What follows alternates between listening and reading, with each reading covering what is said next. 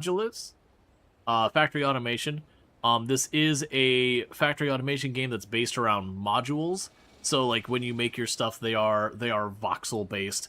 So you'll have this chunk of gray material go into this machine. You'll hack off pieces of it, and you move to the next machine. You weld them on different ways, but it is modifying the material versus, just shoving one material in. Y goes in, X comes out. We're gonna go ahead and jump into the settings and check for accessibility stuff. As a reminder, missing accessibility functionality doesn't necessarily mean there's anything wrong. But it is a thing to make sure we celebrate those. So we got basic volume controls, we got basic display controls. We do have multiple language support. We can make the mouse and all that more and less sensitive. Interestingly, they have a dark mode. I'm going to leave it without the dark mode on at first. Generally, I tend to run my applications in dark mode, but I would also argue that the UI I'm seeing here right now, not counting the background image, I would already classify as a dark mode. So I am curious about that. But dark mode can be important for people with sensitivity. It is detecting that I'm not using a QWERTY keyboard. That is the Dvorak layout. So that's, very appreciated by me with the devs. Lots of controls you could change. We apparently had run in background in 2 places I saw. Either way, we have the running in the background and all that stuff. So the big thing is they do have like a dark mode, because that can, when it's too bright, that can mess with a lot of eye conditions, seizures, that kind of thing. And mouse sensitivity language support. So there's some good stuff there. But with all that said, let's go ahead and start ourselves a brand new game of Modulus. We're going to include the tutorial. I need to name... I don't know if I'm naming my factory or the file. I'm just going to call it on stream. And if it ends up being the factory name, hopefully we can change it later. And if not, that's fine too. So we can make fun of the bad naming.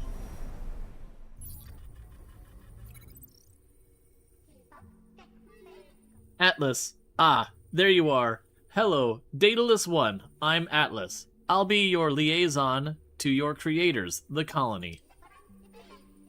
The colony is all the way down there. They built you for a single purpose, to mass-produce bots. I understand. Atlas. Building are essential to meeting the production targets. Each one of the construction from modules and building blocks of your factory. You are making these yourself. I understand. You've been given unlimited resources and no time constraints, so relax into it. Explore, build, optimize. There's no pressure here. When you're ready, I'll begin the training. Okay.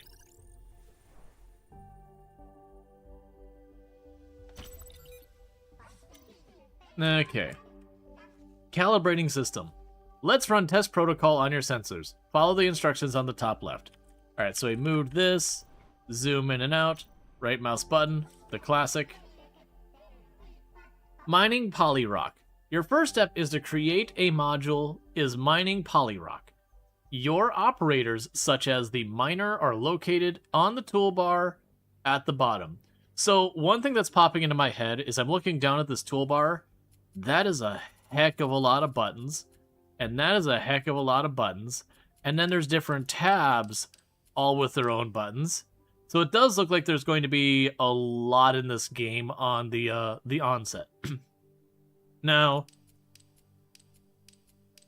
it doesn't look like this is going to be... this looks like we're already in those sub-menus. It doesn't look like they're going to be more. I kind of appreciate that a lot of games, what they would do is this would all be empty space. You'd have that one button there. And then what ended up happening is you unlock the next thing and your next button appear. I kind of appreciate that they do have all these locks to be like, hey man, there's going to be a lot of controls coming up. Alright, so we need a miner. So 1, 2, 3, 4. Cool. And it even told me how to clear what I'm looking at. The furnace melts polyrock into cubes. The starting point of all modules. I'm going to increase the music volume.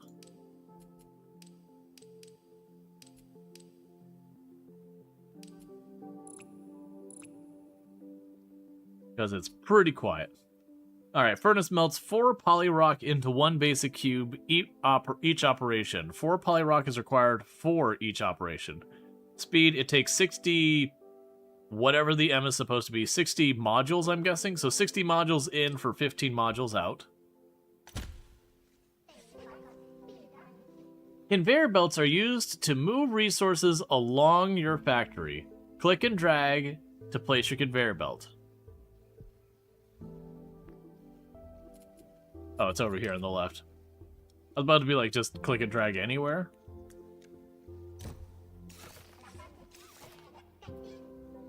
You have a new operator, the cutter.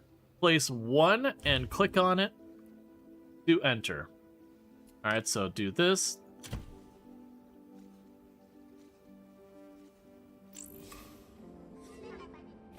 Configuring operators. To configure the cutter, select the slice interval at the bottom to cut the block into 2 equal pieces.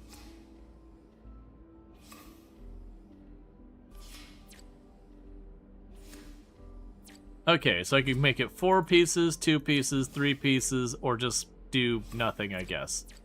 Alright, so we'll configure that. So as you can see, instead of just going into the cutter and being like, I've made an iron plate, we are going to go in here and tell you're going to cut that in half. Module view. The first module has been pinned for you. It requires an assembler, which combines 2 modules into 1 module. Alright. The assembler needs 2 inputs. Let's put a splitter to split the items from 1 conveyor belt 2. Alright, that's a classic.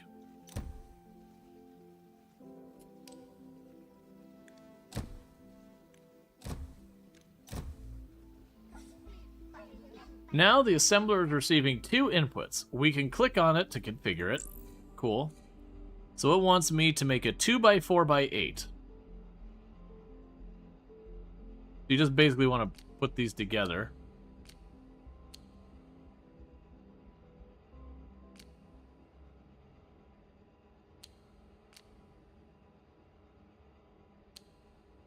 Configure. Delivering modules to the building requires cranes. They grab the modules from the conveyor belt to click on the building to place a crane. And also, I'm going to go into the audio again.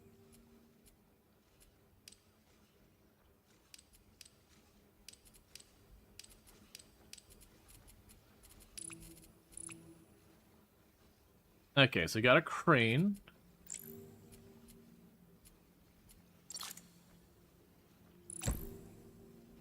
Cool, so the crane is just bring it under, it picks it up and moves it in. The first production line is now done, and should stay there to ensure the constant supply to the building. Let's start a new production line for the next module. Use the copy tool to copy and paste the selection of the operators. So it basically says, oh, the copy tool's over here. I see.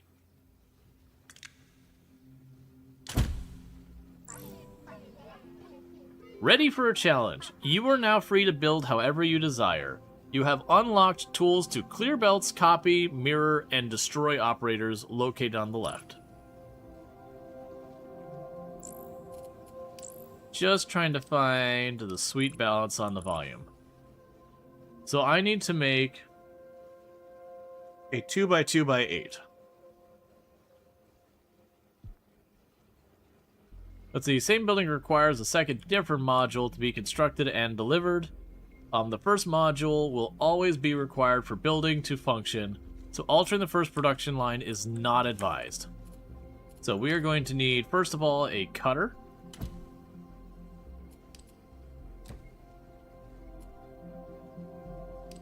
You also make a tunnel and a move tool.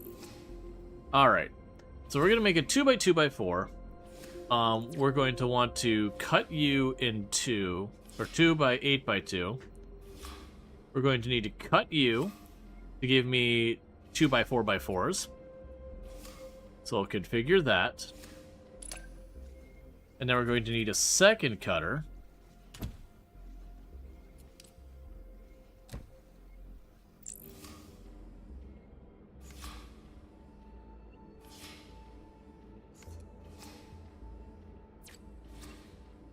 All right. And so that'll give us a 2x2x4. And then we need our splitter. Do this. Our assembler.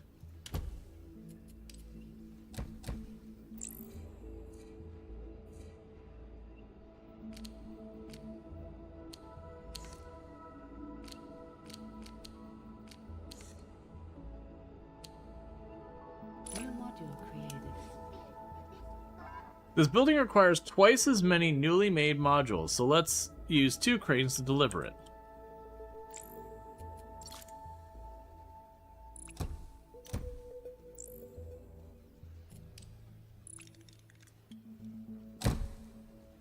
Okay.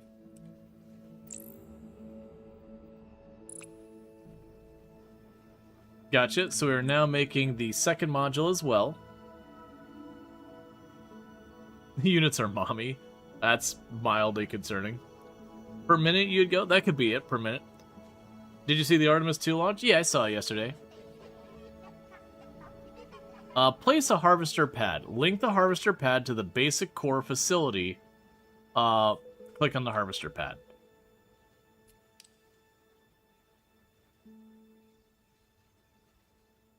Link the harvester pad to the basic core facility. What is the basic core facility? Basic core facility small. Alright.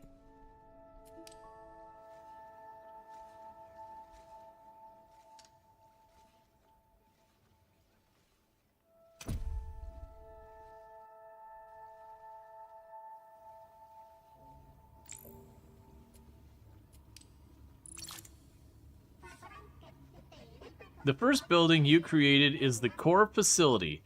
You are now producing cores. We will need those to create bots in the bot assembly. The second building, let's start building it.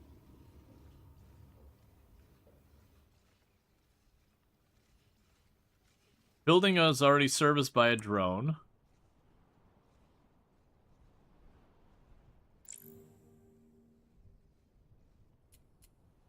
Enabling auto upgrade will make the building upgrade until it reaches its maximum level. During upgrade, the building will not produce anything.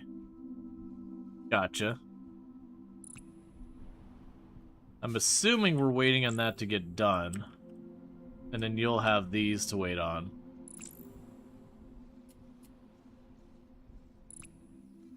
Yeah, so I assume we're waiting on that.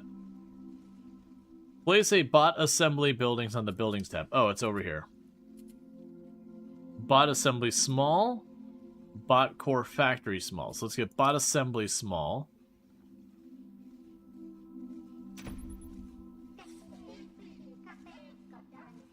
Create and deliver the first module of the basic bot assembly. Create and deliver the second module of the bot assembly. Okay. So yeah, so it looks like this one I need to make a 4x8x1.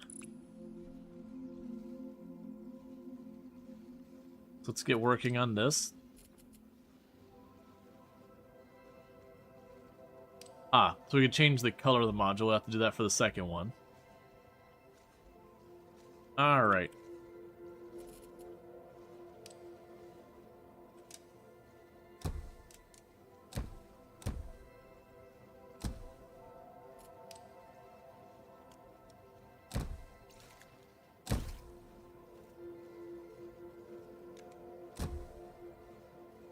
Okay, so we got you tucked over here.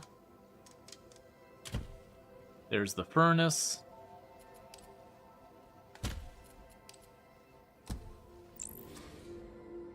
Okay, so I want to split you into those.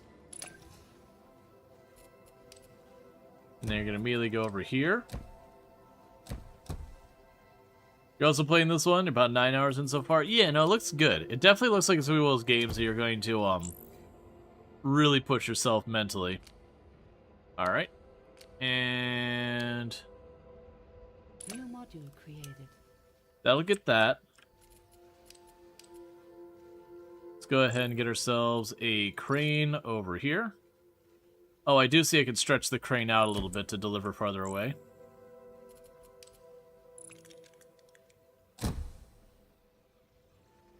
Alright, so I'll take care of that. And so this one, it's the same exact style as the one we've already got, but it needs to be darker.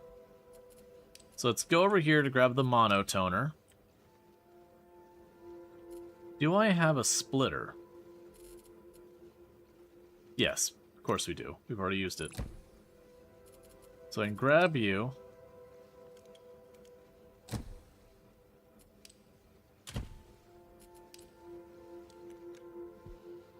New module created.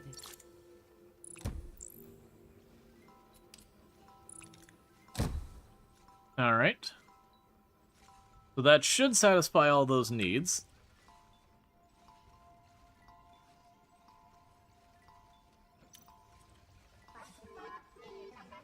Great job.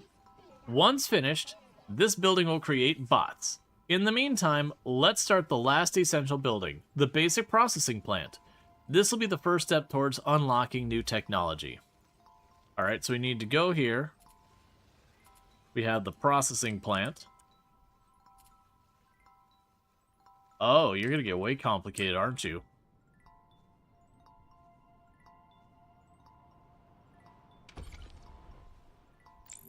Actually,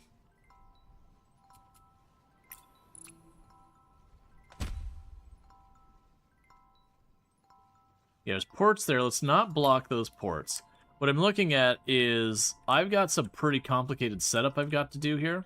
Let's put you aside over there. It looks like we've got these materials on all of the corners of the building, so it shouldn't be too hard. Okay.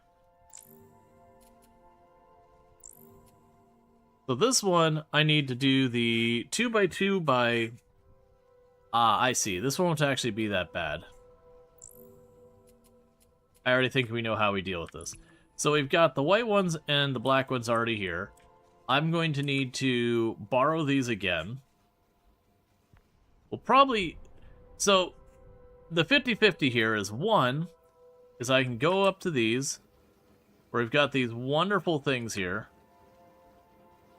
I can grab these, bring a belt up, and merge onto this, and that'll massively cut down the throughput of here by 50%, but also give me the module again. This one's a little trickier. So I think what I could do with this one is, again, grab you, cut you in half, use a splitter, grab you, cut you in half. I think I'm going to split off what's already here. I think I've talked myself into it. I'm going to go here. Is there a way to mirror you?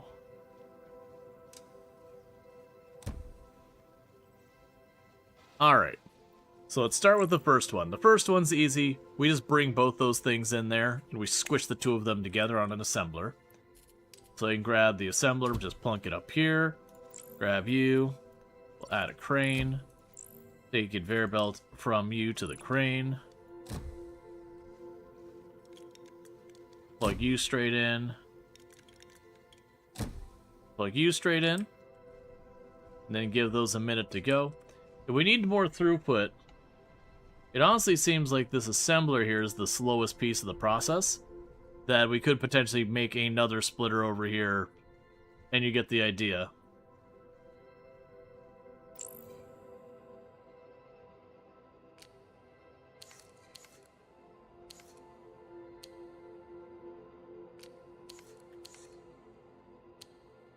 New module created. Alright, so we've satisfied that one. And this is the one that I think is going to be a bit more process.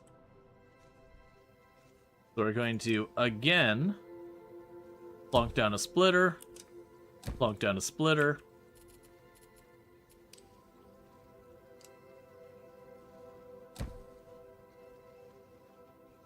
Oh, I see.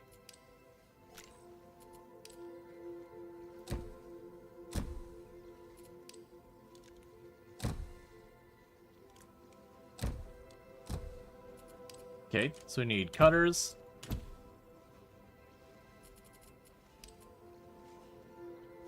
And then this is where things are getting a little weird. So we need to take you, flip you this way, split you down like that. Take you, flip you this way, split you down as well. Alright, so that's going to give me the flat pieces I need. So we're going to need to bring this out and have another splitter.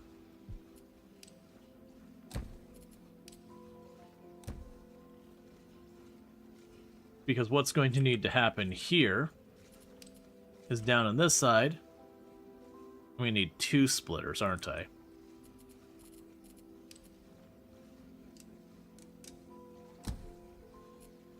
Okay. So we need to have an assembler here.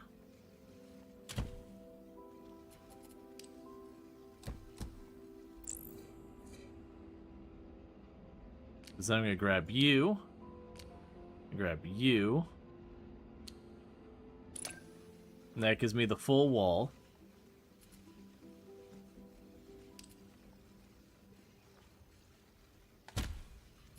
And then you would come over here.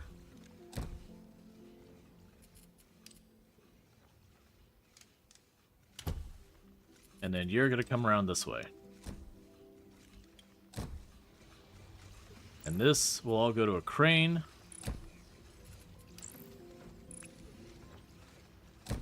Alright, so the plan here is we take these, we've cut them down into 2 by 8 by 1 slices. And then this one separates the, weird that those ones are all pixelated. Oh, it's because so they don't have to worry about trying to do, like, the rotating of the 3D object. They cover it, that's fair.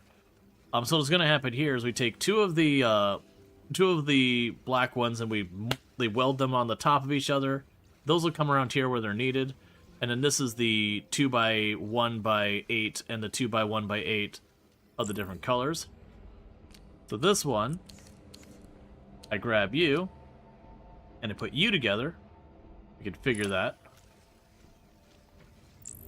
And then with this brought in, we do it again. New module created. And that satisfies our objective here. Cool, cool, cool. This is going to get real messy real fast, and I know it.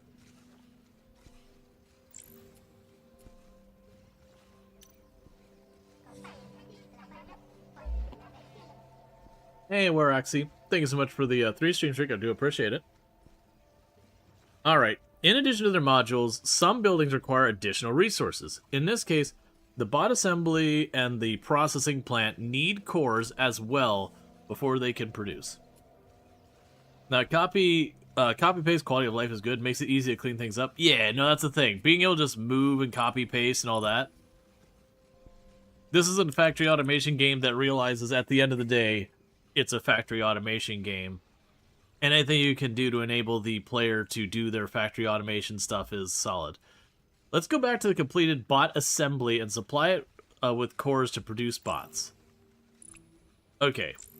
So you've got this. You've got basic cores here.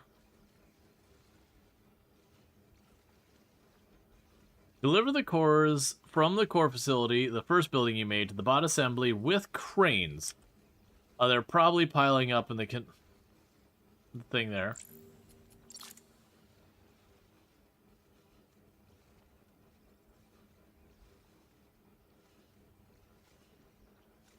Gotcha. So I probably want to do here, and I'm not sure how this will work. Can we drop it directly onto an underground? We cannot. That's fine. So we could do here.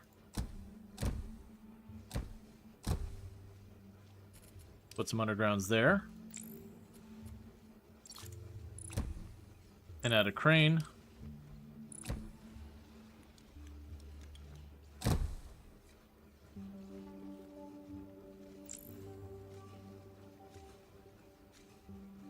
All right.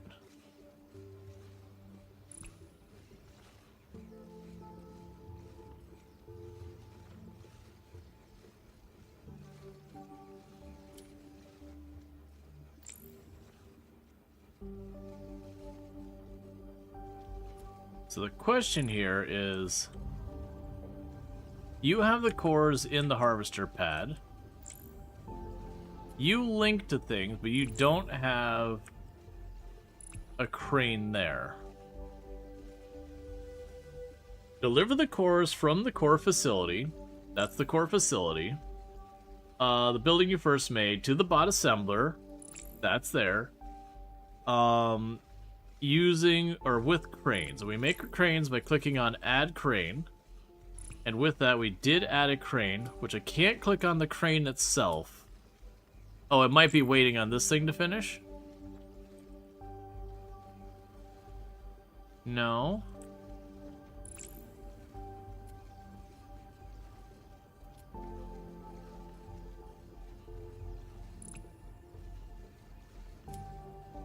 Let's try,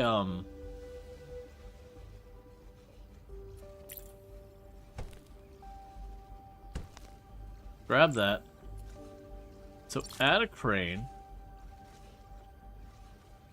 So that it's showing it being potentially outbound. Let's see. Place a crane to a connected building.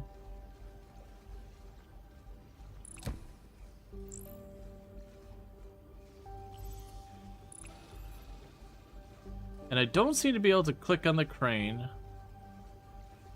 one or the other.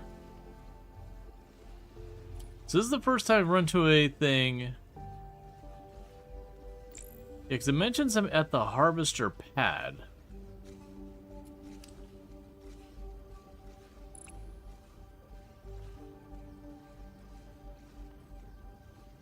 So we have the basic cores here. But I can't attach the cranes here. So the thing that's causing me confusion right now... Oh, they've got a little image up here. Aha. That's where the confusion is.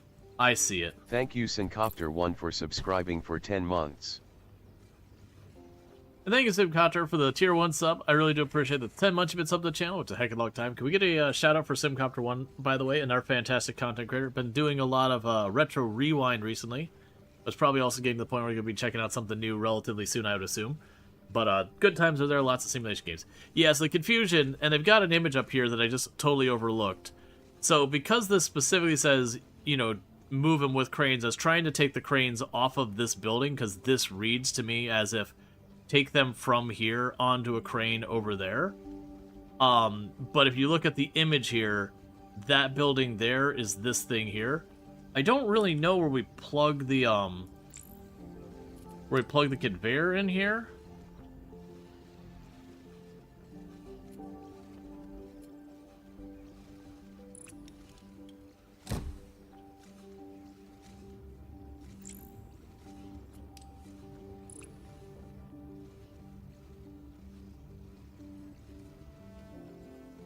Yeah, I see you, but I don't see how I actually hook things up.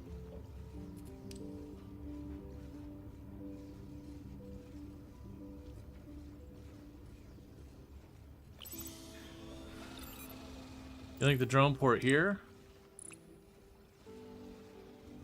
I mean, this is linked, but it doesn't let me link it over there.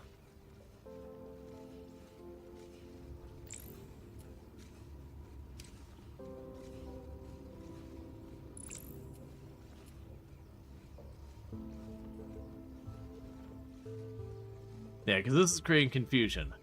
Deliver the cores from the core facility to the first building. So deliver the cores from here to there using cranes. They're piling up in the collected harvester. Now the image here shows it as me grabbing them with the cranes. Yeah, I'm not seeing the Oh, I see. I understand. Ah, so I had confusion here earlier where I thought the arrow needed to point with there. Gotcha. So that's what created the confusion. It didn't kind of make that super clear. I see. Okay, we're good. We're good. We got it. Yeah. So that's definitely something the tutorial might need to mention is like, hey, this is your output. Like, you'll actually want that. Let's see. Great. Now connect the harvester pad to the bot assembler to collect the bots.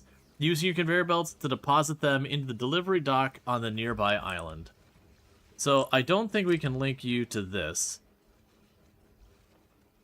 Cannot link a building that produced a different item than was previously linked. That's totally fair. So that the idea is that means I could potentially get multiple of these.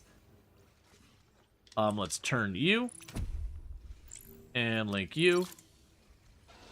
Deliver the bots to the delivery dock in the map. I'm assuming that's this thing? Yes.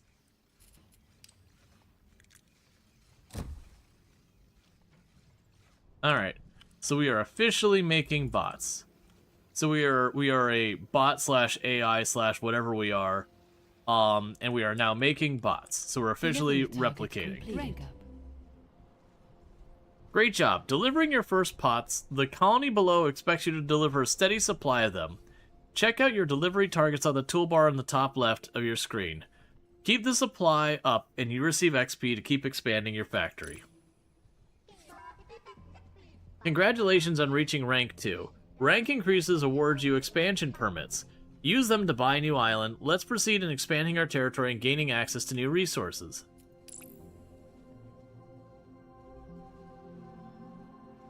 Okay, so it's not that you have to deliver at a certain frequency, you have to deliver a certain total. And that's got all the different modules we're going to be making, I guess. It does seem like there's 5 tiers here that are 10 tiers deep. Alright, so buy an island. So we could buy the island above, to the left, or down below, to the right. So you can basically buy them in any of the cardinal directions. I'm going to go to the left, because this one has adorable trees in the middle, which we cannot allow to stand. Spend 1 expansion permit. Okay. Alright. Use skylines to transport resources across islands. The processing plant also requires cores as a delivery resource. Now might be a good time to increase their production. Don't forget to use copy in the toolbar to quickly create more parts for your factory. So have at least 2 finished core facilities. Have both core facilities linked to a harvest pad. Finish the processing unit. Deliver cores to the processing plant.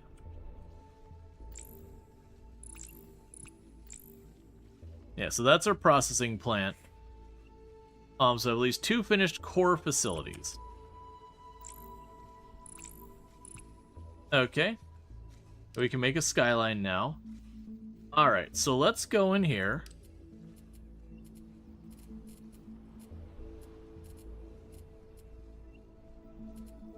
Yeah, we'll be able to make large ones of these.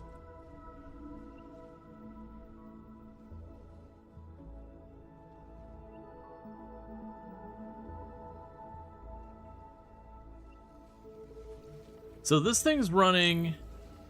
This thing's able to produce 7.5 per minute. Alright. So what we're saying is we want the core facility. And we definitely want to compress this way more than we have.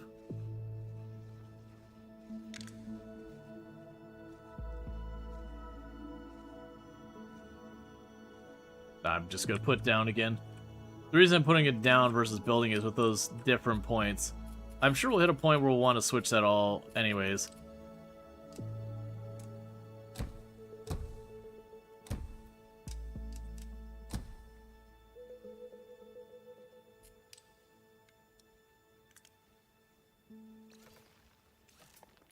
Oh, I don't want you to actually underground that.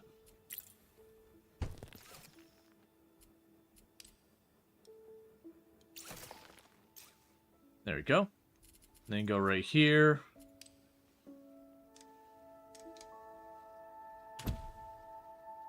Input to the furnace. Alright. There's our furnace.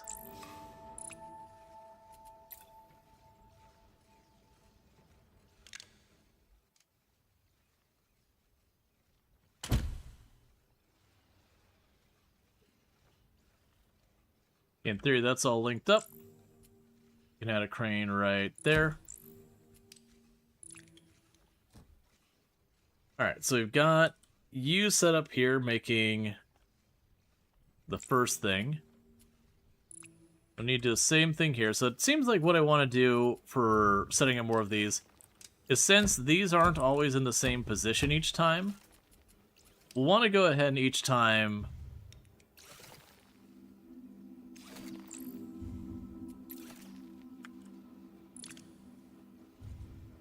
set those up wherever I need them. Hey, Alana. Thank you so much for the 3-stream streak. I really do appreciate that. If we get a shout out for Alana Rama as well, that'd be wonderful. Let's go ahead and grab you now. We can do our 2 cuts and then our merger, which I'm realizing will not fit there.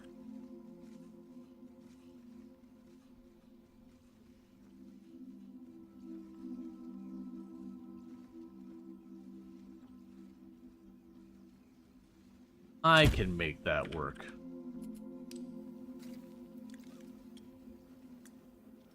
Yeah, so check it out on Rama, an absolutely fantastic content creator, fellow member of the Halcyon Frequency stream team, the stream team that I am on. So I definitely highly recommend. So let's go grab our move tool.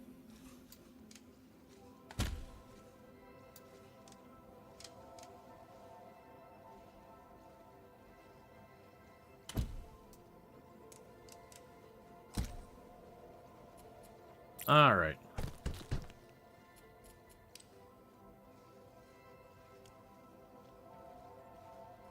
And we can grab a crane here.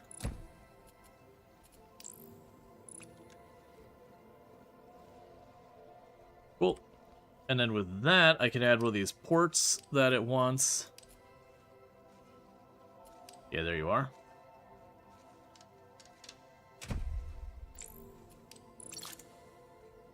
Okay, have at least 2 finished core facilities. Finish the processing plant, which is you. Okay.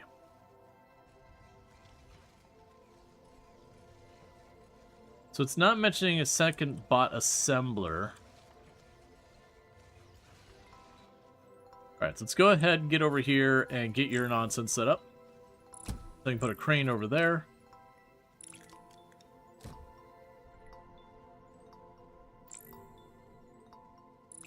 Alright, so we're getting that all going. Obviously, we're going to run into situations right now where if we look at this, I've got, like from this production line, you're all doing 15 a minute. This takes 6T down to 15, so we're at 15 a minute. This can actually handle 30, or the 15 a minute in, so it gets 30 out. That's instantaneous. So I can actually afford to do 2 splitters here. No, that'd be back down to 15. So that's actually, this whole line here seems like it's the correct ratios. It's the same deal here. And then 30 out. Yeah, so that's all fine. Those ratios are all good. This is where we drop off with this nonsense. Because I'm now taking these and I'm splitting them into so many different cases.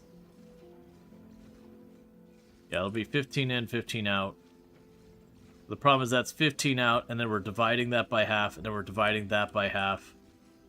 Then we're dividing that by half 2 more times. So this is where we're at here. Is realistically I should be going through here and setting up another set of all this stuff to smooth that out. So let's go ahead and do that. Because while we wait, we can improve the efficiency of some of this stuff.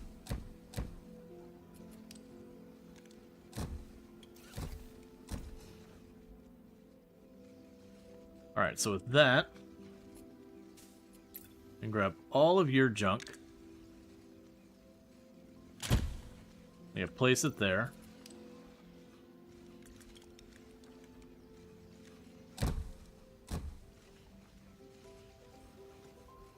Then this splitter goes away.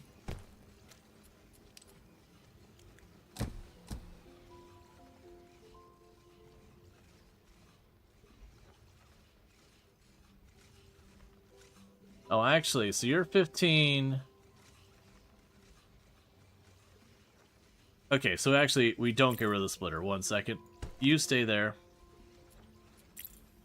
You go here again. I can do numbers. So what we need to do is put the splitter back. Put one down here as well. Grab you.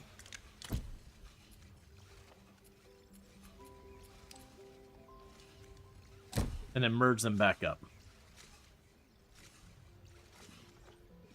So that way we'll be getting 30 out. That makes it 15 out, so that's good here. And then that means 15 is going up here, which means 7.5 is going on to the next stop. So you got 7.5 going here. That can handle 60, but, oh, that's the tunnel. We can handle a lot more of all of these.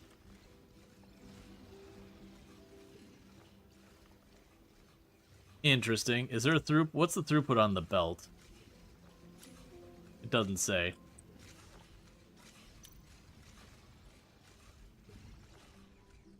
A link to the processing plant. Alright, we can go ahead and get you linked up.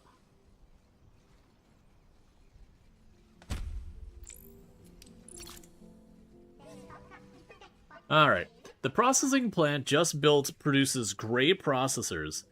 Use a new operator called the data center to convert those processors into gray data shards. Deliver them to the delivery dock to spend on new technology from the tech tree. Okay, so we need to get the data centers.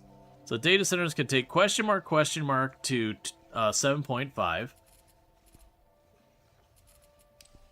We'll go ahead and we'll plunk that up here.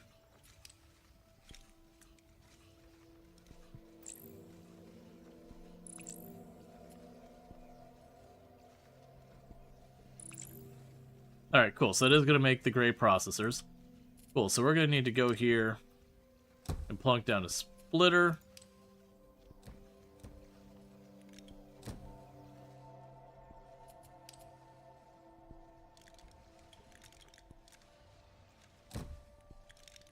Alright. And then deliver that to the base. Okay, so you're getting all your stuff over there. Alright, so I definitely see where this can start getting really complicated. We still have the bottleneck back here, where these are clearly a thing we can expand. Create your first data shard. Cool. So what we're going to go ahead and do here is grab all of this nonsense the whole way here. We're going to plug in yet another one of it. It doesn't seem like there's any type of like material cost or anything to the game. Like I'm not running into a, oh, you've only got 100 conveyor belts or something like that. Your first data shard. Keep up the production and you'll be able to unlock your first useful upgrades in the tech tree. I can't wait to see what you choose for your upgrade first. You can spend any data shards that you deliver to the in the tech tree to unlock new technology. Check out the new technology in the toolbar on the top left of the screen. Keep delivering data shards to unlock upgrades for your factory. Okay. So we're going to triple the output there. So what do we got in all of this? So we got our tech tree here. Alright. That seems to be a pretty decent sized tech tree going on. A little shame I can't like zoom out. So we got our deliveries to get this stuff. Progression is just the modules we've made so far. But yeah, so let's see what we got in here for examples. So, gray building, second floor is one option. Extractor.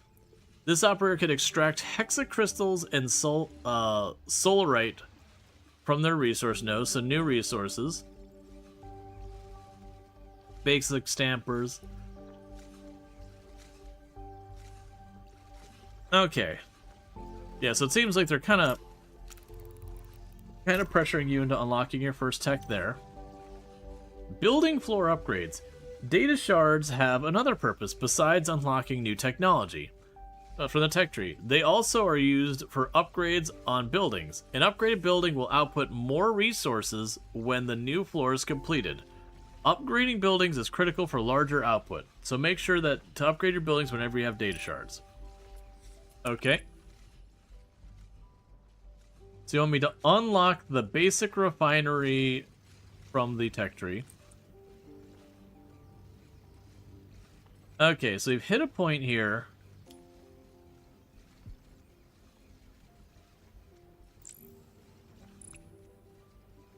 That you're starting to be a bottleneck here.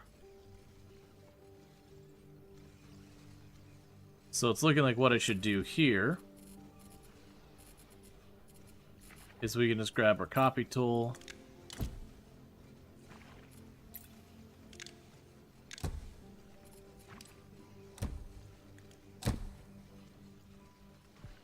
Alright, and get 2 of those going to help speed this up a little bit.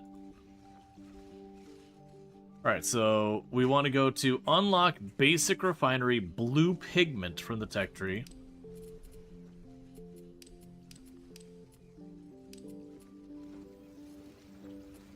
We can get billboards and banners and trees and all that.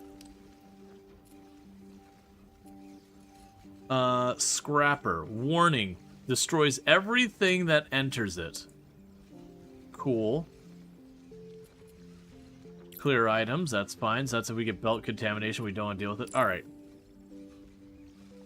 Blue pigment refinery.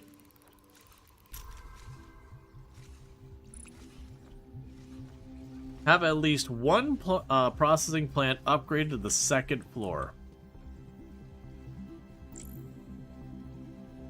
Alright, to upgrade you to the 2nd floor,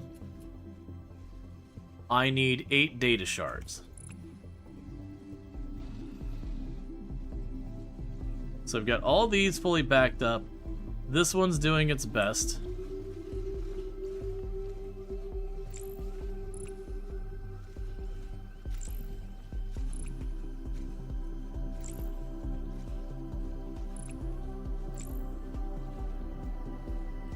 Okay, so you're the bottleneck right now over here.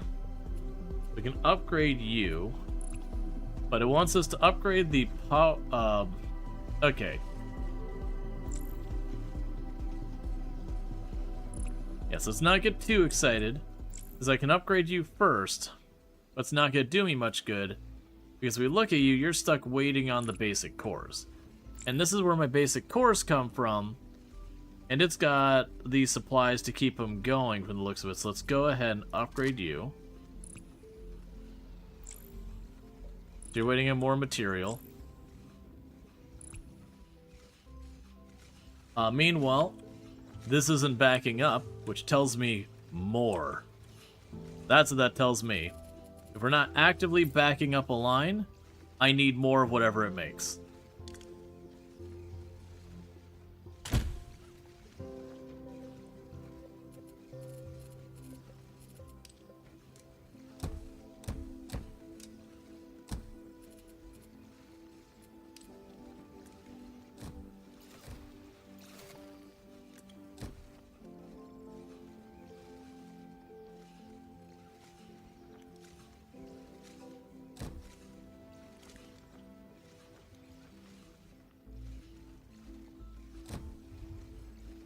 Okay.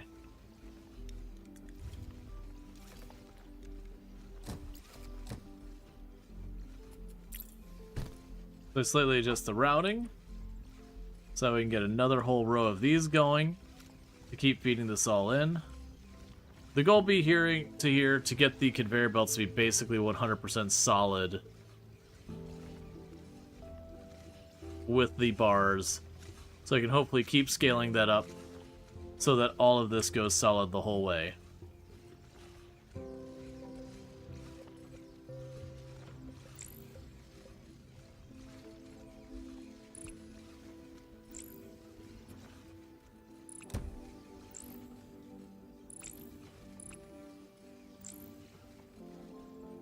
Yeah, so you're doing the best you can. That's fine.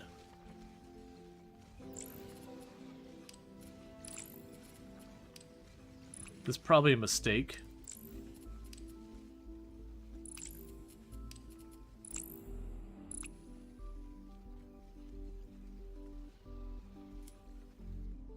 But I told it to go ahead, and anytime one of those comes up that it can upgrade, just get to work. That's gonna be consuming my data cubes. Alright, so checking out the next thing, where can we make some gains here? So you're just doing your thing, you're about to get your upgrade. Obviously this thing is coming up short as well. Same exact idea, we got this whole procedure here. But, it just doesn't have the same throughput. Now granted, in that case, I'm not doing all this extra stuff over here for the bot production. Imagine as well as things you could find, like, the most compact setup you can come up with. So you can just, like, grab 4 of those, plug it in, and you're just good. Go ahead and try and duplicate that again while we wait.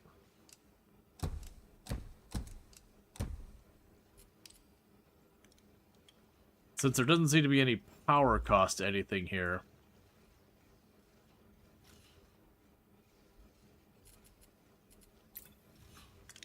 So you got refining, cutter, assembler part 1,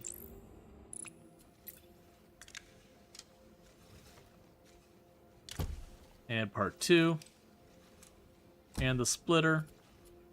So now I take the stuff from the furnace, plug it into our cutter, plug it into our other cutter, plug that into our splitter, put that into assembler,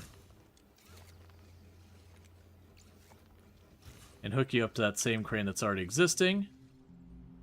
That should up the production over there. Okay, so you have been upgraded. It looks like we can upgrade it 3 times, which I'm assuming just triples the production capabilities of the building and whatnot. I'm kind of surprised that these buildings don't also have a module, like, capacity list or whatever.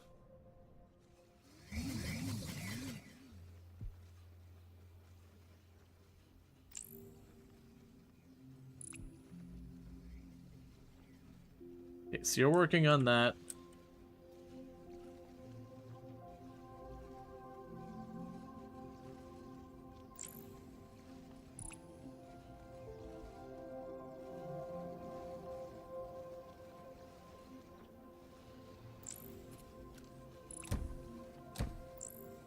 Okay, looks like you can't keep up by yourself. We'll go ahead and get 3 cranes going. Yeah, so 3 cranes are going basically at capacity on that one. That's where we got a mistake here. Get one of these cranes out of here. And let's get the other crane over here.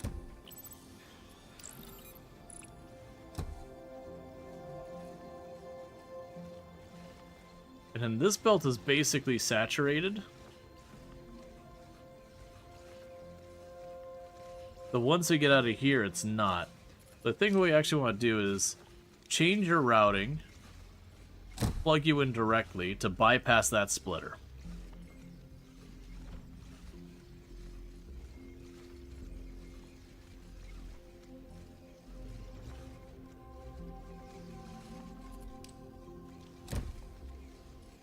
And do that here.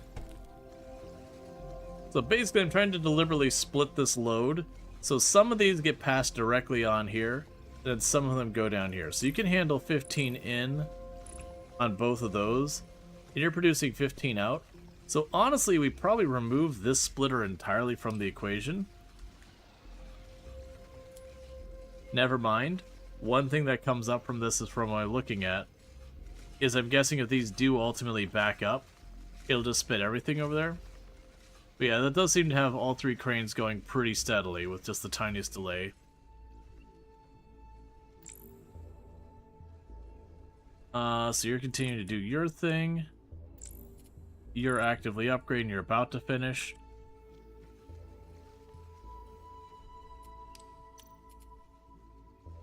Oh, the refinery. Oh, okay, I missed that we've got... Okay, so we got a basic refinery. It's got its entirely own set of modules.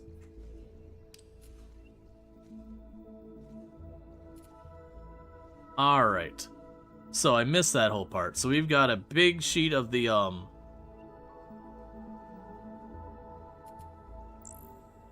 Yeah, so you've got an 8x8x1 on the black.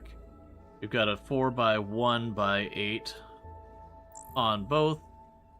Okay, so this will be an interesting consideration. This setup seems to be relatively good.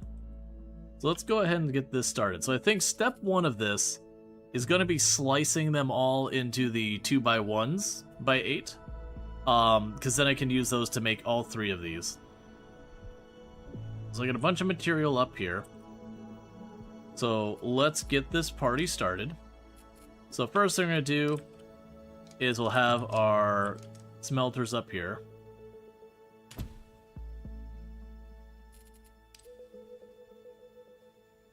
And then after these smelters, so we can check in the process times. So you take, that's the data center. So you're 15 to 15. 15 modules in, 15 modules out. Like 1 per 15 minutes or whatever. 15 modules per minute. You give me 15 modules out as well. The question is, do I cut them first down to get all the sizes, or second? I think we dye them first. I think we dye them first and then we start cutting. So right now what I'm going to go ahead and do, I'm going to make the decision that we're going to go ahead and just immediately put another furnace right here. And then you're getting dyed, and you are... Actually, take that. We'll do it the other way around. You're getting dyed, you're not. Now, as I said, the next thing is I think we do cut this down however is appropriate. So let's go over here and get our drills going. You actually combo 2 cubes, then dye them, and cut them to save on paint.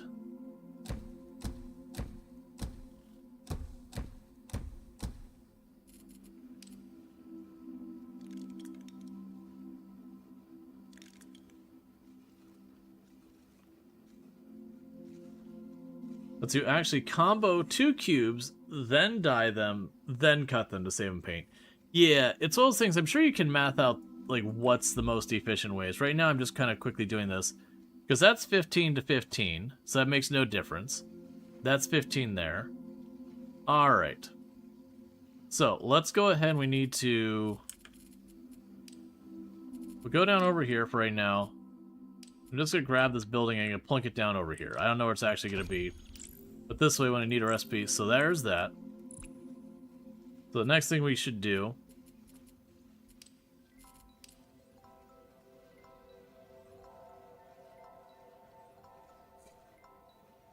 Cool. So from here, let's grab our cutters.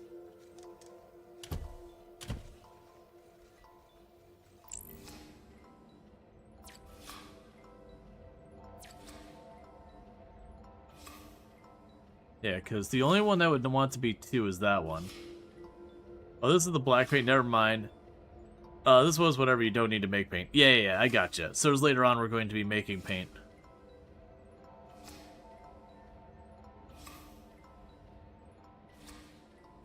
Alright, so let's consider. So right now this would be merging 2 of those against each other. Those ones are going to require a different cut.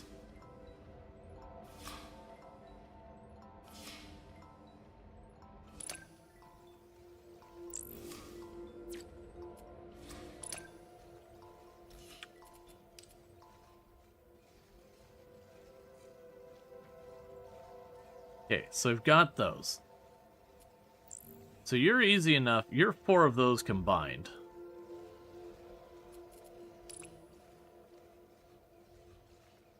Yeah, we'll start that line going over here.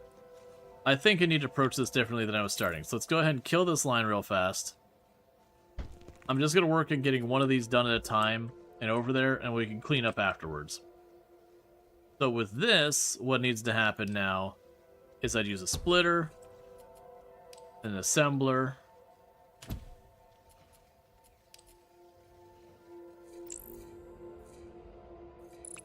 and I need you to stay pinned, please. Oh, I can pin multiple. Alright, that makes your life way easier. Alright, so you grab you.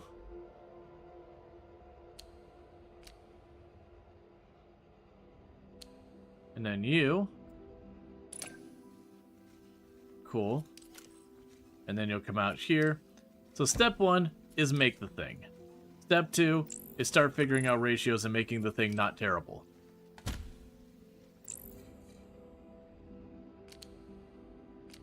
Then I can grab those. New module created. Cool. For the time being, even though it's a big waste of space,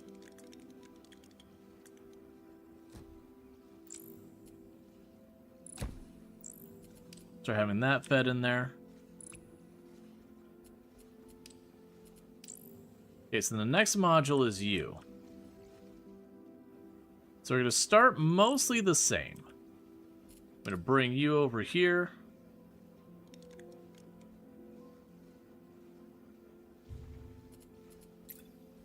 We'll grab you.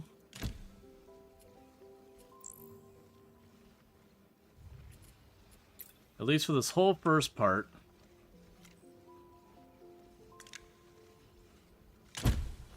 You stay exactly how you are. Then we'll have this part, but you won't have that. Let's grab 4 more of these.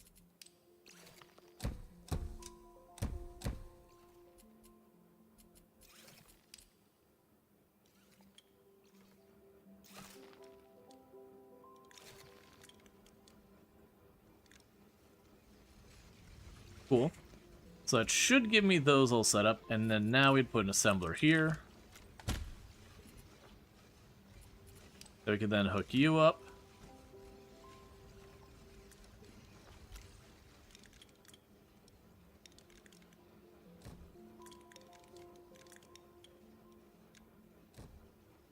Alright. And I'm sure we're gonna have to like rearrange a ton of this before this is all over. And now I need to configure you. What's your issue?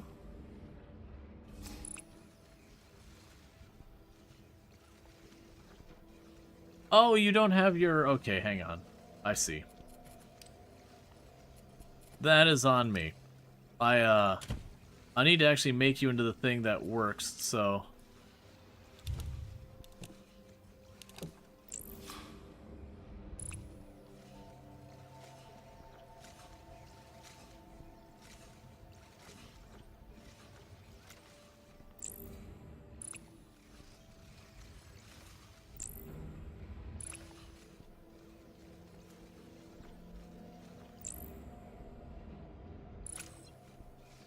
Something's... Oh, you're not hooked up over here.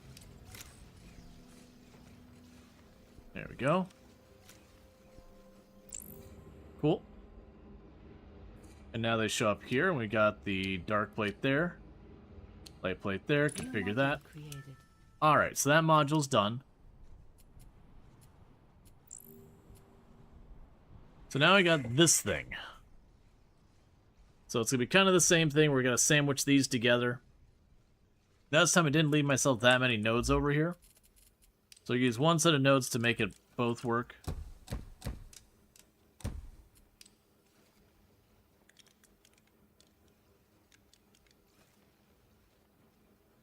We'll start this by having the furnace.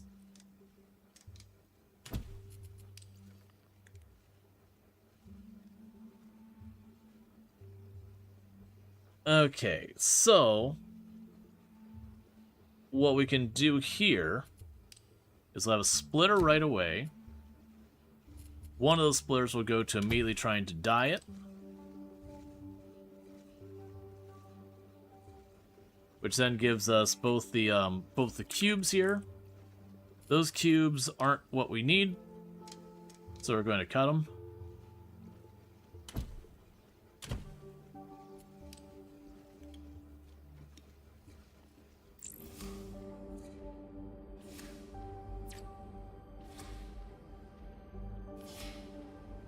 So cut you.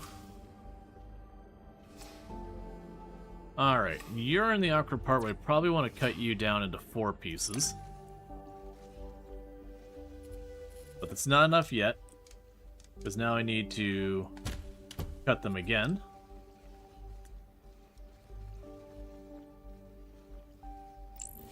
So for you want to rotate this, and then cut it into those columns.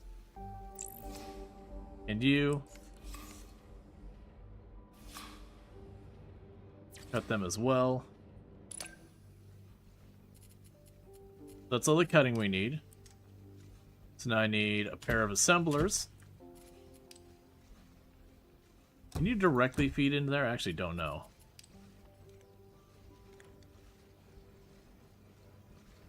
If all that works according to plan at this stage, we'd do this.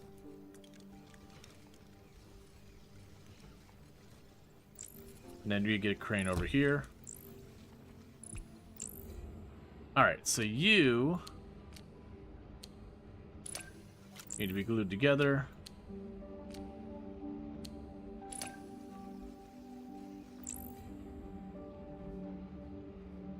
Ah, I see. Okay.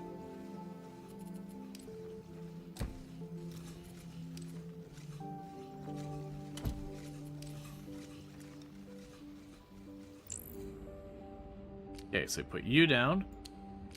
Put you on top. Like it's one side of it. And then you'll pop in here. Waiting for the other half. There.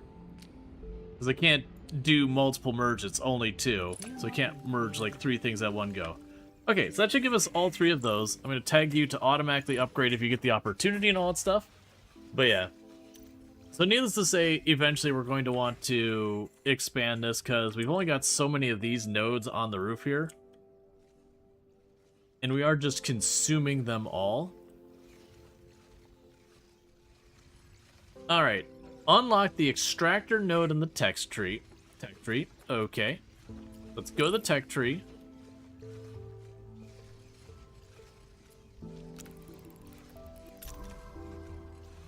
Let's see. Hexacrystal pigment. The pigment refinery requires hexacrystal for production. This resource can be found on the new island you bought. Extract it using the newly unlocked extractor.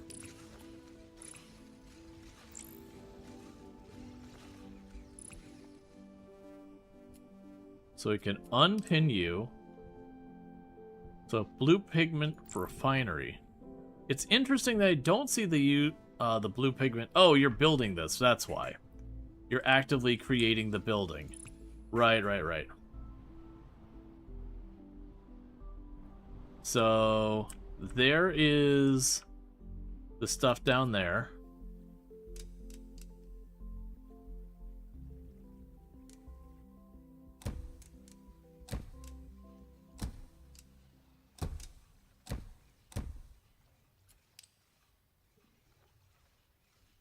Like, get the crystal for the first time.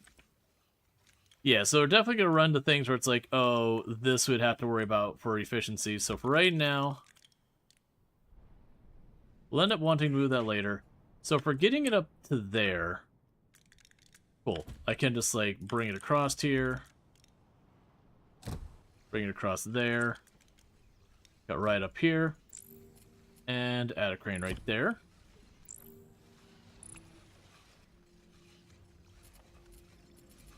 And I assume what'll end up happening is they'll put you off of this thing. We'll see. Alright, so all of that is going to be for making the blue crystal and all that stuff. It does make me curious, because these ones we keep making the cores. I don't imagine we use all those materials for making the blue pigment, if that's ultimately what this thing's making.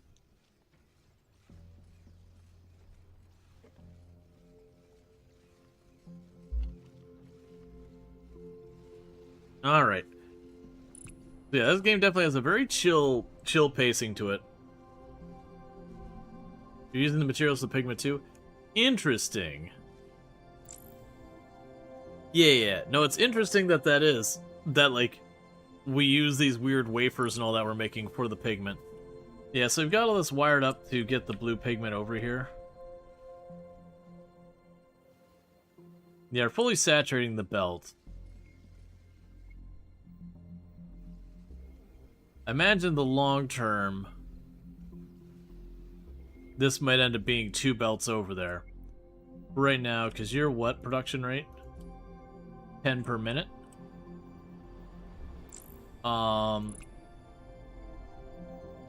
And we don't know yet.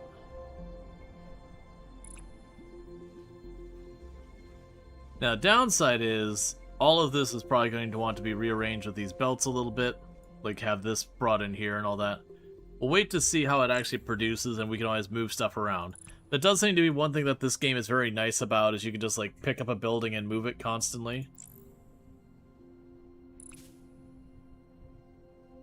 Yep, we're consuming all our data here. This building is not being serviced by a harvest drone. That's what I kind of figured. Why are the pigs blue? I mean, they're just farmed to be eaten. I'll be pretty sad about that.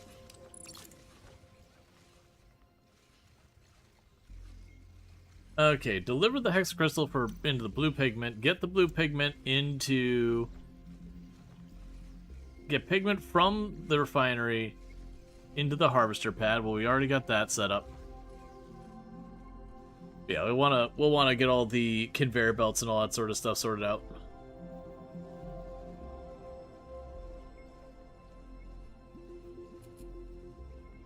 Mini-map?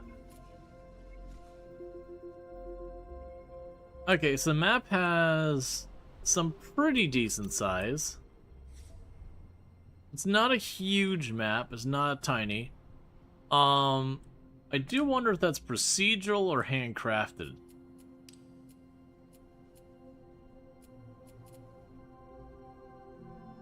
Unlock the tech node tree, essential paint systems. Alright, so let's go here.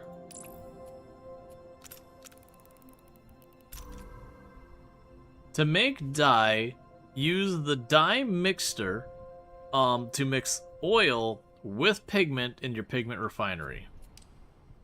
Oil is extracted from oil pockets on the map using an oil rig.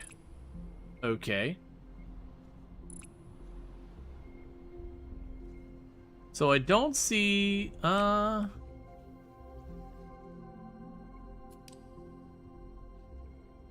we don't see oil over here. There's oil here, though.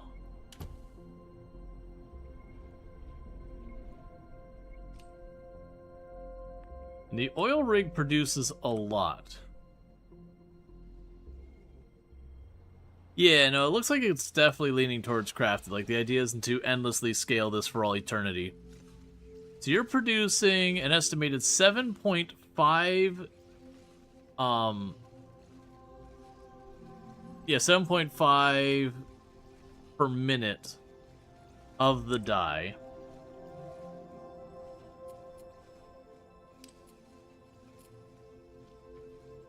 Paints a module a new color. Gotcha. So you're going to produce the dye. This island's starting to get a little crowded.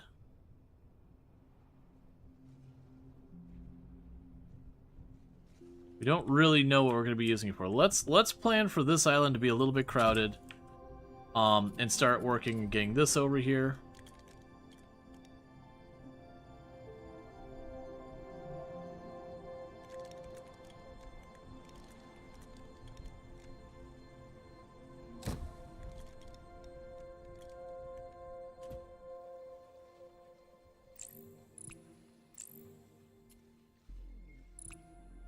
Okay. So you got blue paint on the way. I'm sure it's one of those games that were, like, just based on kind of the vibe I'm getting, I'm sure it's one of these games that are going to work at getting each module set up really badly, and then it'll kind of be like one of those things where you turn around and go, okay, well, you're producing these modules, now you need to produce 100 per M or whatever to do those. And so I'll be going, okay, well, I've got this set up. how can I reconfigure the setup to improve its efficiency? Because ultimately we do have a hard limit on the production rates based on the number of mining nodes we can pull up. Now granted, I still have all those ones over here. Yes, I got 4 here, 8 there, and then a whole area over here. And I got tons of, like, all those on the other roofs. So it's going to be a matter of trying to figure out, and that's going to be mostly around ratios. So that'll be like, okay, I'm going to need to have 8 of these dedicated to making, like, this set of modules, and only 4 dedicated to making that set of modules, because I need 2-to-1 ratio on those. And the ratios won't stay clean like that. It'll be something like I slice this thing into 4 pieces, and these 3 pieces are going to be making this one. This one will actually be split up to make 2 different things, which I'll need like another process, and I'll just get more and more involved. That it won't be as simple as just doing like, okay, this is half of that, which is, you know, quarter of this. You'll end up figuring out like, okay, when I make this, I have 1 spare, and if I make 2 sets of this, then I'll have 2 spares over here that I can apply to this. And I like with the cutting and all that, I could even see where you might introduce a middle layer, where you make that middle layer and then divide it out into separate projects that are going to be able to be derived from that same middle layer. Let's see. You now have access to module challenges. Completing the challenges will give you XP and data shards, and allow you to rank up faster.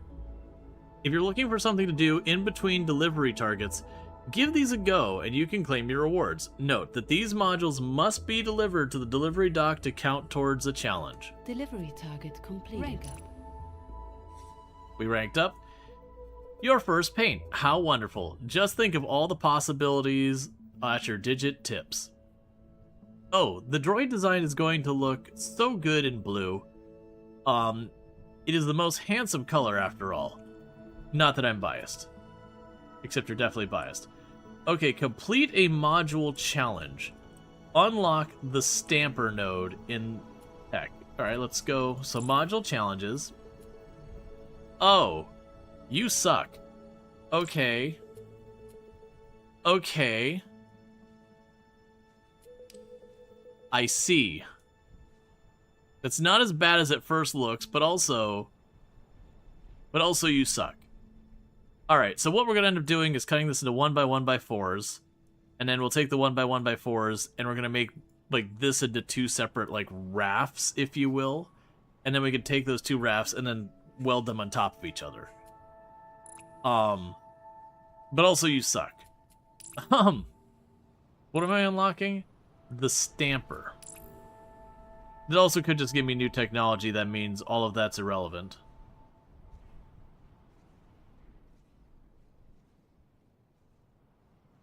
Droid facility, small, crane, reach, linked buildings, sorter, which... Oh, actually, sorter could be very useful. Basic assembler, cutter, choose. Yeah, so we need more data. Alright. Oh, nothing. Oh, this is nothing. They come later. Oh, yeah, no, absolutely. I could see having very complex objects with 2 or 3 different colors involved that you can, you know, you can approach in several different directions going, okay, well, what's going to be my approach? Now, with the turning them into our stuff here, this, like, our final procs seem to be slow, and this seems to be the only delivery dock I see right now. But it could very well easy, you just kind of have your, like, this is the delivery belt until you start hitting that to any kind of capacity.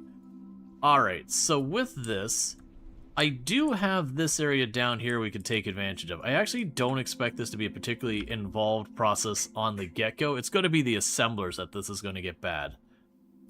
So we're going to start this.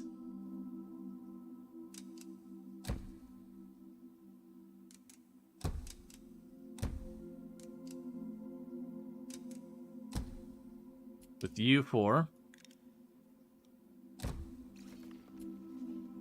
We're going to immediately have that go into a furnace.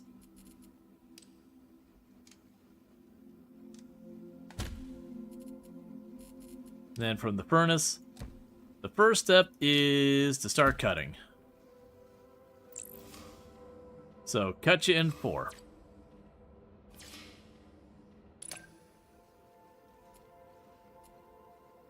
Alright. So from here, so if you're going to be 15 in, 60 out,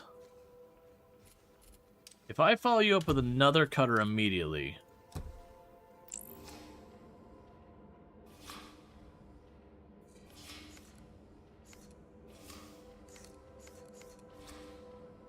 and cut you in 4, so you're 60 in and 15 out.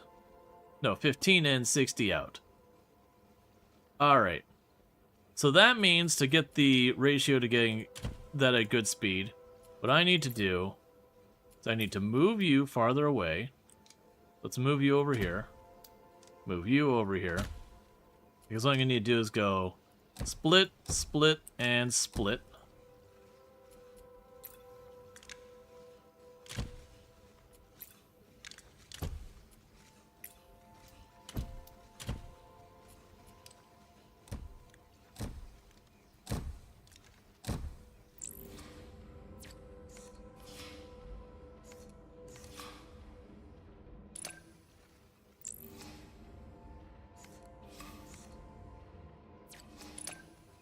I think it copied. Alright, so. Alright. So I've got all those getting split now. So the next step would be, what is the ratio from input to output? If I plug 2 of you in here, is one of those enough? Okay.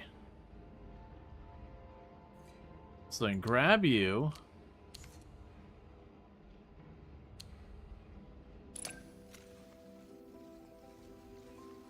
So it's 15 in, 15 out. And you have 60 out on each of you. Alright. So these ratios are going to get wild. Let's move you. Okay, so you've got 60 out, and you're 15 and 15, so we need 2 assemblers to each of you. So grab you like this, and we're again going to go do our splitters and go splitter, splitter, splitter. That's what I need to get those set up. And those are going to give me the same like little raft thing. And then what's going to happen from here is I'm going to need another assembler. And you're just going to plug in here and plug in there. And then what we do is we rotate it and we put them on top of each other. So boom and boom. Love to see it. That's 15 in, 15 out. And before we go very far, let's grab all of this nonsense. And plug you in. Because then we get to get another assembler. To plug you in there and plug you in there.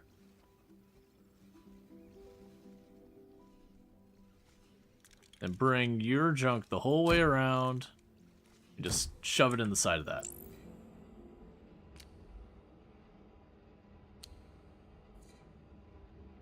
Okay.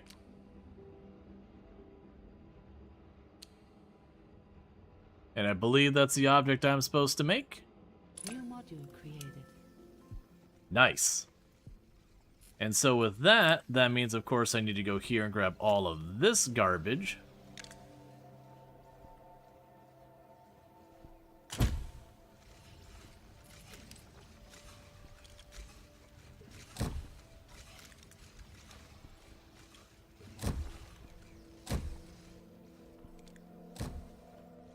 And just like that, we got that modules going. Let's see, does rotation position of the final module matter? No, I don't believe so. As long as it, you know, in the 3-dimensional space, it ends up being the right thing. I see you got some challenge modules. These are meant to sharpen your internal systems. With every completed challenge, you'll become more efficient. Excellent initiative. I do love a self-motivated unit. Okay. We do have an expansion permit. I'll worry about that in a minute. So with the challenge modules, let's go up there and check that again.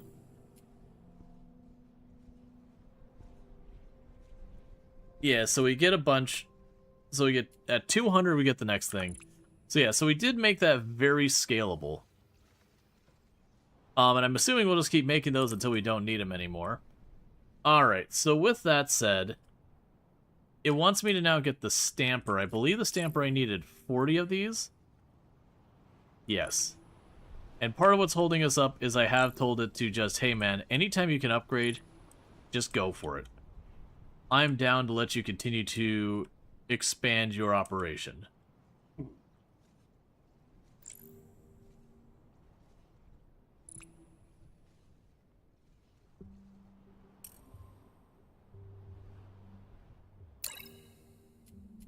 That's fine. 3 islands unlocked already. The colony will be most excited to hear how much you have expanded your factory's footprint. I knew that we could count on you. We got oil and blue hexagon there. So this seems like a really good place to make blue dye with all of that right in the middle in one spot. That seems like a good place to make blue dye and all that stuff. So let that cook for a minute. Go ahead and get ourselves our 4 data cubes and all that.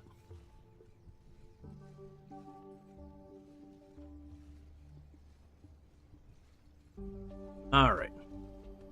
In the meantime, what we can do is, what is the thing that we can do to speed you up? So you were waiting on this thing where we weld a thing to another thing to the other thing. So that's backlogged there.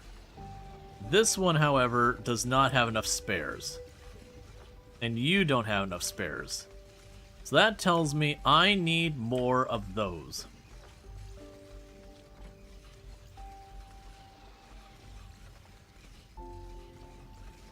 Okay, so one thing that would help here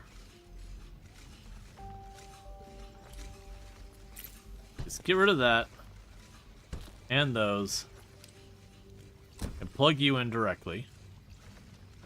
You're producing 15, you're dying 15.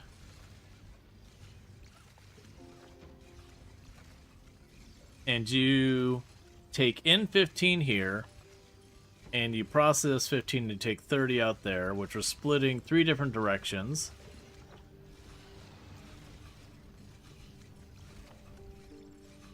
So realistically, I need another one of those up. Yeah, realistically, I need more of those here and here. Alright, so we want to get that going. We do have the materials down there. I don't really have the room here, so we're going to have to kind of finagle things. But we can make this work. So let's start by just moving some of these mining things so I don't have to snake it around nearly as much. Let's grab you and just plug you in here. And so with that, we can grab all of you and get that out of here. And then with this, I might be able to go in here like that.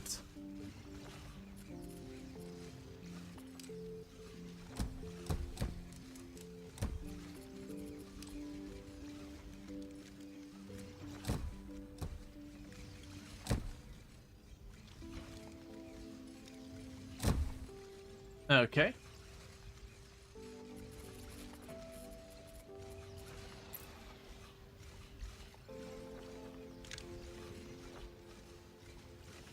I can fit one more. Alright, with this, we can go grab you.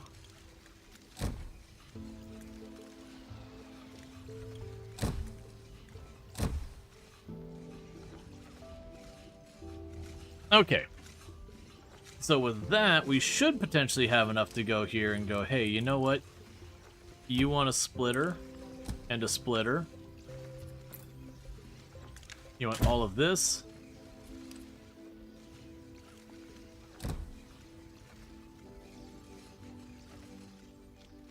Okay. So that should give me an overabundance of those down here. That way we're fully utilizing these resources.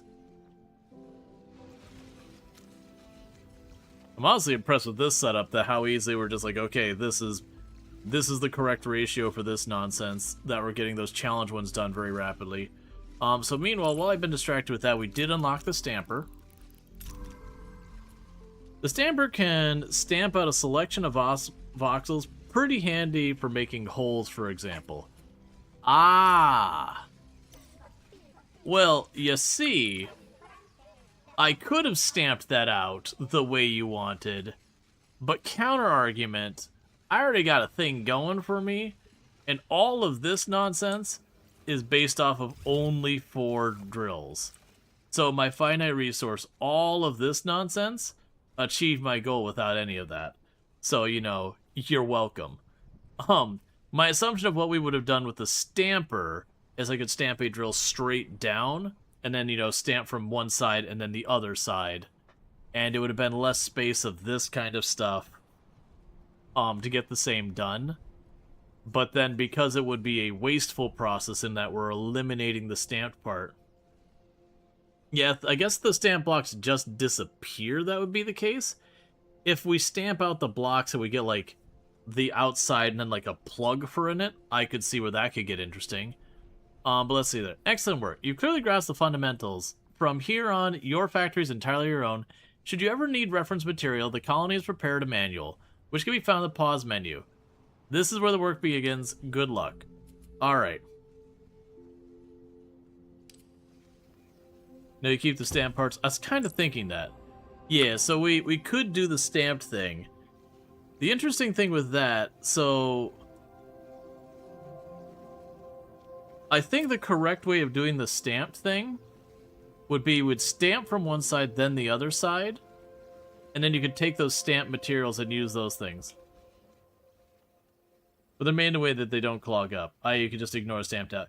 Yeah. No, I kind of learned that from FG talking about it, where, you know, she was fretting have to have like a disposal line for anything that wasn't immediately used, and then came to realize like, oh, it just doesn't back up, so that's fine.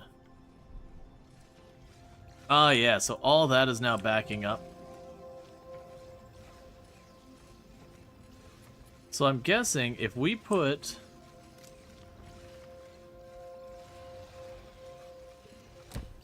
a splitter there, you could supplement that line as well.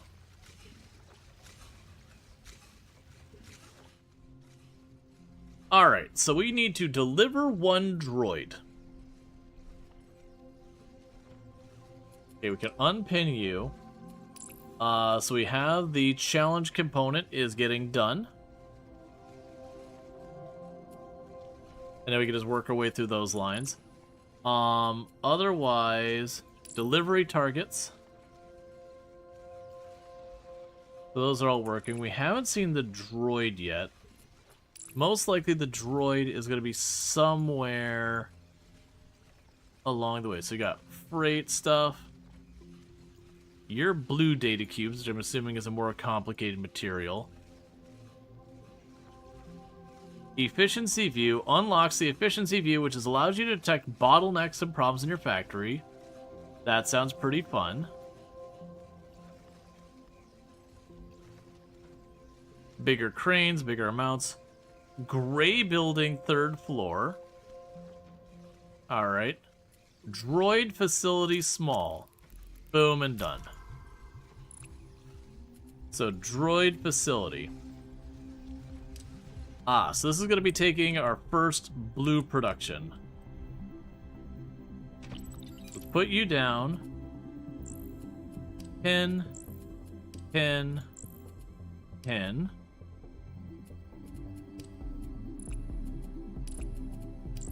So you're made with the black and white. You're made with this.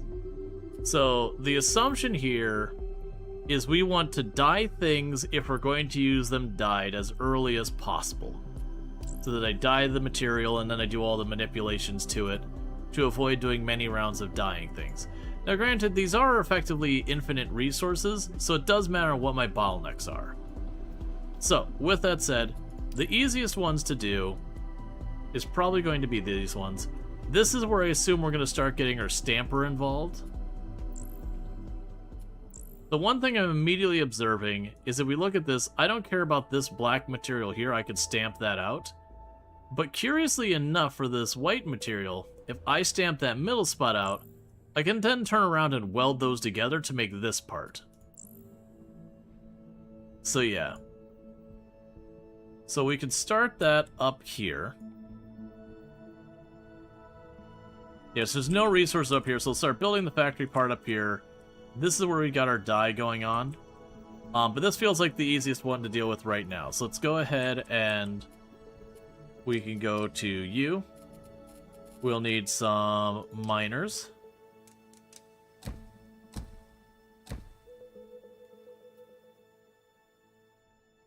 Yeah, it's fine.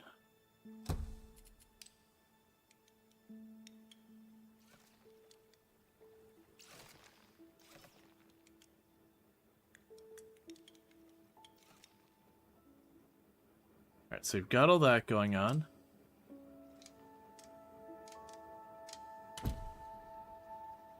Alright. So this will be... I'm trying to decide how I want to go about this. Because we haven't done the stamper yet. So regardless of stamping or not, I want to cut this down into probably, yeah,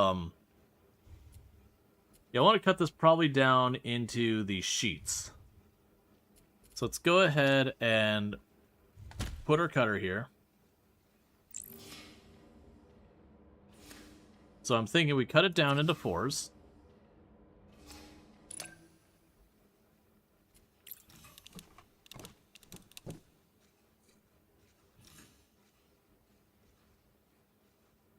Ah, okay. So I intended to cut it down and make it into a sheet, but if I already cut that, that already has the plug pulled out. So my choices are, one, I still think we mess with the stamper, because I haven't done it yet. Alright, yeah, so that's what I think we're going to do. So what we're going to do now is I'm going to go ahead and do the welder here. And that. So you're spinning these out at 15 at a time. And you would take these.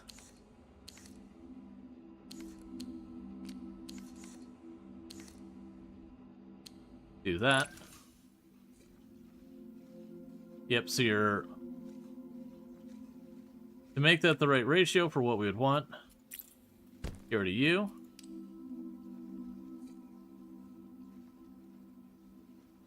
Copy you. Put a splitter back here.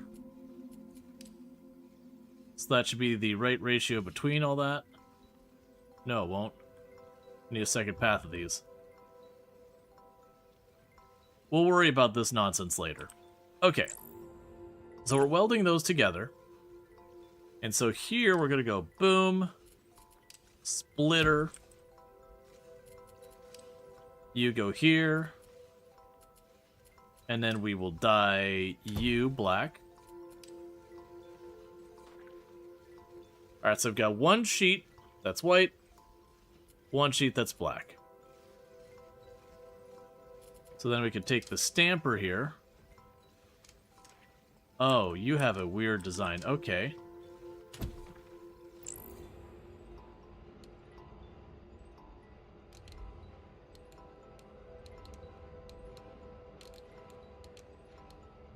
Ah, so stamper can only do one process at a time. I see. Let's see, you could also assemble the black part from sticks to save material. Yeah. Well, I was going to try and take advantage of the stamper. In this particular case, this isn't the way to go. Because then what I was going to do is I was going to stamp out the middle spot, and then in my head I was like, okay, I'll stamp out both the edges, but that's not how this works.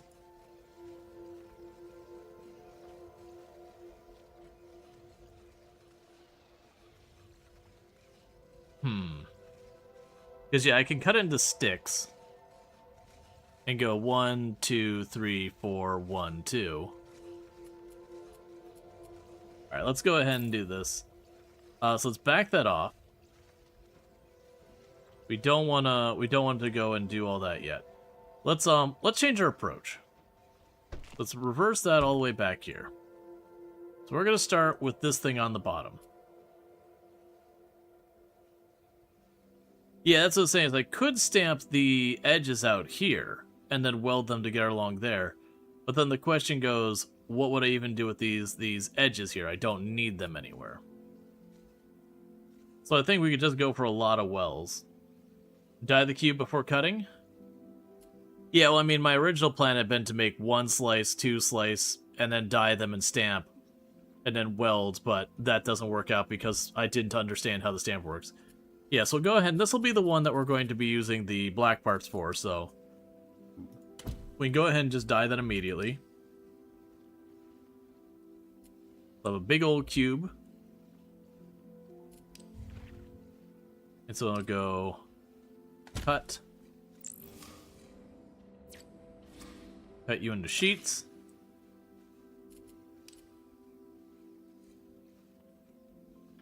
They've got 60 in for 15 out.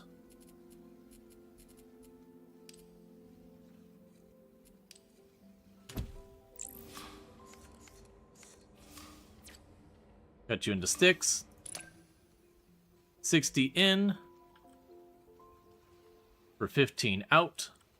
So that works out mathematically on the other side. No, it doesn't. That just increases it even more. So what we need to go is go boom, boom, boom, boom.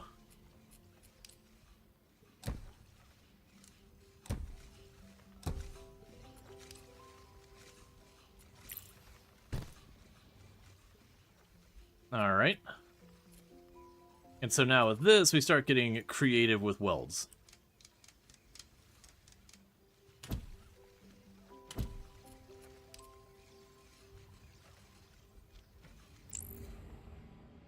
Okay. So you are going to be that middle bit. And you are going to be the end bits.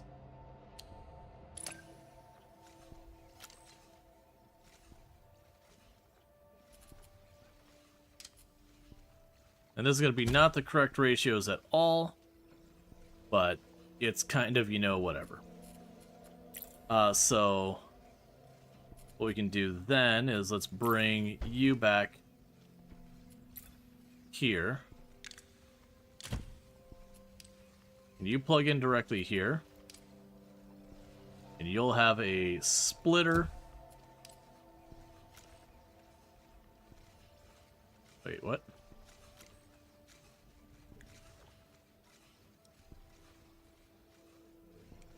Why are you being weird about this? There you go.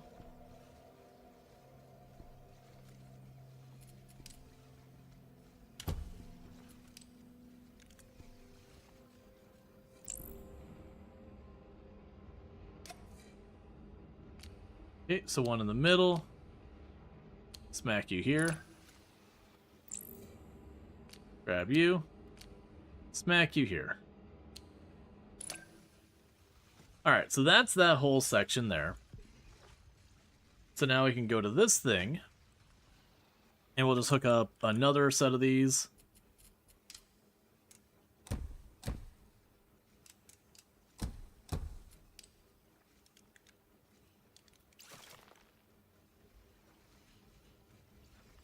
Okay, now I can grab you. That makes the cube. You. We're going to immediately cut the cube in half. Pull into sheets.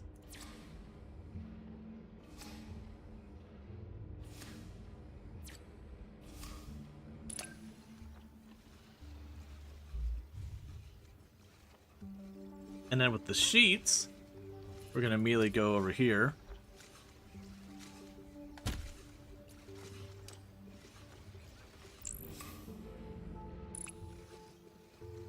That's 60 out, 15, 15 in.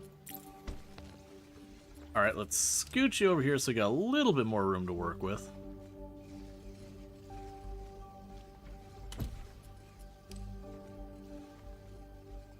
Yeah, because you've got 16 coming out, and that can only take in 15 at a time, so I can actually do 2 of these. So boom, boom, boom. Don't mind me, I'll just keep doing this wrong.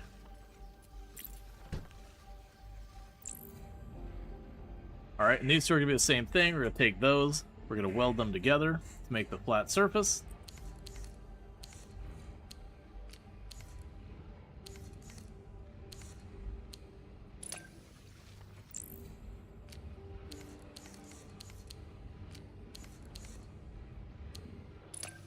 Alright. And so that's all good there. We've got our sheets.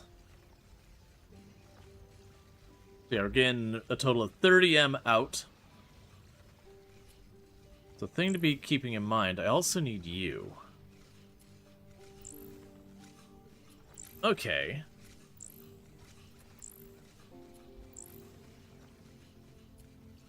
I think either way we're going to have some waste material. Let's grab the stamper because I still haven't used it. So I'll grab the stamper here. We'll just slap you directly in. So you have 15 going out. You accept 15 in.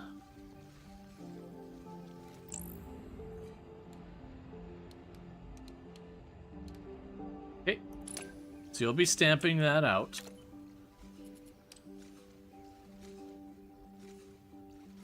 Alright, so we got the frame there and the plug here.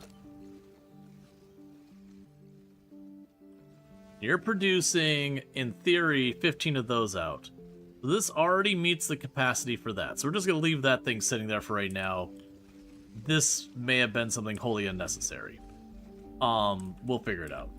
But in the meantime, we can go over here to this area. You go like this. You go like that. Because then this thing is just that stamped together. So this is going to be half of a cube flattened on itself. And that's going to be a center area. I'm sure we can figure this out.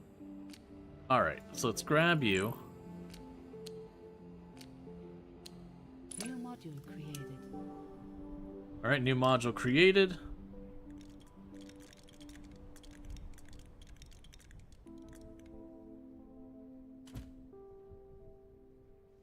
So ultimately, we have these lines here. I don't actually know what my limitations are on the underground.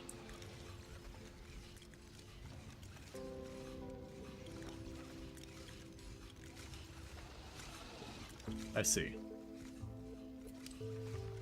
So it should be able to cut right across here without any issues.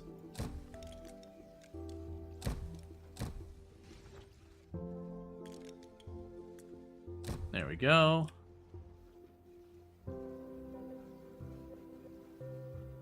What am I seeing here?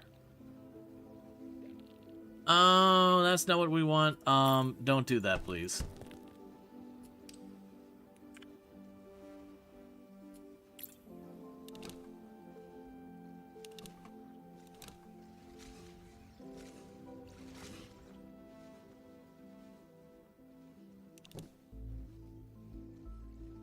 There we go. Those we want. Does that module go to the delivery drone plant? Oh, you're right. That's not going back there.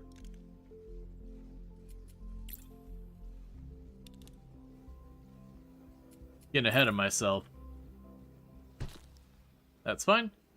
So we can go here, add the crane. Alright, so you are produced.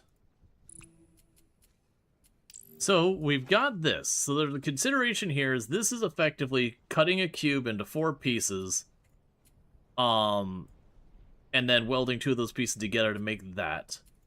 And then this is also cutting a cube into 4 pieces, but cutting it like in half, rotate in half. So these are probably 2 separate die jobs.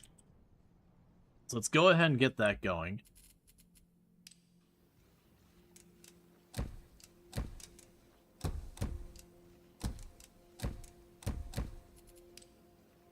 Then go boom, like this.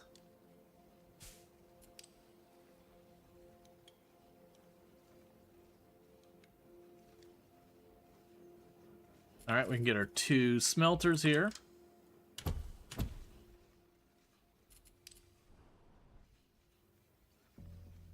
So we're producing 15 die. And then for the dyeing, it's 15, That's the painter. Yes, that's the dye mixer. Now you've got the painter. Paints a module a new color. Based on what paint is input. Alright. So that'll be an interesting consideration. So let's go ahead and we can get down here. And you want 2 of the painters.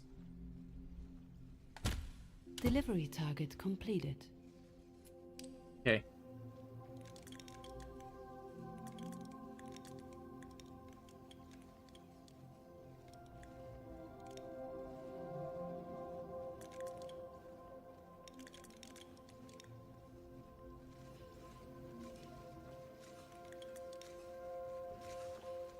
So you're producing 15 out, and you need 15 in. So that tells me I need a second one of these. We get a second dye mixer. And then we can put a splitter over here somewhere. Because I want to say this belt has got 60 on it per minute, so boom. And I wasn't really paying attention to what your thing is, but we'll figure out when we get there, but regardless. Boom. And of course I lined it up perfectly to not work. Boom.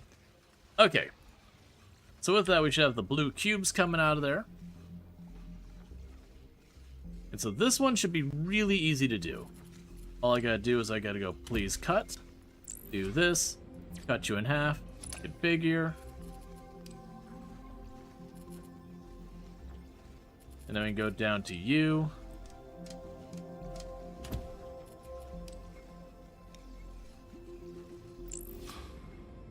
Please cut.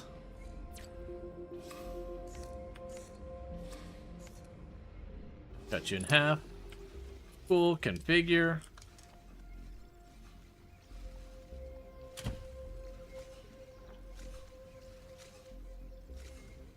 Right. Right, okay. So you're going to be taking 15 in and kicking 30 out. Right. Let's get you out of the way. So you're going to need to go to 2 of these, which are going to need to go 4. Okay. So to make all my ratios correct, let's just grab you real fast. Get a duplicate.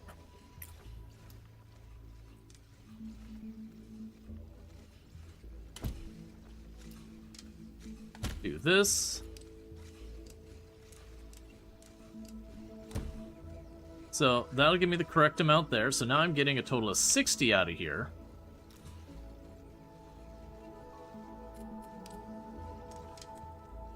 Which will be interesting to make all that work.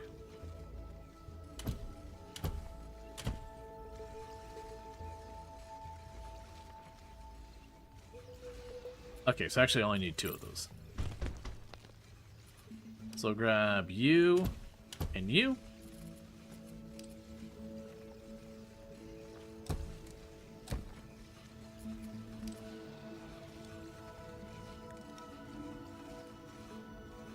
Hey, Deliria! Thanks so much for the raid and all that good stuff. Just slowly melting my brain here real quick. Don't mind me. But I hope you had yourself a good stream and all that stuff. Alright, so I think we got that plugged in. Also playing some Modulus. Yeah, no, I hope you had a good time with Modulus. We're just cooking real fast, getting this all built. Just started getting dyes online and all that. Okay, so that takes care of you, so we're going to unpin that. That should have relatively good ratios, because let's see. Yeah, so you're 15 in for 30 out. Each of these 15 in, so that makes 30, which gives me 60 out. And each of these takes 30 in, so that should be everything fine. So you're working on your nonsense. Alright, so let's grab the last one. But yeah, I hope you had yourself a good stream. If you're looking for more Modulus, you can find it over there with Deliria. But I hope you had a good time and all that good stuff. It's fun. You forgot to keep an eye on time. You just started to making blue and gray and white stuff. Yeah, no, we just started this as well. Oh, I forgot to set your recipe. That's on me. But thank you for the follow. Welcome to stream. Okay. So we've got the extra plugs from our stamper over here for making that part. And then this part, we're going to do the exact kind of idea we did just here a second ago. I'm going to go here and say, grab you. I want to cut you down to sheets. So do that. So that's 30, sorry, that's 60 out. So I will need 2 of these. So I can go and get our splitters and all that stuff.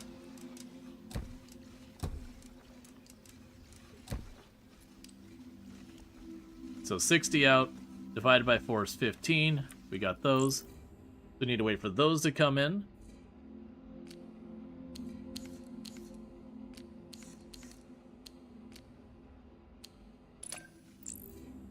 Should probably getting these set and then copy them.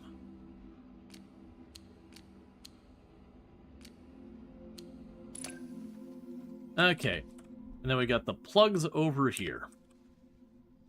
The plugs will need to be welded. That's spitting out 15 plugs per minute. It does appear that this side is my bottleneck there.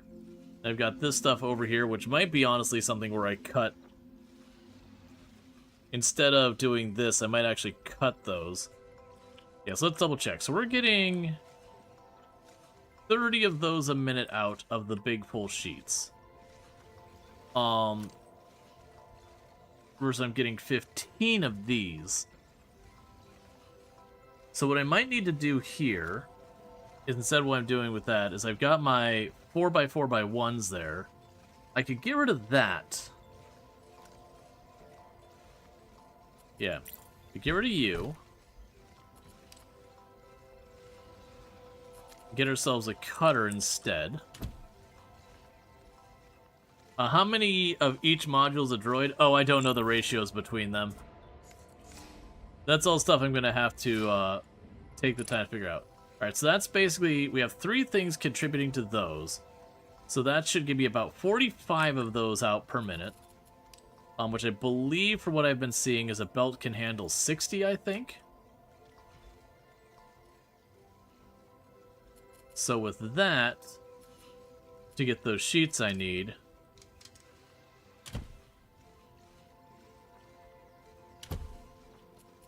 go ahead and do one of these nonsense.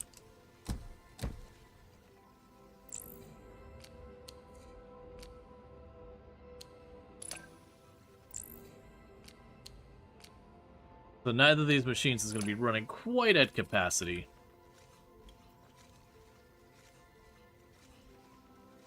But that's okay, because those should have a similar ratio then. And with you being 15 and you being 15, in theory...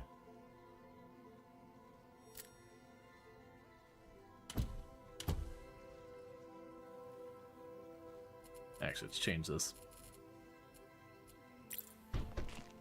I'm sure we're going to have all sorts of, like, room and all that stuff to figure out how things are going to go. But yeah, so again, check out Deliria, also playing the game, so if you've been enjoying the game so far, you can get more of it over there. Makes sense? So I'll grab you and you.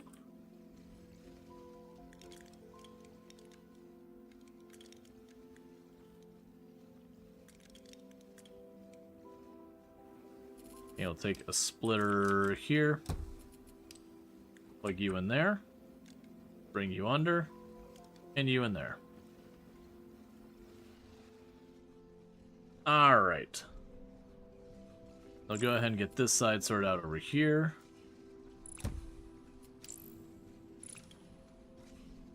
Just plug that in there. Okay. So you've got yours.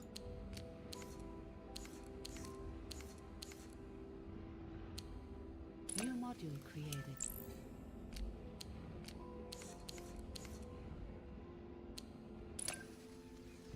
Alright, and that'll be all those modules made.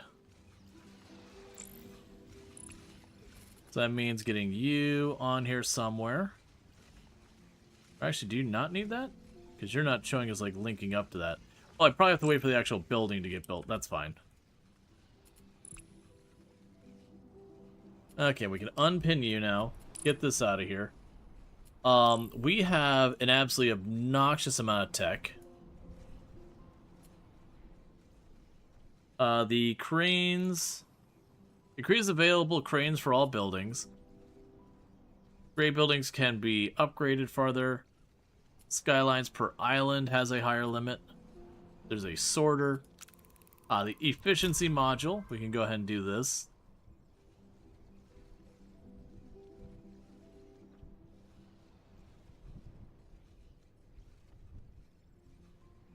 Okay. Great building upgrade. Crane amount. Crane reach. I'm just unlocking everything.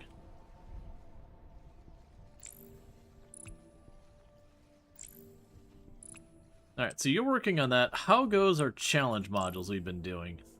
So you're doing your nonsense over there. Challenge module. We have delivered 800 out of 800, so my assumption is we're done with that one. That there's no reason for me to make more of the challenge modules. Alright, so let's go to the challenge module area that we got over here. And let's rip all that up.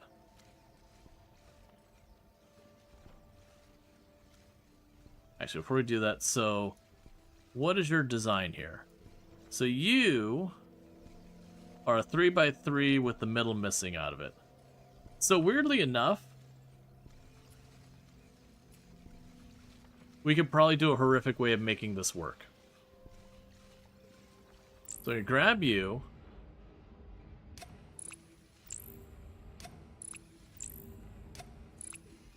And reset all of these.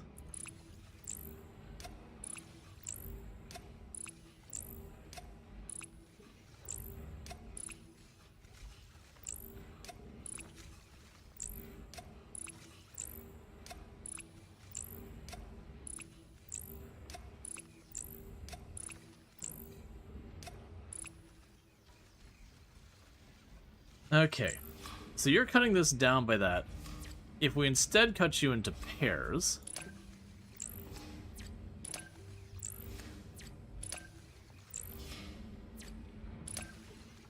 Shapes mean Tetris? Admittedly, I've never gone back and played Shapes. I've heard good things, but it's not what I've actually done. Alright, oh, and I'm also going to need to go into you... or all that. Alright, so reset you. Okay, so the hope here is I can do this.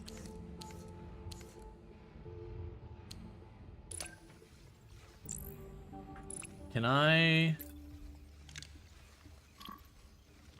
Alright, so I gotta do it this way. I didn't understand these ratios won't be right and all that because I am just...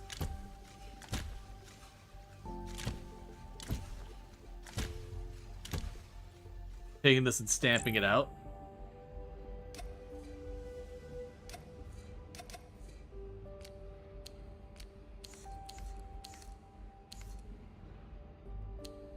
New module created.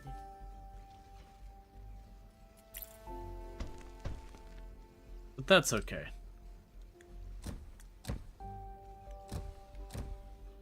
Means I can use my existing... let's just do it this way. It means I can use my existing infrastructure, but this is a thing that we're going to make these challenge modules and then be done with it. Control right and control left will copy machine settings. Ah, good to know, thank you. Yeah, so that means we'll be doing the next challenge thing, and I didn't have to go through a big hassle. We just went here on the challenges and been like, alright, let's grab the next one. So last one's gonna be an interesting... oh, that's actually a pretty interesting one. Huh.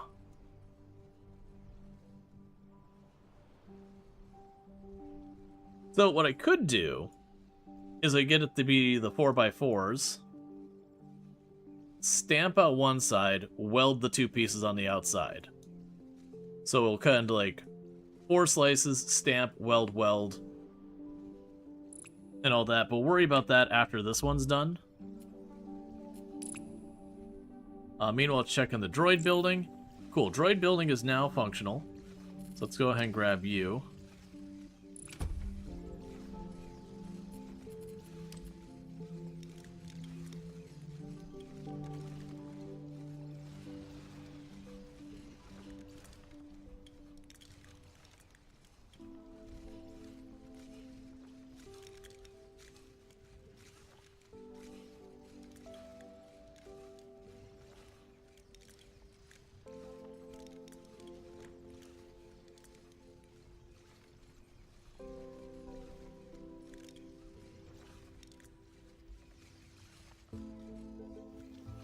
No, stop, stop, stop, stop.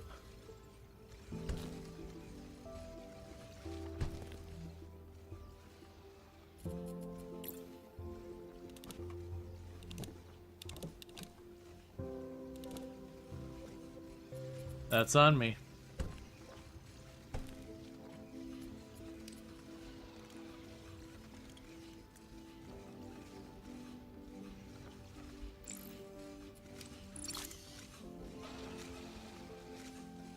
Okay, so that should worm its way under there and get that all delivered. Let's see. Or you could obsessively assemble it from 1.2 bits. That's the thing. In theory, you could cut all of these down to a single bit each, and then continue to just weld until you make your entire thing. Yeah, so you can see where it's talking about, like, inefficiencies, that we can see all these. We can see that, like, down here, a lot of this is that green efficiency. We did have much better efficiency later. But yeah, most of my designs down here are not particularly efficient. I do like that there is like an efficiency overview. Am I going to fix my efficiency to get everything working at like maximum? Probably not. Most certainly not. Would I eventually do it? Maybe. But right now, very unlikely. We're about to deliver our first drone. And we can get that going. Because I'm very much in factory automation games, I've always been the kind of player where it's like, build more, build more, build more. Only really focus on the, like, maximizing efficiency in situations where space is just way too constrained, or for other reasons you really need that specific thing to run more efficiently, so on and so forth.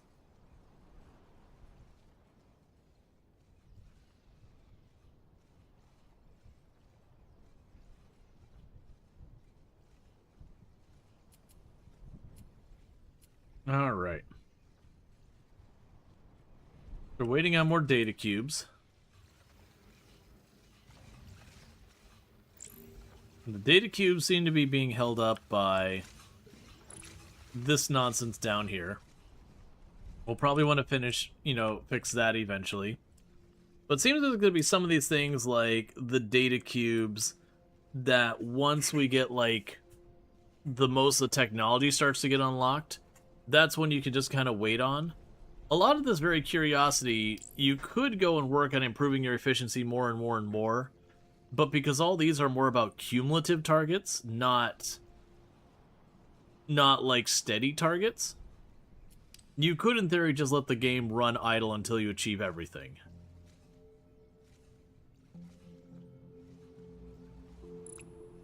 The satisfactory is satisfying, math isn't overcomplicated. At phase 2, waiting on an update 1.2 to go live to continue.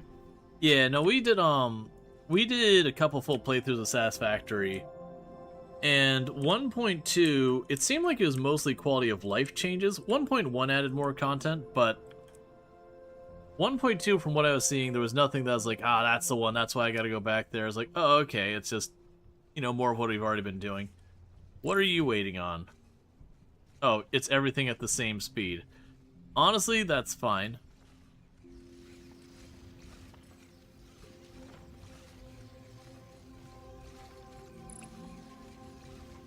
Random map generation, vehicle overhaul?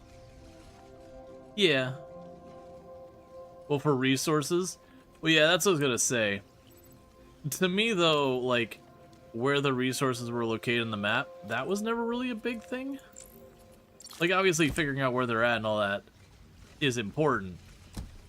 But I wouldn't say I ever went to Satisfactory being like, you know what I would like? To not know where my resources are.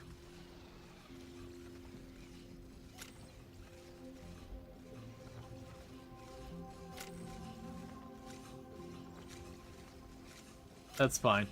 It's a little cursed, but that's fine. That's actually usually what things I hold up really high for Satisfactory is the handcrafted map, and then deliberately putting the resources that are like high value resources in more dangerous or harder to reach areas and all that kind of stuff. All that deliberate design decision really is one of the things that's a strong point for Satisfactory, whereas Factorio, where it's procedurally generated, you don't have a lot of those same things. There's some logic, like certain resources only show up in certain areas and that kind of thing. But I still hold by the idea that Satisfactory makes, you know, for the Tish, it makes exploring the world very satisfactory. You actually do find stuff in the world. It's interesting. It's worth looking for the slugs. Not even strictly because of like strategy or anything else like that, but it actually feels meaningful. Factorio, beyond just I need more insert name material, I don't feel motivated to really explore the world. It's going to be just more and more of, you know, broadly speaking, the same. And I don't think that's necessarily a bad thing, but I do feel like that's two characteristics that do define one versus the other. What was that X for a minute there? Like it was unhappy I sent something in there. Am I accidentally mixing something I shouldn't be sending?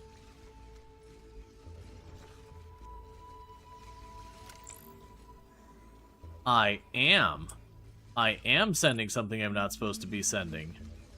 Okay, so let's go ahead and snip that line for a minute.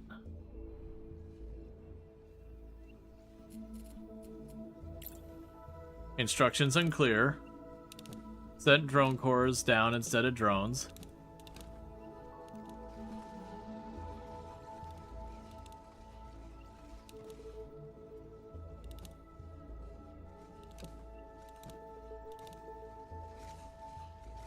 Okay.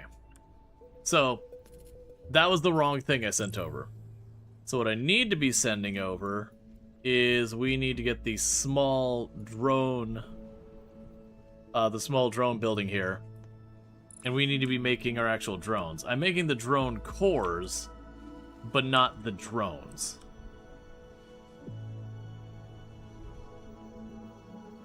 The rest of it's all fine. But yeah, so we're getting, you can see like where everything's a bunch of spaghetti here. That would be one of the things we'd want to do ultimately to fix this, is as we get to going, okay, well here's what the drone's final product is. Instead of mishmashing, working from like, okay, well here's the piece that I used to make the piece, I used to make the piece, I used to make the piece, I used to make the piece, that I used to make the drone.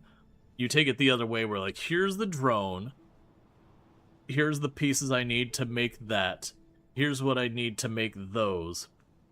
And by working from the top down, you can actually kind of predictably build back your infrastructure and arrange it where you need it. Where when you're building from the bottom up, you don't know when you're going to escalate this material or that material. You're going to need to split this material between multiple purposes and all that kind of stuff, and how that can continue to build up and expand. Unfortunately, I did spend a lot of my resources, so we're kind of stuck waiting on these things to go.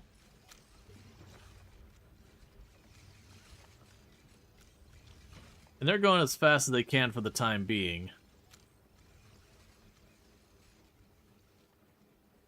But we will unlock a bunch more stuff when that challenge is done. Oh, you got a little while. Alright, do I have room where I can get the other challenge? Well, we got this area over here. I could build the other challenge module and just chuck it over the fence. So let's go ahead and get that going. So, let's get our challenge module starting to produce.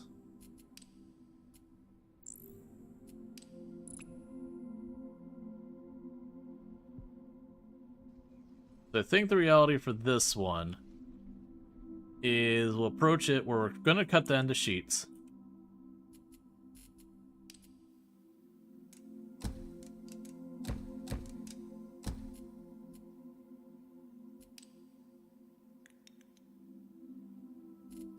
So I can go furnace.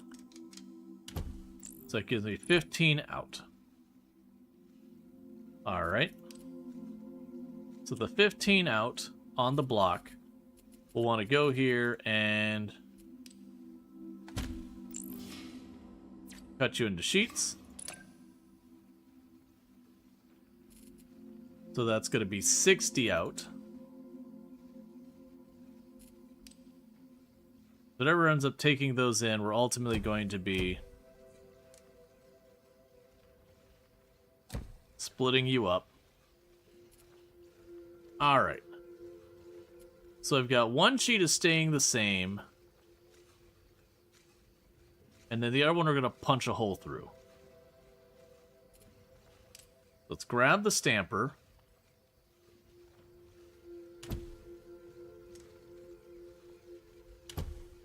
And do that on both sides.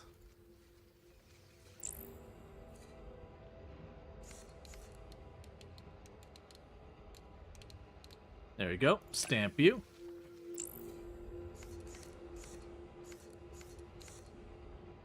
And stamp you.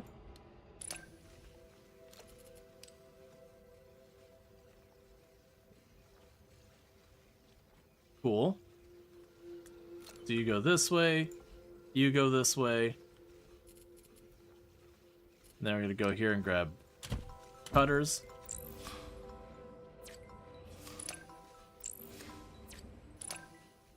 Alright, so now we got welding things to do. So we can start here by welding you up.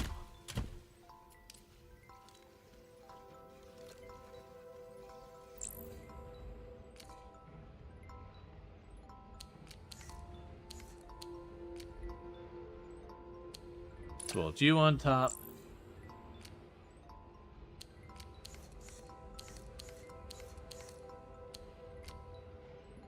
And you. Alright.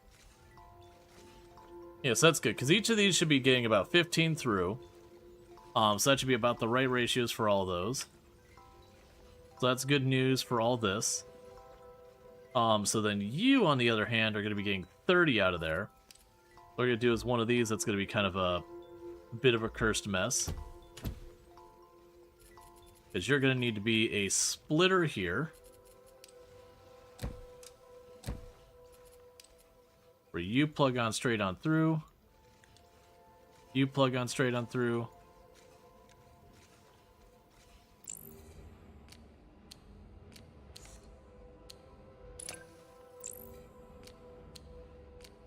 All right.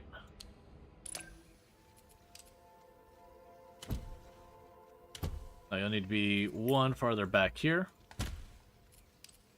That you can squeeze this way, you go this way, and you go that way, and you go this way. So you grab you.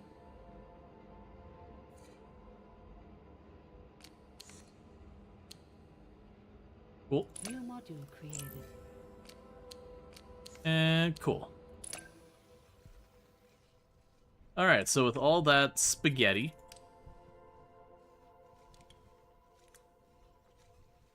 you can just plug it right across here.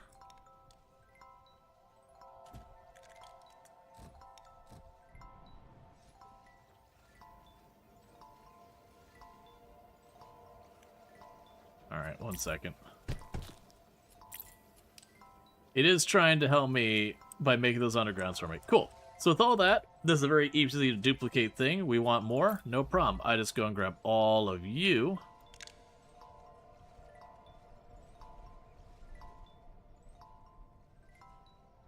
I definitely compress this a lot. Grab this piece up here. Then grab you.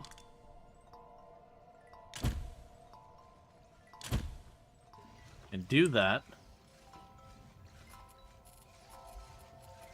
Then grab you.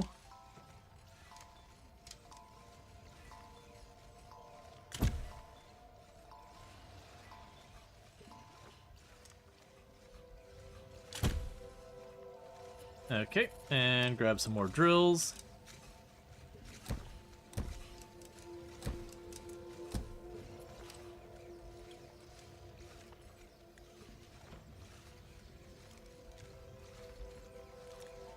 Module challenge completed.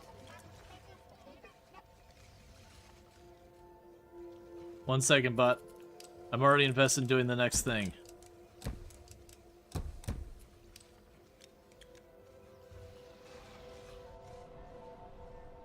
All right. Your first challenge is set. Set complete. Congratulations, Daedalus. 1. The colony is pleased that you're investing in your own improvement. They wish to convey their gratitude and a gift. Here. I missed what my gift was, but okay. Alright, our gift is a fence. Let's see, have we made any of our tools? I joined late. Apologies if already covered. Have we made any of our tools? I don't know what you mean by tools.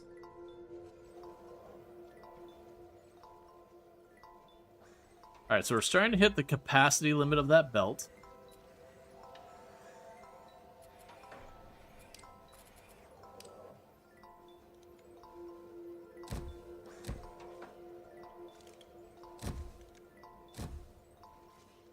Alright, let's go look at what says the challenges.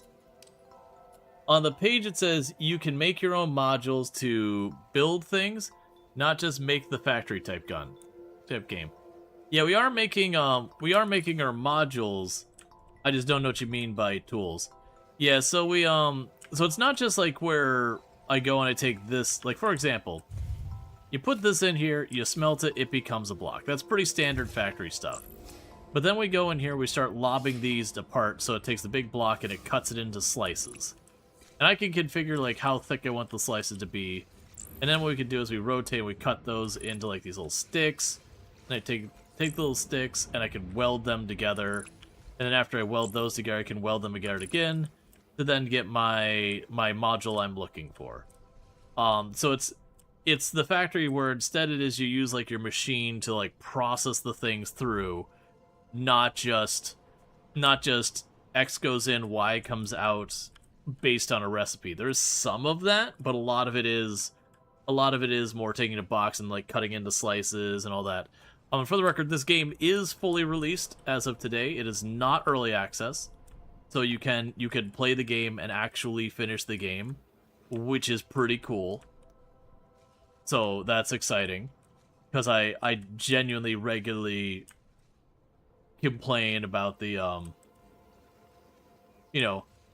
early access is cool and all that, it lets people go, and I believe this game did have an early access phase, but it is nice to actually be able to play a finished product. And thank you for the follow. Welcome to stream. Because what we're waiting on now is I got really spendy earlier on my tech, so I need to wait till we get the droid assembly thing. And for those who missed, I am gradually getting data cubes by manufacturing them over here. That we are making materials, shoving them into this thing, and that's ultimately giving me data cubes. So for that, it looks like what I'm missing is these sheets. Where am I making the sheets, and how easy would it be for me to increase the throughput?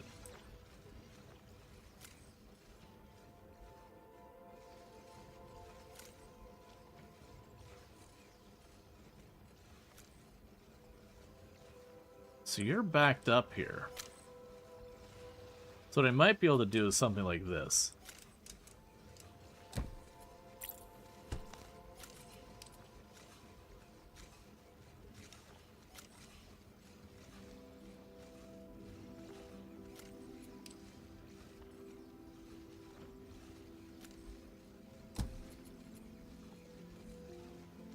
So, okay.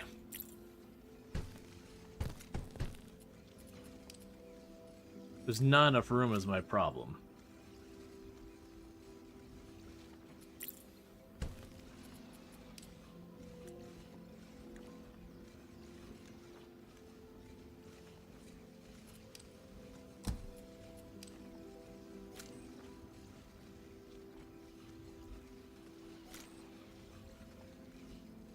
Actually, you know what? I can make this work.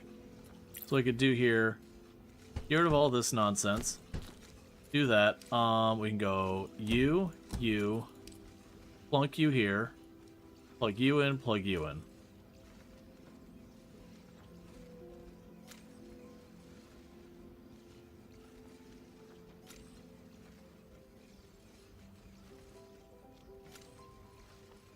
So that way when this is overloaded, all of it should end up over here to keep welding those sheets up. So it should improve the throughput a little bit, because that means 2 of these machines are now working towards that goal versus just the one.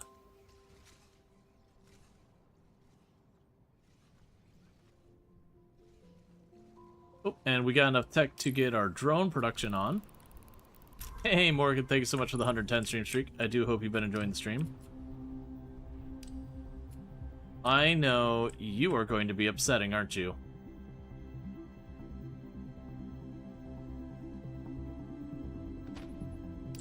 Okay, so we have more recipes, so pin you, pin you, pin you. Alright.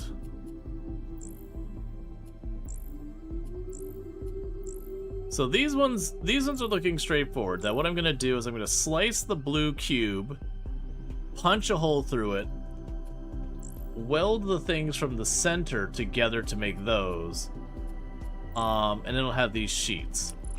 Now this is definitely one of those ones, if you took the time to plan, I have those sheets here. I could make that happen in this area.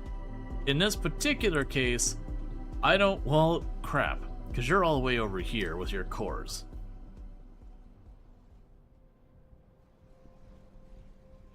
Punch before you slice? I mean, yeah, we can do that.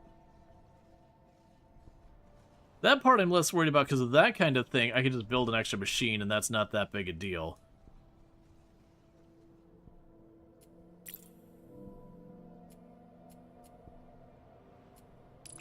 So what I am debating here is, so we've got the dye stuff set up here.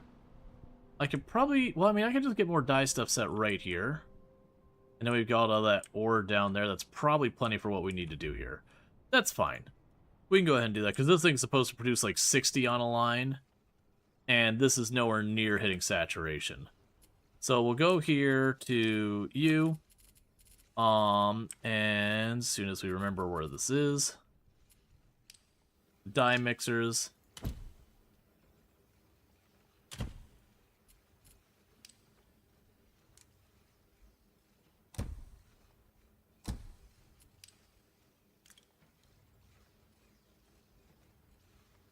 You can do that. Now putting our splitter here. That won't work where I've got you.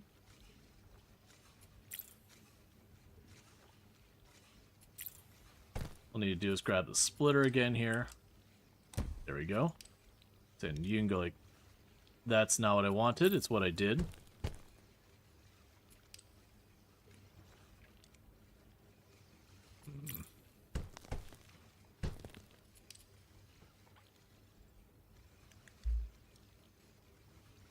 It's weird that sometimes I can get to unreliably just drag and drop an underground.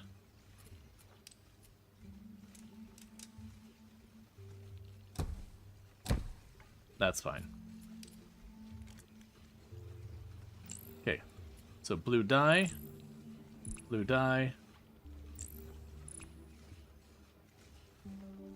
Oh, wait. Oh, right. That's, none of that's right. Okay, hang on. This is all wrong. I'm taking the material I make the pigment with and doing that, versus this is my pigment. This is the material I actually need over here.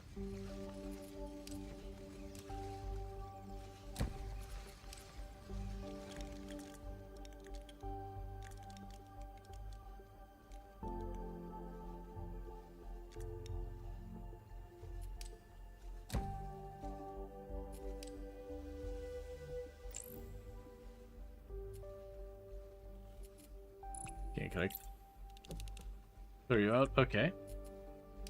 So then we've got you over here.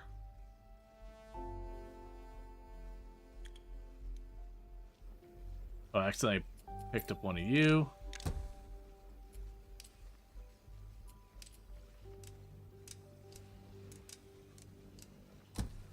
All right. So is the black paint free? Effectively, the stuff, like, you just have kind of a thing that turns the black and white stuff back and forth. And it's just you have to put it in the building. There's not, like, an actual dye to it or anything.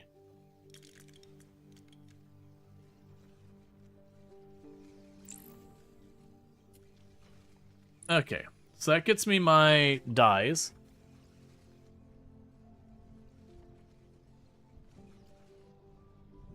Alright. So the first thing we're going to want to do is cut... We'll dye the blue stuff. And then we want to cut this into sheets. We can start here by putting down some drills.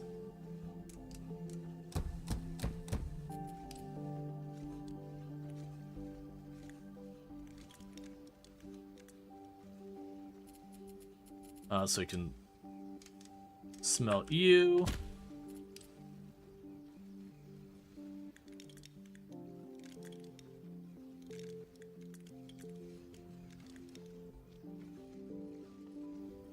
Alright, so that'll be the cubes that we're going to be cutting that.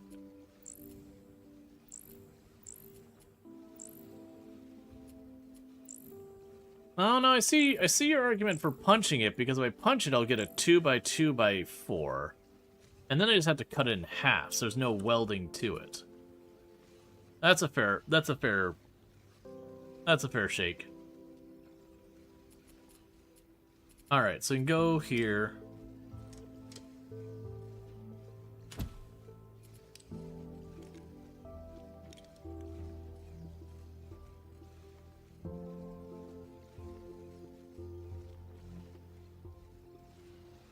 And you're all fine there. Okay, so you've got that. So you're going to produce 15 of those at a time. And all that's going to be based on the punched stuff. So let's go ahead and just put the punch right there.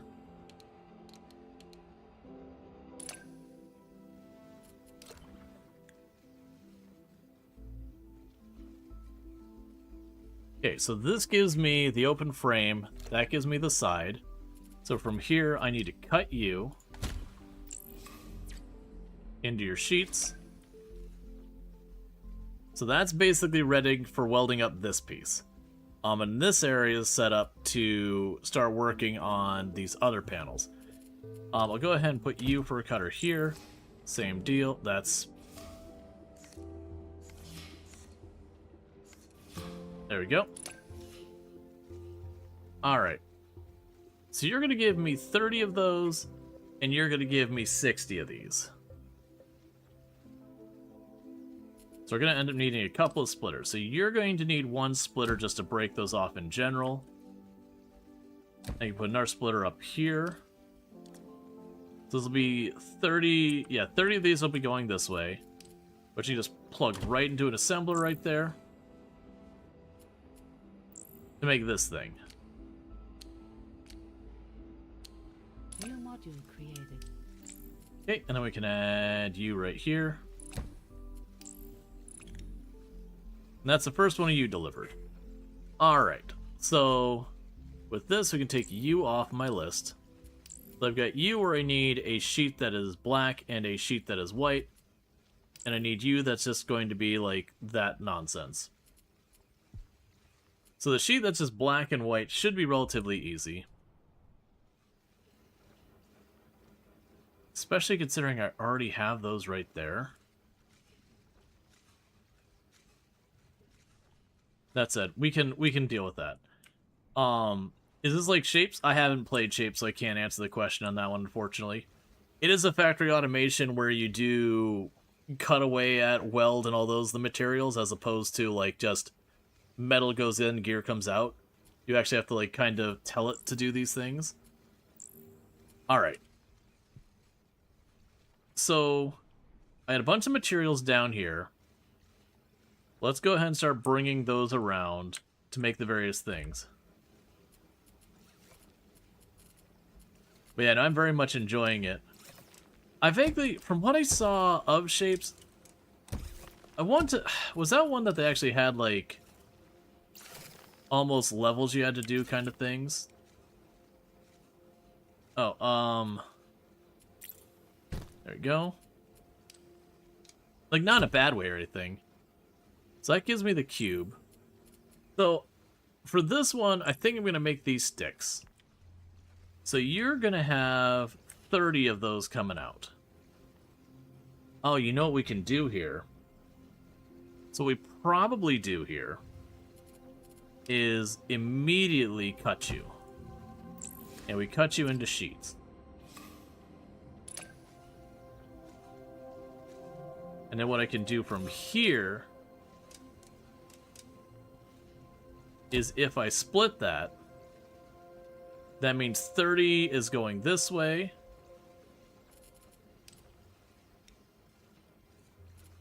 Which I can then cut.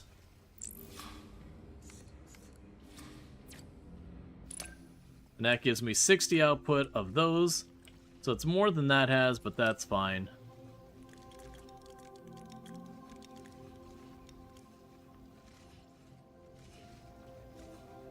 Because then what we do is we put an assembler here. Oh, wait. Don't do it that way. That's a mistake.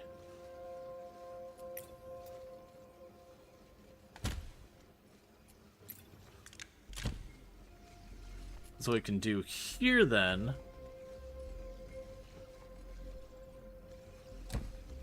is one of these.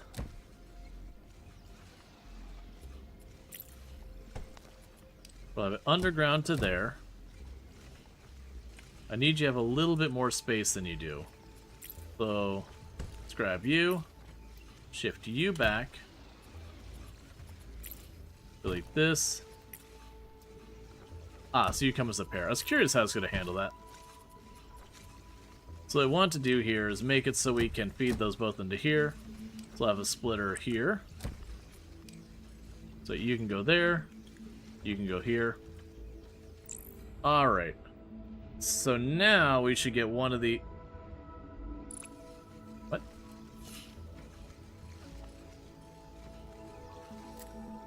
Rank up. There we go.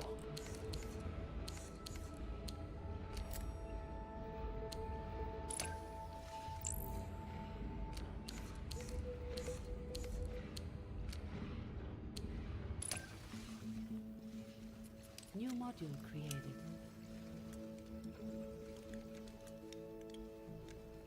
Okay, and that's the next one added. Okay, so the next thing we need is this one's out of the way. Now it's just you. So for that, I do have these coming down this way. I do have more resources we can bring into the fold. Now, I could take this and increase this throughput more by doubling that up. Right now, I'm not going to fuss with that too much. What were you making? Right, so you're making those. So what I need to do from here is I've got these. Let's go get them wired up to...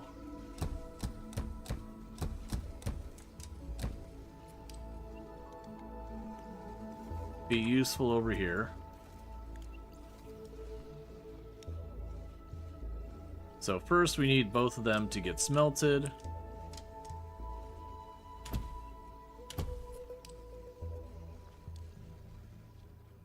Alright. Now that they're smelted, we'll have you go ahead and be made into the black.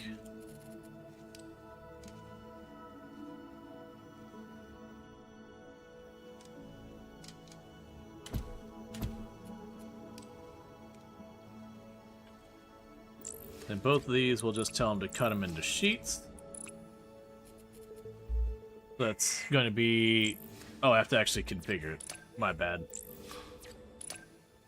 So both those will give 60.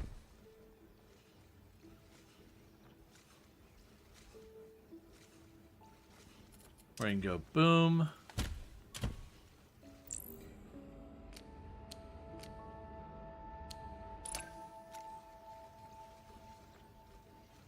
Okay, that does work the way people described. Cool, cool.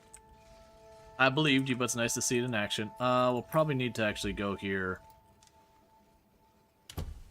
and rotate you like that to give me more room. That curiosity is if I grab all of you now, will you just work?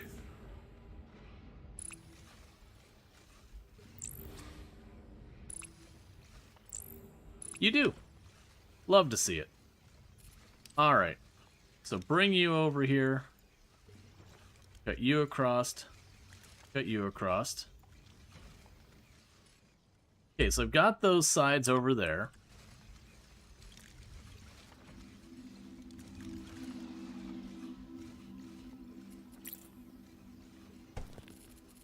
Alright.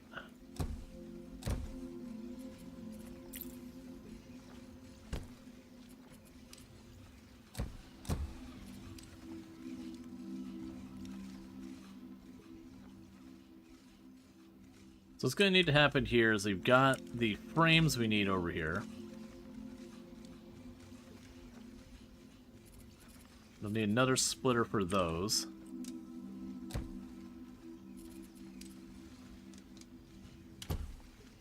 Alright.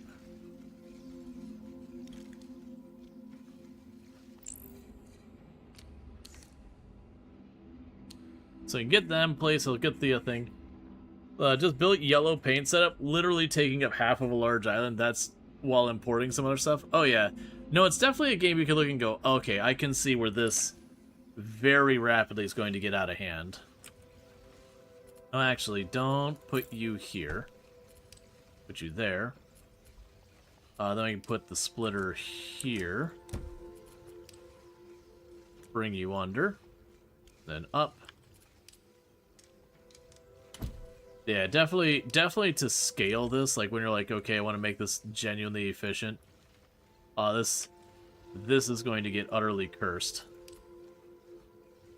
Yeah, because 15 and 15, which means it's the correct ratio for doing this.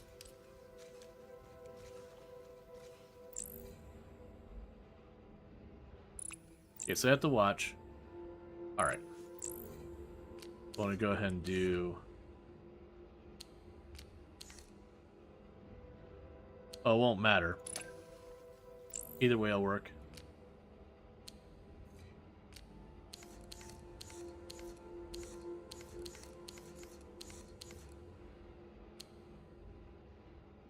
Combined mod... Oh, 1 second. There we go. New module created. Alright, and connect. Automatically upgrade.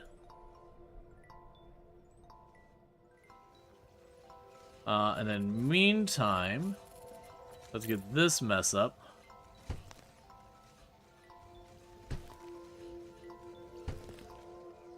Because you need to go over here.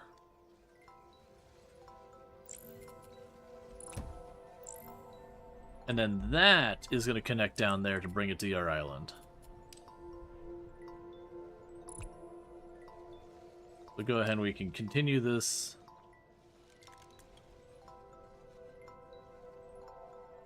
Whole process right there. Okay, now I just gotta wait for this to actually build, and then once this is built, we can go ahead and get the drone port thing there to feed that there, to send it back home. Meanwhile, how are the delivery targets or continued delivery targeting? We have finished all the iterations of this challenge for the mod A's and all that. So let's go ahead and we can go over here. You don't need to be doing anything anymore. And do we have access to the next challenges? Okay. I see you, troll game. Alright. So that works out. Okay. So let's go over here and we can yoink all of this out.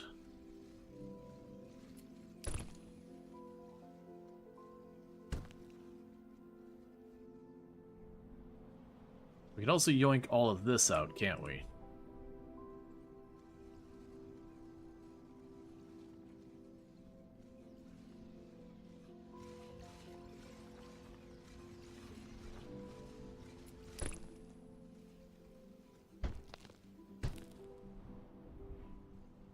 All right.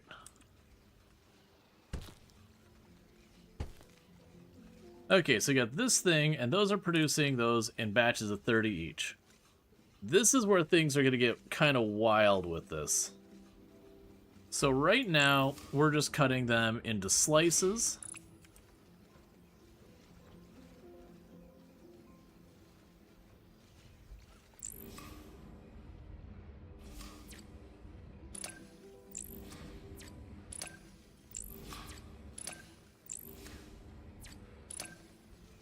That's 60 each. Alright. The ratio on this thing's going to be wild.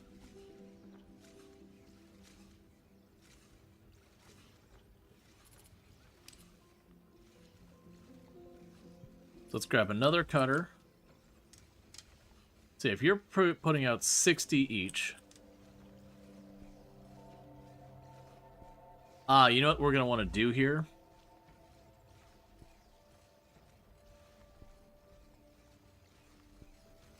Don't do it this way. So, you two are going to be made monochrome first, and then we're going to cut you. And the reason I'm doing that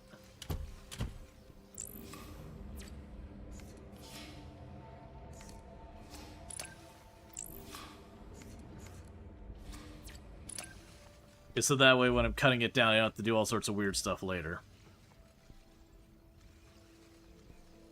Yeah, so that should be 15 going into all of those, and then 60 coming out of all those.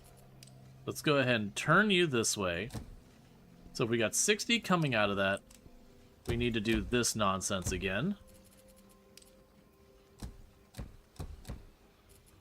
Which is going to get even worse.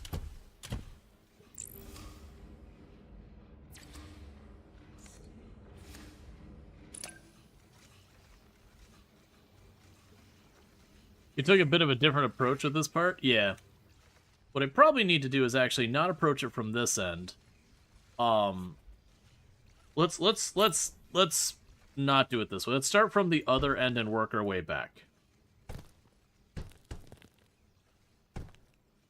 If you consider instead of painting two each of each other, painting alternative ones, just stacking the 1 times 4 4 times. Just stacking the 1 times 4 4 times. Well, what I'm planning to do is I was planning to go like 2 and 2, merge them together, and then do that the whole way up. What is changing here is instead of approaching it from this end, I'm going to approach it from the other end. So this would be our output. So this would be when we put the whole thing together. So then the next thing we would want to do is we'd have what's effectively half and half.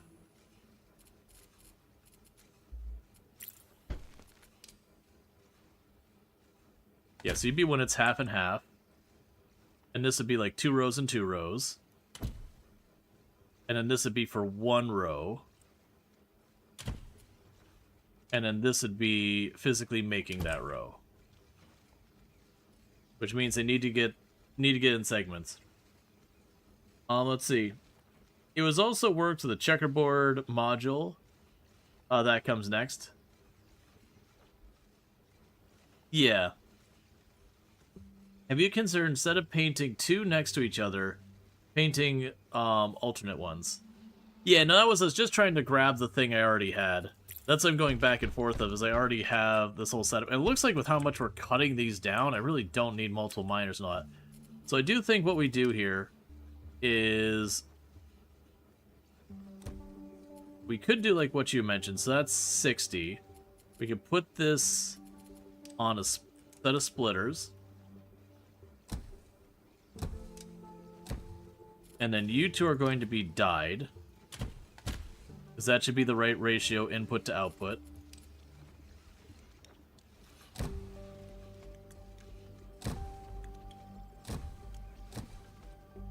Okay, and that's cutting into slices.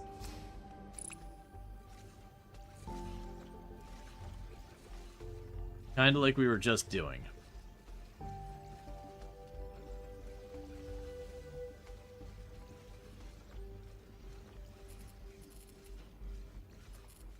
So what we'll need to do here...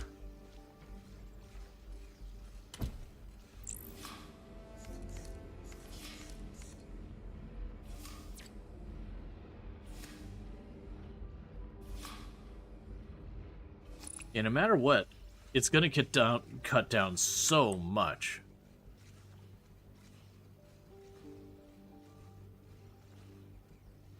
There's no need to cut? Why is there no need to cut?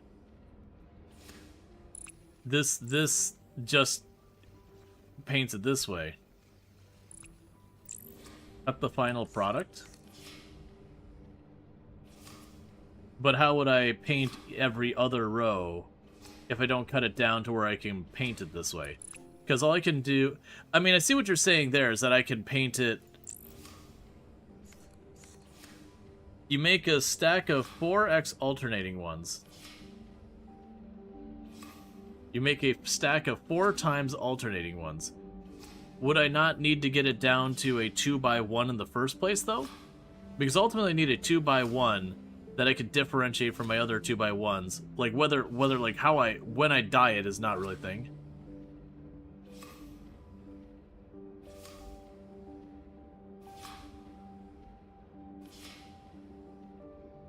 Oh, I see what you're saying. Let's see. Stack black and white bars inside like a Kit Kat. Yeah, so you're saying do 4x1. Or, okay. Okay, I see what you're saying. Okay, I see there's a bunch of different ways you can do it. So, like, one thing I could do is instead of cutting... Right. So I see what you're saying here is instead of what I was going to do there... So you are going to get 15 on each. So what we would ultimately end up doing here is we'd do something like... I'm just going to grab this as an example. I would grab you two... Put you in here, and then what I could do is something like this. And then, you know, I'd merge that, like, maybe one, like, maybe I cut one to have it be the other way, so then I could take the slice of the stack of them. So, like a cake, I can do all the layering at these giant things, and then when we cut it down, I just suddenly get a ton on the other side. So that my pattern is from above. You know, there's definitely a bunch of ways, because the way I was doing it, I would just need a ton of belts. Not sure why not line them up.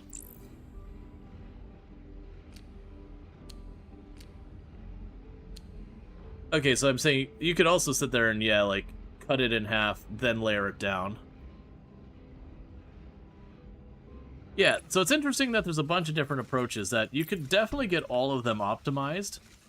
So I'm looking at now is how I want to deal with these belts.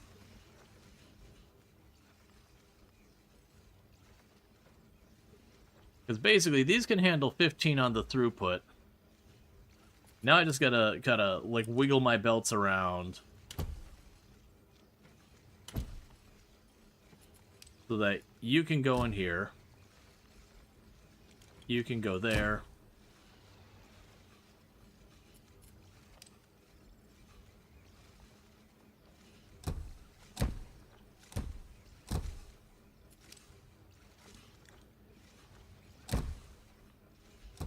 You can go here and here. It also seems to be splitter voodoo that seems to work, as splitters don't seem to be throughput limiter like belts. Doesn't surprise me. Yeah, so I see what you're saying, is I could just literally merge these together. And do the same over here. And it doesn't really matter what order they're in. And then now that I've got those there, so where they're both like sandwiches, what I can do here is I can start slicing these up and then pasting them in whatever order I need.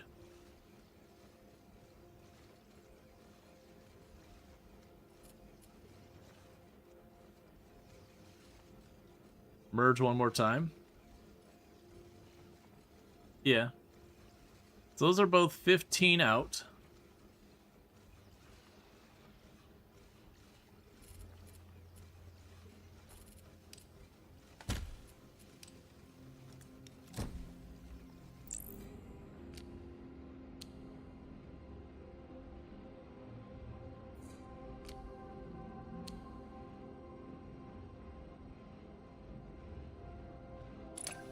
Gotcha. Then we start cutting.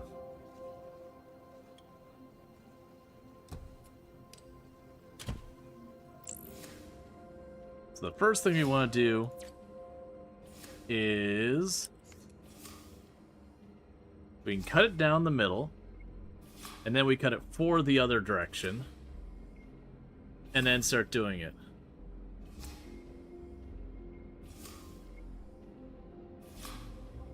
Because I could also see where if you merged it yet again, then I can cut it down the middle.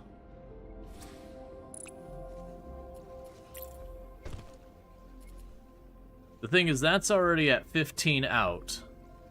So if I do that, then okay, we want to cut it here. Because if I do the merge again at this stage, then I'm not going to get what I'm looking for. So I can grab you, cut you this way.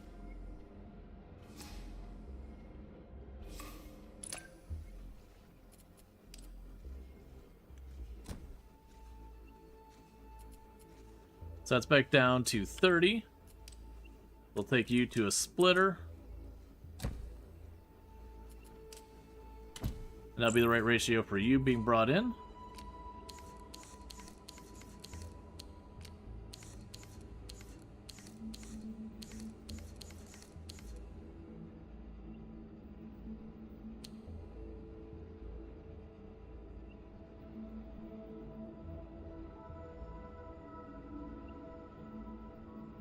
There's a couple different ways I can do it. I'm just deciding which way I want. Because one thing I could do actually right now, and I think this is a better way for me to do this, because it's going to put them next to each other and do it that way.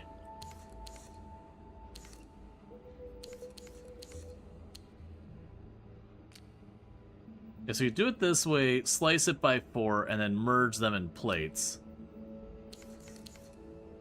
I can also do it like this, slice it by 4. So basically, either way, it's going to be the same thing. One I'm slicing by 4 at one step, and the other slicing by 4 on the other step. So that really doesn't make that big of a difference.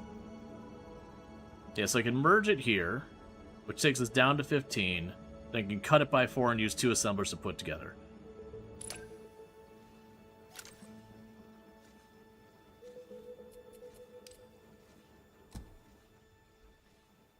Okay, and then we can just grab, for the sake of making sure I have enough room, put you over here.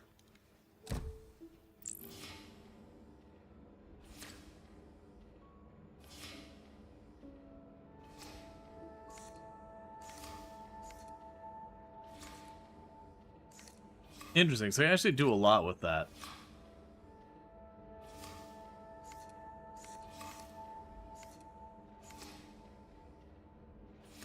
Why is my brain being the way it is?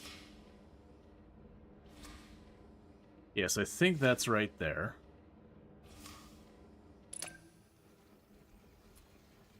So you're putting out 60. You can bring over here and go.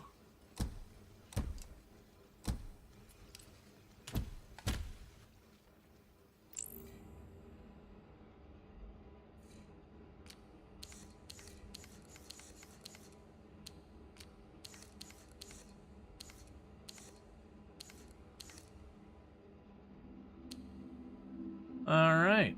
New module created.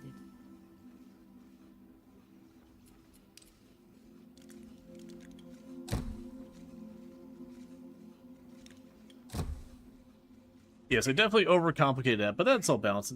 Have you thought about the game Big Ambitions? Seen it has had several updates since we played it.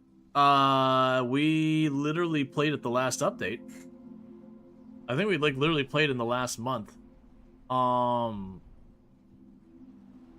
And I'm pretty sure we played this past month or so.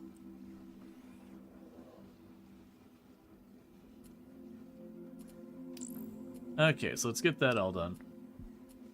Yeah, no, I very much enjoy Big Ambitions. You know, when did I last play it? Big Ambitions, I last played it February 18th.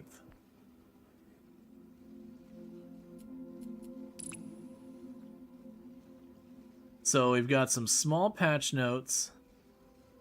Oh yeah, and we did the early access one, so where the March 11th build dropped, we did play that build while it was in its unstable version. Yeah, because we did get the movie theater and all that, which is basically what's available in the game right now. So we got a movie theater, it was a money pit, but, you know, it was still cool. Oh, right, you don't have your drone port thing.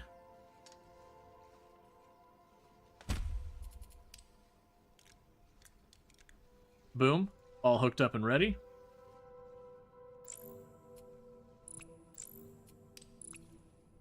Okay, so that should be the better drones going. Cool. And those will get delivered all the way over, and we are good. You haven't been Twitch consistently the last few months? Yeah, it's no problem. But yeah, no, we've done big ambitions recently.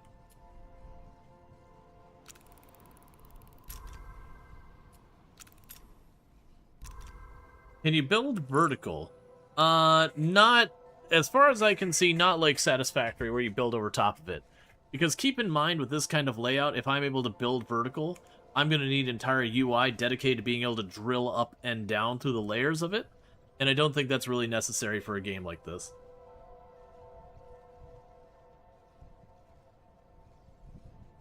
Now you do have the idea of underground belts versus belts on the like flat ground. It also wouldn't be surprised if we have, like, over-top belts. Let's see, you were not for once, since you played it, since you saw back then. You saw that they made factories less problematic due to new behavior. Yeah, no, they've definitely done a lot of improvements to a lot of the stuff like factories. Okay, we got our access to even more ground. So looking at this... Let's see if we were to continue expanding out this way. I'm just trying to spot for new materials. Doesn't look like it. So what we'll do is we'll just go ahead and we'll continue unlocking around our platform.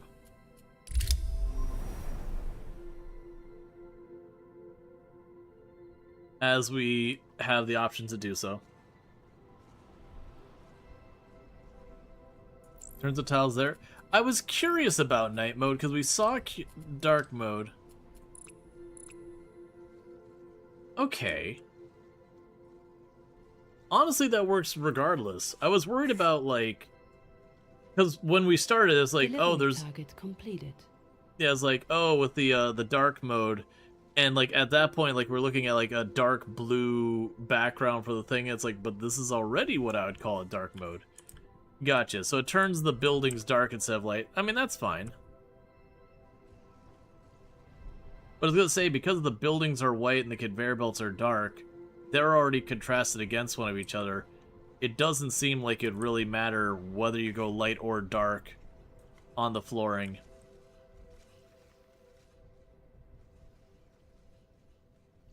Alright. So with that, we've already got the bots going. What would be our next challenge thing to make? So next challenge thing to make... is going to be annoying is what you're going to be. Delivery target completed. Rank up. Your first droid, wonderful. Each one is worth 1,000 basic droids. Although, don't tell them that. I don't want to give them a complex. Poor things. Unlock the tree, Gray Nexus, Blue Vault, Yellow Spire.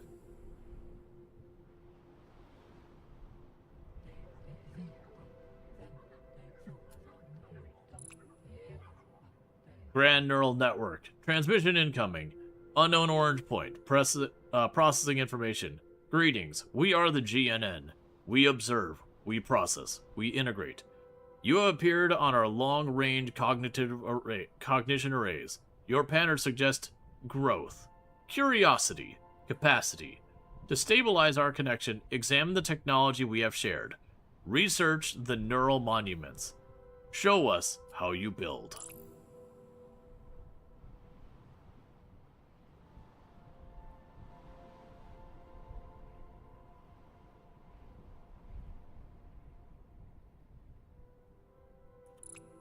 Ah, I was like, I don't see Gray Nexus. I do. Oh, okay, you're 4,000. All right, so you're not happening anytime soon. So I got Gray Nexus, Blue Vault, Yellow Spire. So Great Nexus is up here. Da da da da.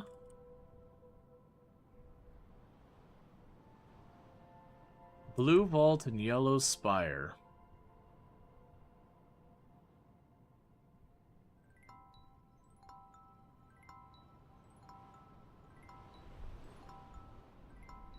Okay.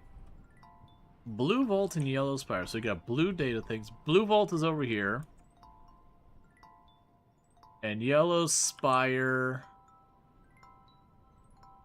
I see. Okay, so it looks like we actually have to go for the Gray Nexus next. Because... well, no, that's not true. So we'll need to go... yeah, so we'll have to work our way up here. For the moment... all of these are convenient stuff. So we can make the assemblers work faster. Which will ruin absolutely everything ratios-wise.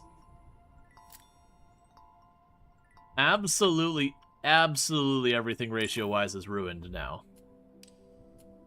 Which is usually why these games I don't put a lot of effort into the ratios most of the time. Is you get one upgrade and just go, well, chuck it into the fire. Alright, so Mod B. There's definitely a bunch of ways to approach this. So I could make 1x3 sticks and then paste them together in that pattern. That's certainly not going to be the greatest one. I could use stamps to, like, cut this gap out here, and all that. That'd be very wasteful. The black squares, that part's easy.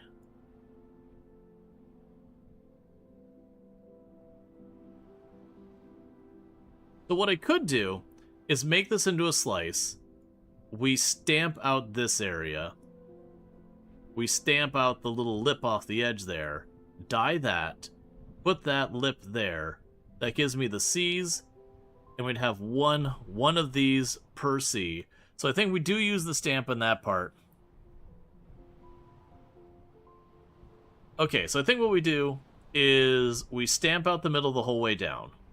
We take that, dye it black, slice it much, bring it back in, paste it in. We stamp this out, and then we just weld that around. Okay, I think you got a plan.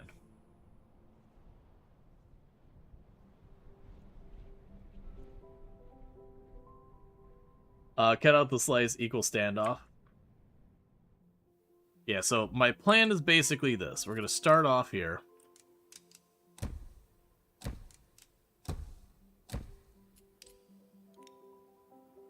It's not like I don't have the material. Alright, so we've got you going.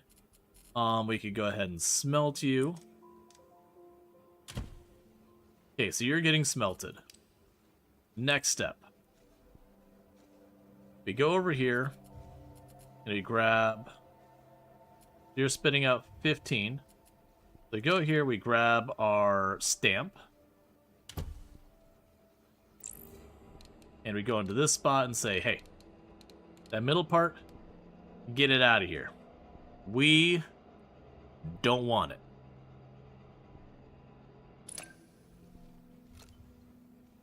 That's going to be 15 and 15. Now this part gets dyed.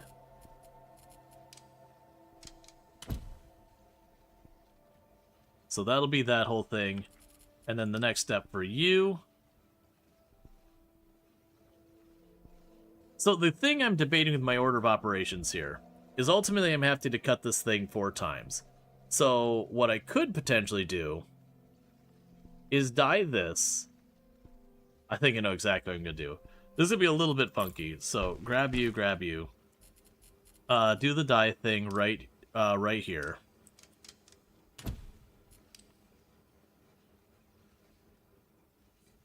And then we'll put an assembler right back here. Because right now it's a nice clean 15 in, 15 out ratio. We don't have to put a lot of thought into it. That's fine. So we plug you in there. Cool. Hi.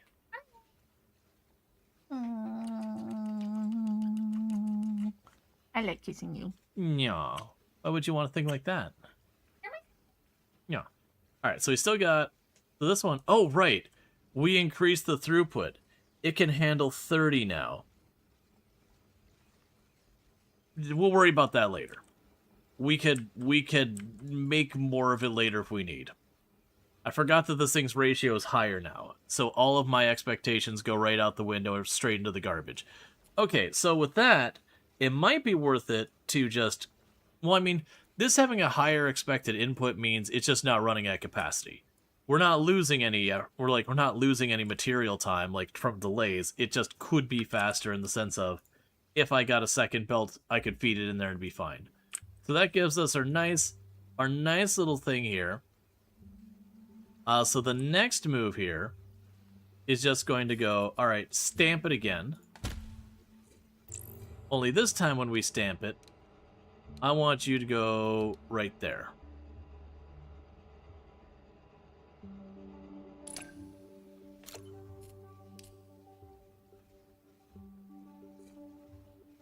And then from here, we're going to cut you.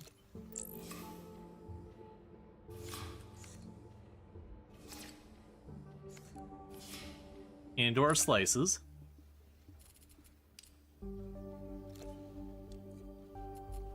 we're going to cut you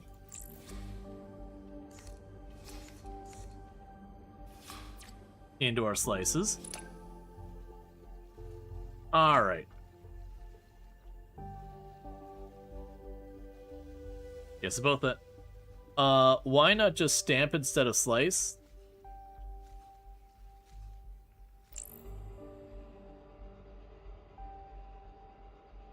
You know, that is fair. In my mind, it's wasting material. So yeah, okay, so this would be 15 in, 15 out. So, okay, so the thing here, so I could stamp this right here. So, you know, I stamp it the one way, and then stamp it the other way, and then we just chuck the rest in the bin. And that gives me 15 out. But by alternative, these are going to bump it up to 60 and 60, and then we can weld those up, and I won't waste any materials whatsoever, and I'll be able to scale it up to do like 4 times the throughput. But yeah, for simplicity, I could just stamp it a second time through the side, give it a thumbs up, and walk away.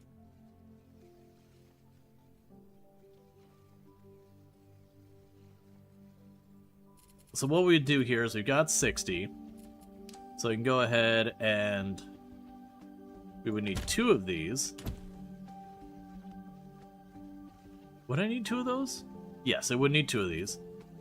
So in this particular case, grab you, put you right here, put you there. So you're gonna cut this way, go straight on up.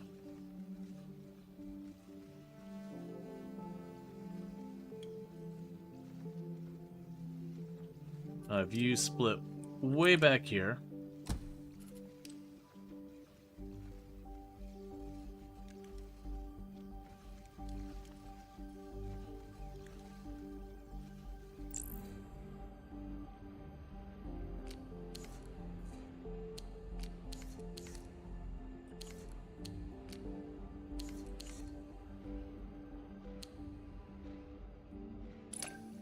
That's one. Yeah, because I put you like this, so that they both match, and I just flip it over. So that's 30 out on each.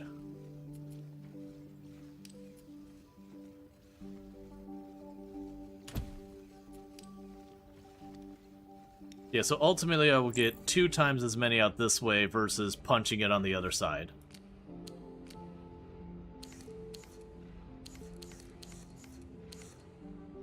Both will ultimately create the thing. Module created. Oh, you're not actually hooked up, I think. I forgot I disconnected that.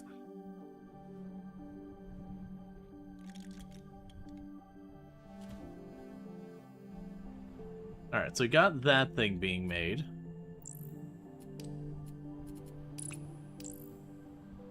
Alright.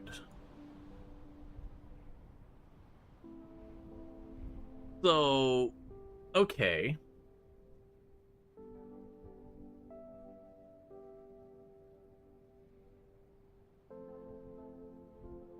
So I can punch a hole through the middle to get these easy enough. That's not too much to think about. What I could do for my approach in this is we could try and set up so we can get the, What I'm thinking about with this is, so the centers are white. So if we look at this, it's going to be, you know, all this. So I'm thinking if I make it for the full block, so we make it as like a big chunk, what I could do is, one thing is I could do is I could have it stacked up. I could punch off the ends here, dye those, you know, weld it all up back up, and then slice it. And we'd punch those as well. Which is also interesting that these are, I guess, considering welded, even though they're not technically attached, which is a weird thing I didn't think was going to be a thing. The other thing we can do is these are centered the same way. Yeah, so it's centered, close, far. Yeah. Okay, so that's one thing. That's the other. So what I think we do... can you just use the puncher to shave the 3x4? That's what I was thinking, is I could take the 3x4, punch one side to get this edge off, punch the other side to get the other edge off, dye those, weld them back on, punch out the middle, weld those here, and then just keep cutting into sheets.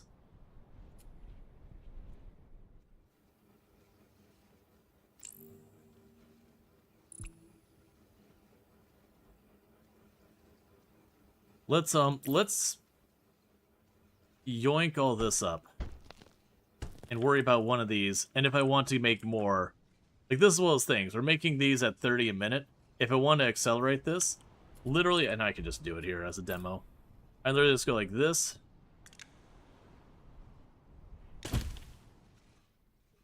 And then we just go here.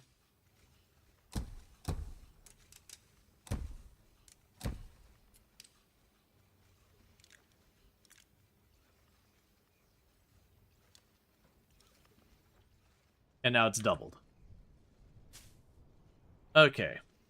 So let's start with you. So step one, we're getting the box. So I think the answer is here. First, we grab the stamp. I copied the tree. I know. I'm pretty upset about it as well. There, I fixed it. So I go right along here.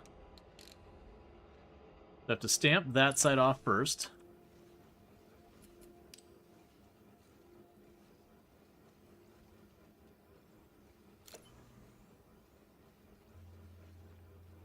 Now, there's a bunch of different ways I can go, because you have a 15 throughput here. That's fine. So 15 out, 15 in, 15 out. Fair enough. Let's go ahead and stamp again. There we go. Delivery target completed. Cool.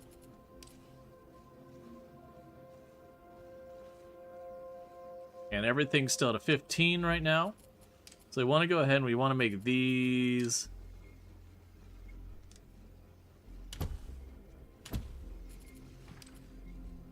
dark. Okay. So that we've got 15 here and 30 here. So now what happens is we get our assembler.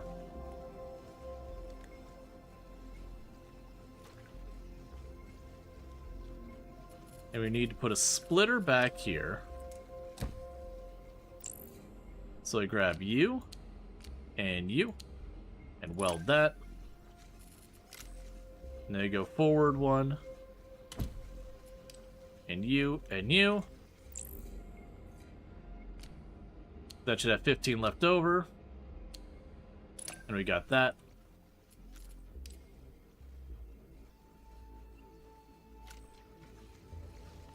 Yeah, so regardless, this is still going to be at a 15 ratio, because we got 15 in, and it's just going to carry the whole way up that whole line.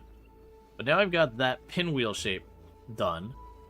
So the question is, do I punch and weld? I think we punch and weld first. We slice last. So we punch again.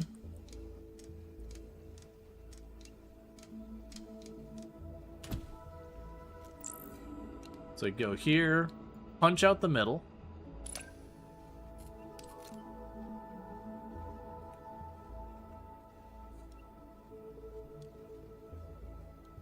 And immediately bring it right back up. And then we weld.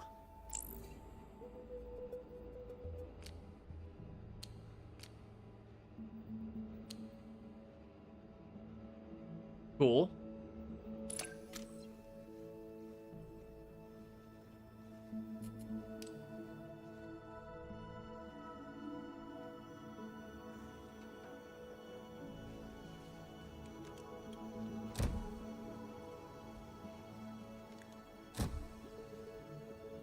Improve the throughput there a little bit. Okay.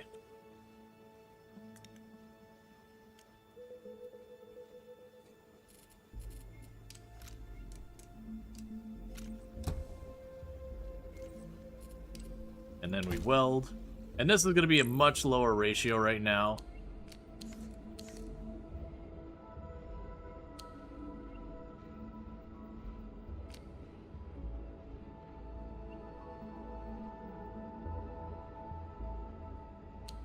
And that appears right to me. So then we do this, and then cut.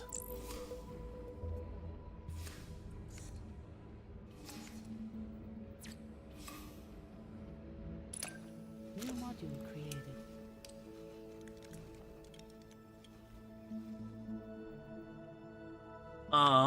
Alright, this will be interesting because we're hitting throughput problems here. Ah, well. Rip. Okay, so we're hitting the point now where we basically saturate. So we've got all these things being made. And we're getting plenty of points for the time being for the challenge modules. Boy, yeah. Yeah, so we had a nice clean line where all I did is like punch, weld, punch, weld, punch, weld, punch, weld, and then just slice the whole thing when it's done. Which worked out pretty well. And that's all the challenge modules for this row. They're just going to take their sweet time and we'll get stuff moved on to other belts as able. What we could probably do is I did see there was a tech thing to make the belts faster. It's not available right now because it's a higher level tech. So that's a big old bummer. A lot of these other ones we can't really take advantage of quite yet. Alright, let's try and get our advanced processing module going here. Because I can't get the blue data until we get that done. Module challenge completed. Another module challenge completed. I'm excited to see your continual push for self-improvement. You're no longer just experimenting. Your solutions show intent and control. And the colony acknowledges that and prepared for your reward. Meanwhile...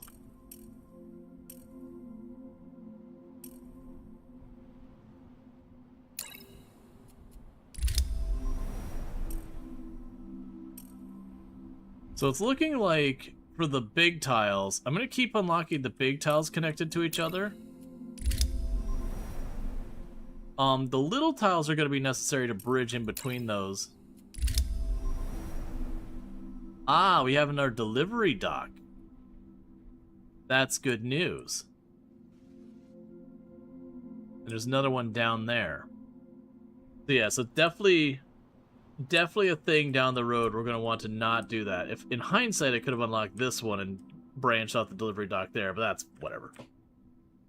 That's not a big deal. We are just shoving these things in here, unlocking the technology.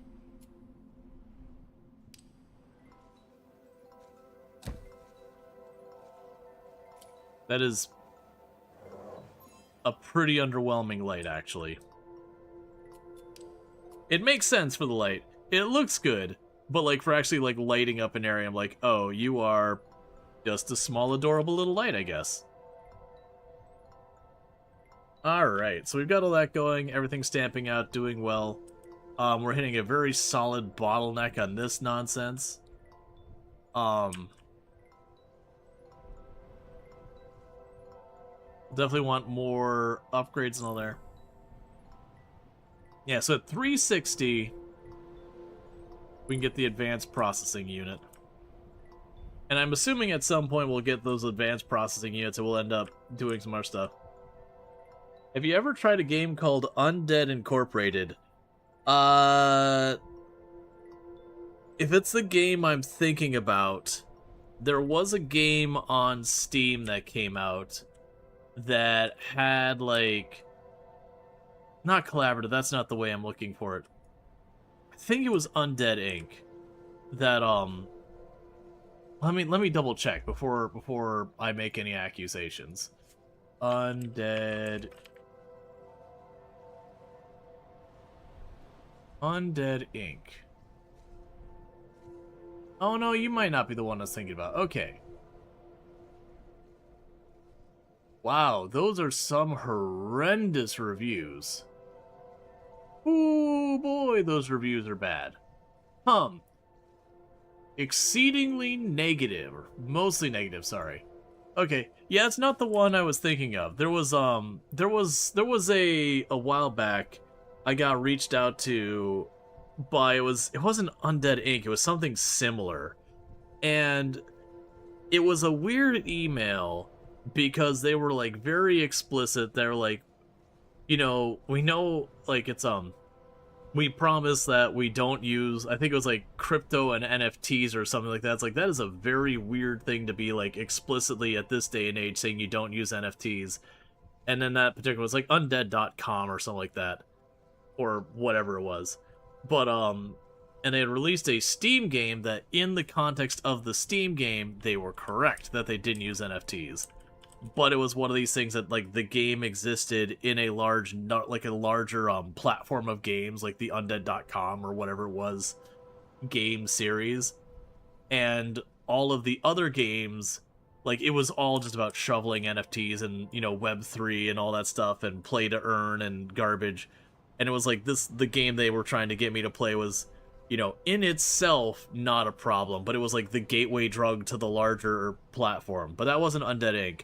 Yeah, I don't know anything about Undead Inc. Other than I pulled it up on Steam and the reviews were scathing. Now, that doesn't necessarily mean anything, but when I see mostly negative on something, on, like, both the long-term and the recent, that's usually a pretty strong negative.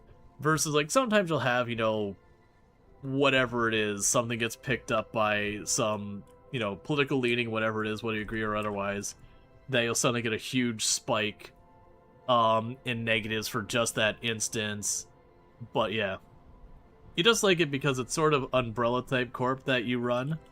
Gotcha. Yeah, no, unfortunately it does look like the game had some pretty awful reviews. I didn't, obviously in the 2 seconds there, I didn't look into it, but that level of negative usually is a pretty big indicator. Now that said, Steam reviews are pretty mixed bag, that they don't tell the whole story, and there's certainly games I've seen that have gotten like mostly negative reviews, and you look at why they're mostly negative, and it'll be like, this game's been out for 2 years and they came out with the DLC, how dare they charge for content? You're like, get your smallest violin, come on, man. Devs are allowed to make money. Or like, you'll have the games like they've only been working on it for 5 years, the devs have abandoned it. It's like, you look at the last major update and it was like 3 months ago, and you're like, come on.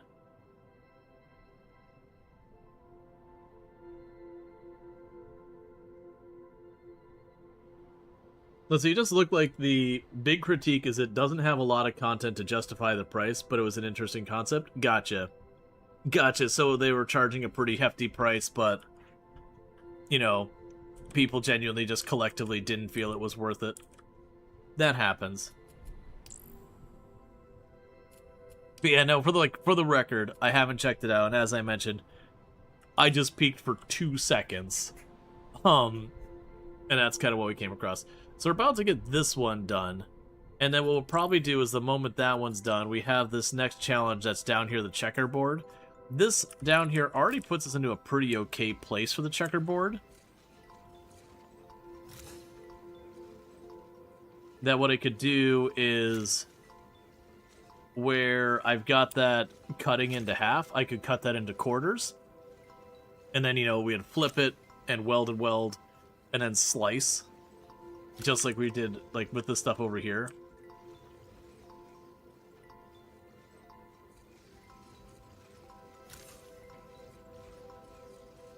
Yeah, where would be the point? Yeah, so we put the 2 sheets together. There's a couple different points where I could mess with this.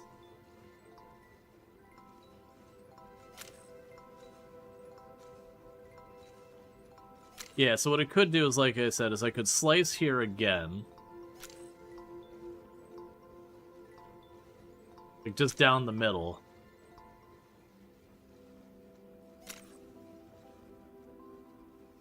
So that, you know, basically I could slice it, weld it in reverse, and then the entire rest of this can just run the way it's running.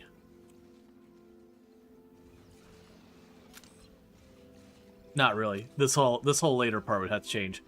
But yeah, I could go from here, where I've got it where it's the whole length there, and I could slice it lengthwise.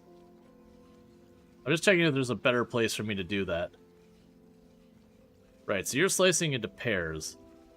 So yeah, so I could slice it into quarters, take the quarters, reverse them, and then stamp them all together, and then do all that. That'd be fine. We can kind of wait for that to cook, because we're waiting on that. And that would take care of that challenge. So let's go ahead and put you and pin you up there. And pin you for other things to work on. So those are all cooking. Let's not go off of that island. These things here, the challenge modules, I honestly really should just be not putting those anywhere near the rest of my operation. I could just put them right over here to feed that. I'm assuming I can go across the water. I haven't actually looked into that at any real level. Let's make sure I can actually bring this across. I haven't looked. Yep, it seems like it'll like it. Okay. So you don't have ore on that platform. Alright, so let's start here, because that just finished that. And it's time for the checkered board up here. So we check you. Challenges, you're done. We check on our tech. I need just a little bit more till we can get that processing place. So like I was saying, this later part of this is now wrong. So let's get rid of the later part of this. So at this stage, I have you getting cut this way. I can cut you into quarters. So we got 60 coming out. So from here, we can go right there. We got our bigger assembly building, so we can go like that. Oh, reset you. Reset you.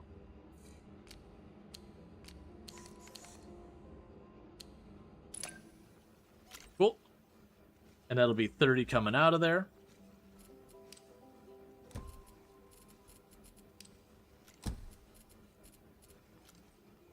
Alright.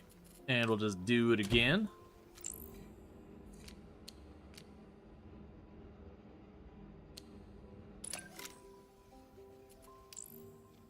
Yeah, because you're 8 by 8.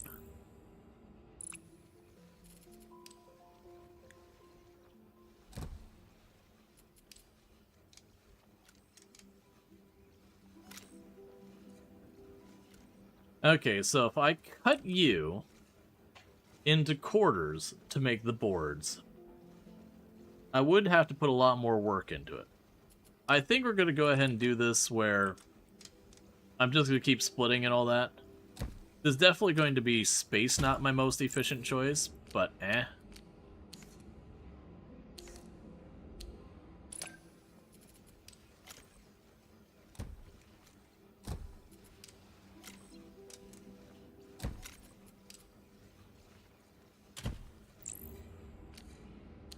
All right.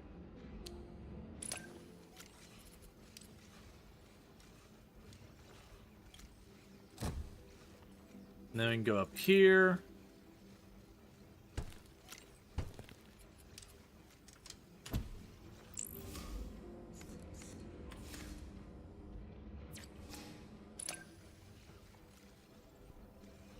New module created.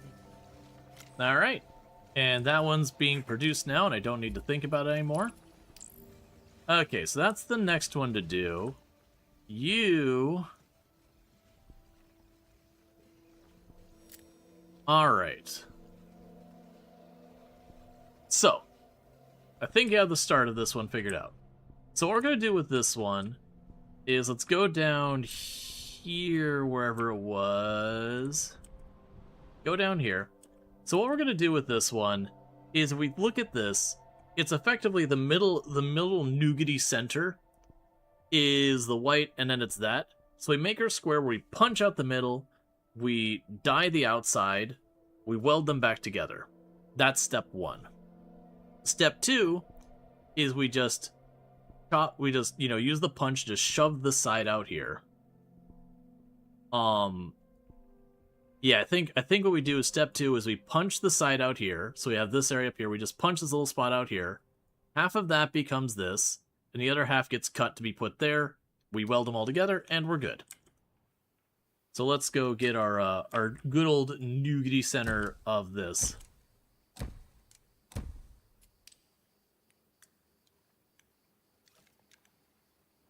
We'll start by smelting it.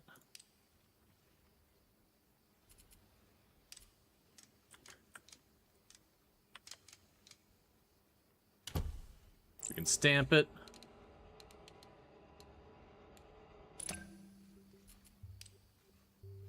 And then we dye the outer piece.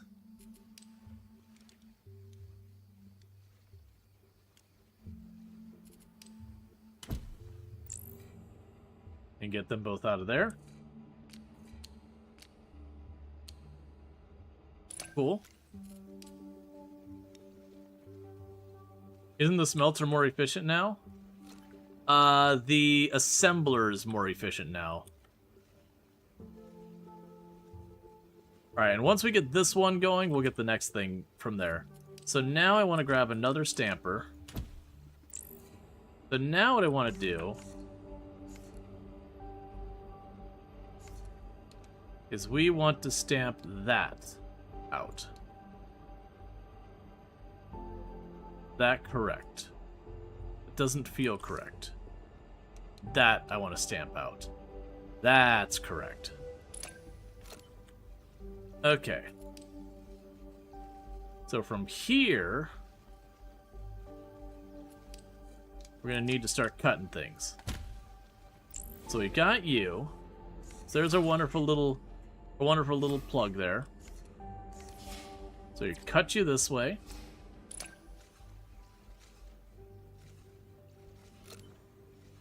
And then for you,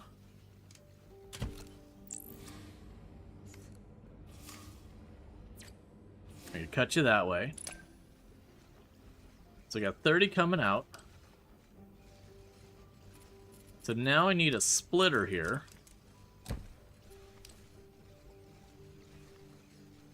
And then you're getting cut again.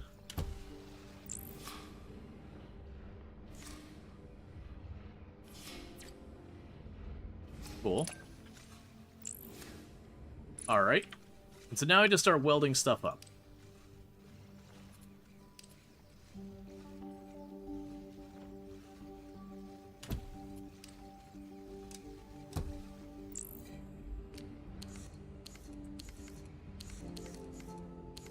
How's the game? It's fun. It's a factory automation game like Factorio and all them. It's not, I wouldn't go so far as to call it a puzzle game, because that'd be probably unfair. Like, it's not quite that prescriptive and all that. But there's definitely a lot of, like, I have to take the things to process them in different ways to make all our different materials. Okay, and now we need to go here. We'll plug you in.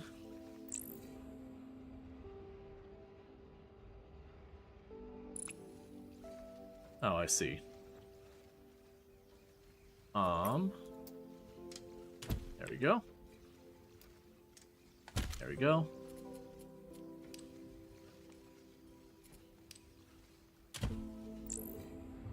Cool. We can grab you now.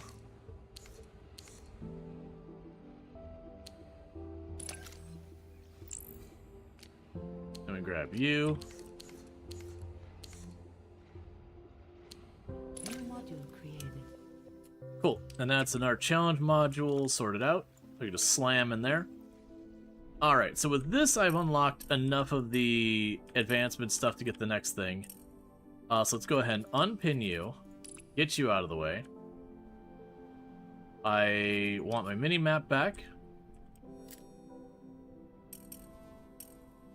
So what we could do is deliberately pop up here real fast. Grab you.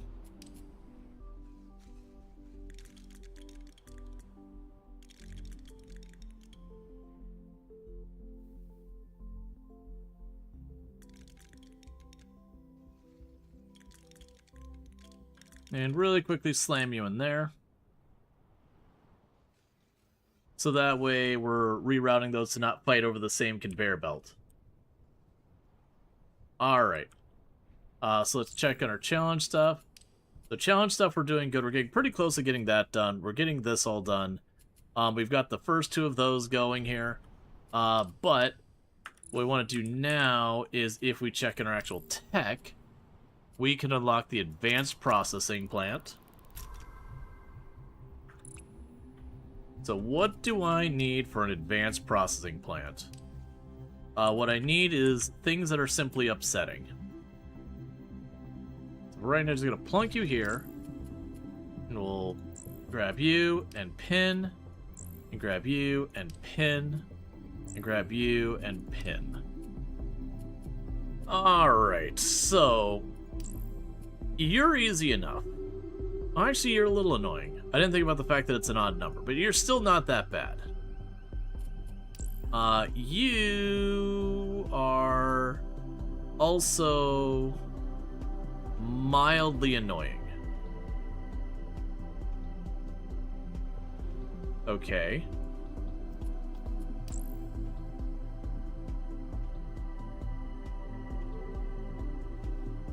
All of these are mildly annoying. Okay, I see. Alright, so the reason why these are tougher is because it's not like 2 and 2, it's 3 by 3.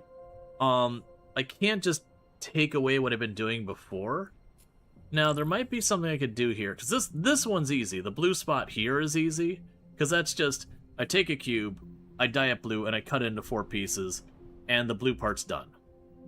But it's the same kind of problem with the white part, where this isn't a square that I punched out the middle or something. Because, oh, I see how this works.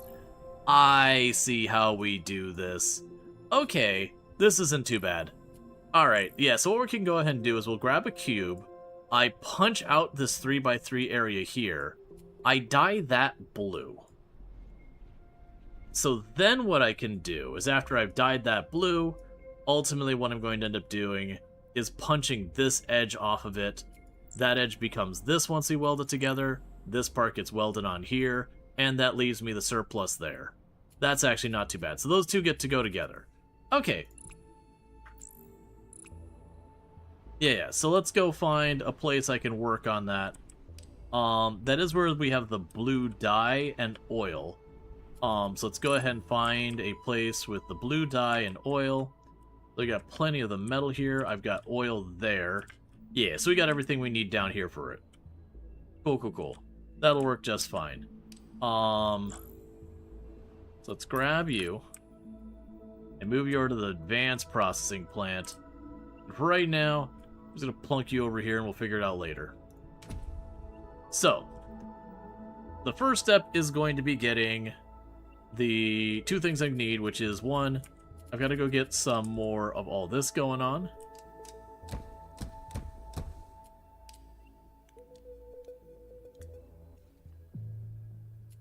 So we can go down here. Start smelting you. And we punch this. So we punch that spot out. So then that spot is just going to be the regular block. This spot is the piece that I need to dye. So let's go and get our things that we need for dyeing. I didn't really look at the ratios on this thing, so extractor. So you give me 10.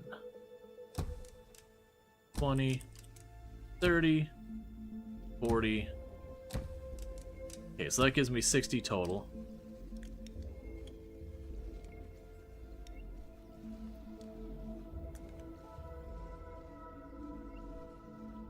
Alright.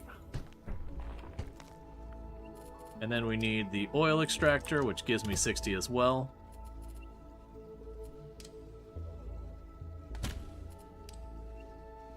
Oh, no, wait, we have to make pigment first. Okay, what the crap did I need to make pigment? I forgot pigment was like a whole thing, wasn't it? Where did pigment come in? That's assembling stuff.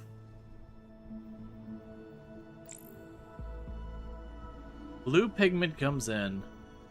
Alright. So, we need to be making the blue pigment. So for right now, get this crap out of here. This is for later crap. Blue pigment first. So blue pigment was here. Plunk you up here so there's plenty of room. Alright, so we need all of these. So step one, we just have the material for the dye come in. There's nothing I need to do, we just need to funnel it into this thing. So boom. There we go. Alright. So for this, I will need all of these again.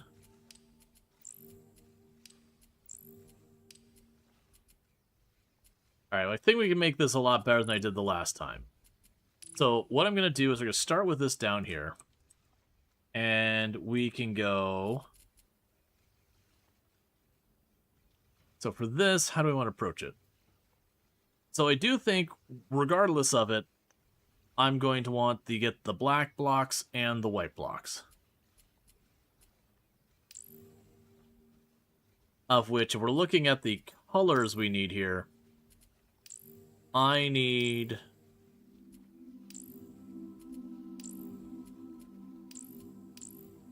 twice as much of the black as the white. Fair enough. Easy enough. And we'll plan all of this just in this corner to be for pigment.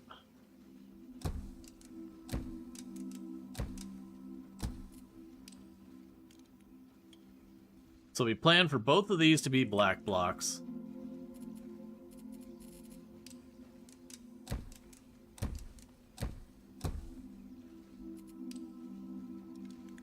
And this can be white. Alright, so we can start this process by just getting these things smelted and worrying about it after that point.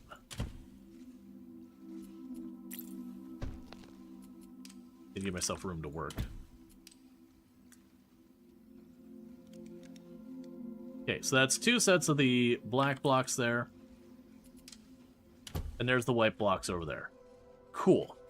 So I think the next thing here is going to be cutting the both the black and the white blocks into sheets.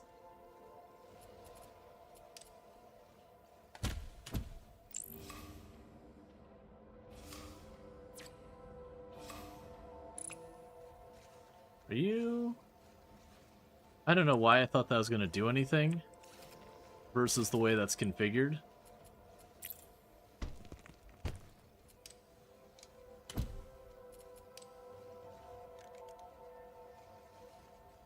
There we go. So cut that into sheets. Cool.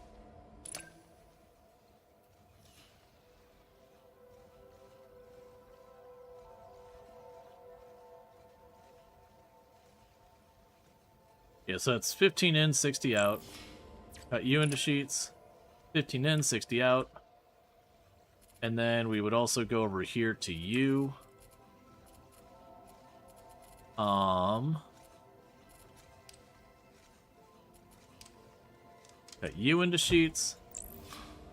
Same deal. Alright, so with this, let's bring you across here real fast.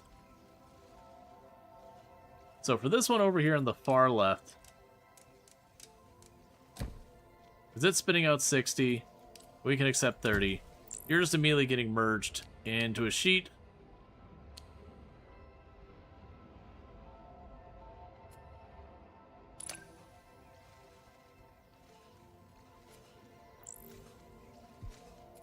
And then that's going to immediately be merged into a sheet.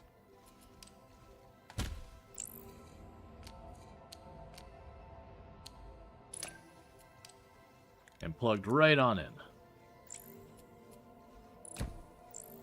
Okay, that takes care of you off the list. The next one are these two. But you got to plan on how I want to approach that. So right now, these two should have the equivalent amounts in both of them.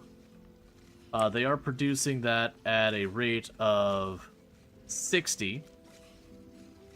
Oh wait, you can do more than that. Hang on. So let's go ahead real fast and cut you way back. I forgot we increased the throughput of these. So with that... Oh, no, that was right. What am I doing? Right, I'm splitting in half. That was fine. I didn't need to do that. I'm still in my mind thinking of those being 15 on each input. Okay, so with this, though, we got 60 out and 60 out on there. And my inserters can handle 30 in on each. So what we're going to go ahead and do real fast is I'm going to grab 2 sets of these.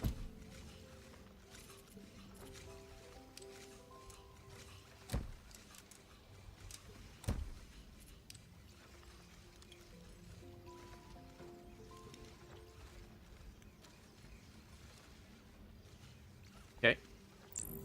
And we're going to start merging.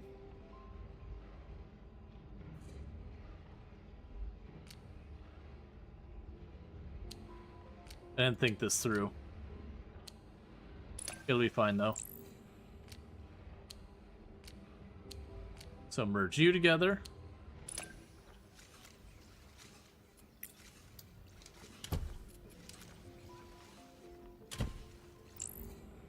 Merge you together.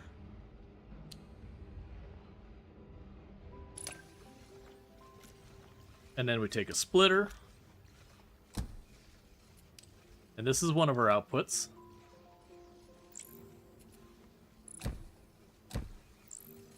Yep, so that satisfies that. And now the trick here, I didn't really leave myself too much space for it, is the other one comes back around, and then we cut it.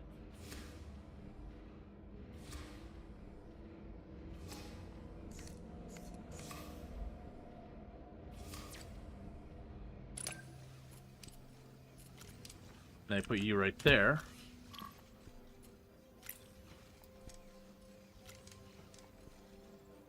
Oh, this feels like desynced with belts and blocks. I know I played desynced. No, wasn't desynced the one where you had to, like, program the bots to do a whole bunch of stuff? Because definitely say it's a lot different than that, because I remember the bot programming thing being like a whole thing. There we go. So we got all that hooked up. So that'll give us the die we needed. Meanwhile, let's go check on our challenge blocks, because some of those are getting wrapped up. Okay, so the challenge blocks, we have all the challenge blocks done up here. Let's go ahead and get those all unplugged. So we already have the checkerboards going through. You are making those things, which we're done with. So this setup here is also finished. So I can go there, yoink you. As you're playing it right now, but you're bad at programming, So you're playing it like an RTS. Yeah, no, Desynced was definitely a very different animal. Okay, you are not something I want to look at right now. You go away. We're going to leave that alone. We come back to that. Get this thing set up, and then we'll go on to the challenge blocks. Yeah, so okay, they're working actively on getting my pigment set up. So with the pigments being all produced, now I can go through here and go dye mixer. I need to put the drone thing on this.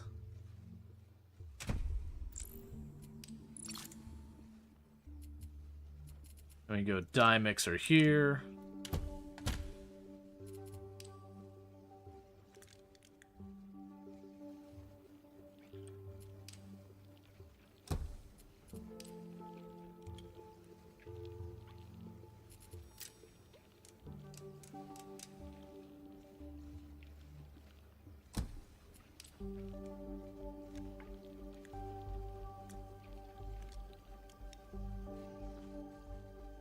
Oh, blue dye. Blue dye. And those will be both producing at 15. Alright, so you've got the blue dye that we needed for all this. So now we go through that process, and we've got all that tapped.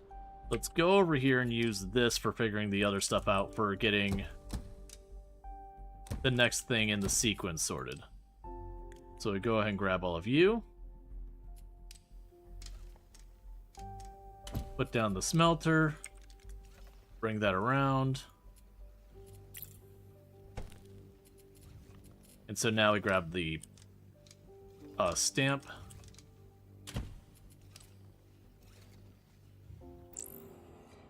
Where we go and we punch this out. Because I've got to make this thing. And so the plan is, if we look at this from above, I'm punching this section out of a 4x4.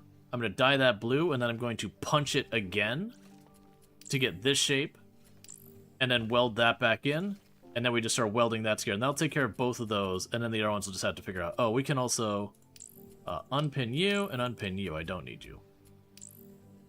Alright, so we got you sorted. So now the next move is you go up, you go left. I should have dye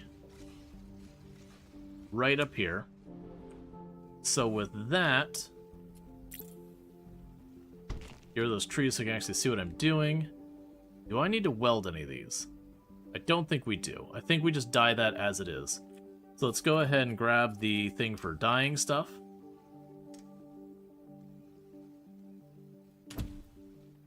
You're going to output at 15. You can accept at 15. So boom, plugged in. And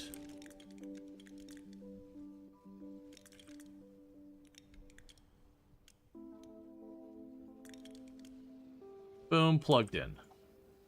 Alright. So with that, we're going to get another stamper.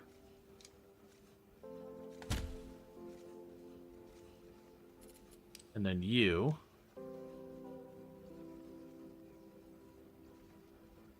And so from here, we'll want the merger.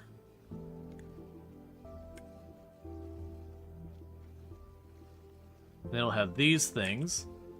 So we'll want a merger up here. If we wanted to pick up the pace in this, the reality is I would need to duplicate it. Right now, I'm just trying to get producing it all. We can worry about getting fancy later. Alright, so we're waiting for all that to come in, but that should give me a finished product. This should be that. And then we would need to go in here and follow it up like that. And then that gives me a finished product. And that gives me a finished product.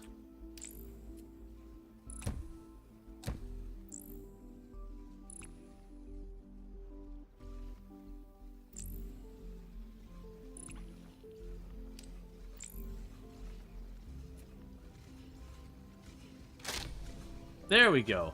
I was like, why is it not making the thing? It's working on it now. It's busy upgrading itself. So that'll give me the dye I need, and we can bring that around. Okay, and that'll get this thing going. And we still have that piece to make. Yeah, until that die comes around, we're kind of twiddling our thumbs.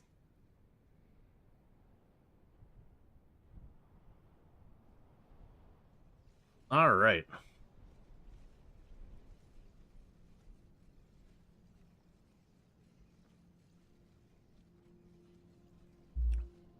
Now I can definitely see where you can lose an alarming amount of time to this game. I like the pacing of this. So, like, when you compare against, like, you know, Factorio, Satisfactory, these kind of games, like, Factorio, you've got this pressure of the biters constantly being a nuisance, and yeah, you can go over there and kick them over and all that, and they elevate, and there's, like, that pressure to keep moving forward and keep getting things done and to work on the next thing and all that kind of stuff. And there's a certain pro and con to that being a pressure. But I do like this one where it's like, nah, man, just figure out making the next thing. And it feels like this will be a good game for, as you move along and you get, like, all the things made, that it'll be worth going back and being like, no, really, let's get this made well. Like, I've been producing this thing, but I'm producing it maybe at, like, 1/16 the speed I could be with the same amount of resources. Let's go and start fiddling around and doing that. It also seems like, as long as you're not being wasteful with your materials, that you could, you know, you're not that limited on space. You could attack the same thing many different ways. Alright. Oh, okay. Slight adjustment. Okay, hang on. So I need to grab you, flip you the other way around. Finagle you this way. Finagle you that way. Because I didn't realize I have to make it a square shape. So you are now what's being punched up. I was going to punch off the edge, but I have to punch it off in rectangles. Alright, so now we grab you.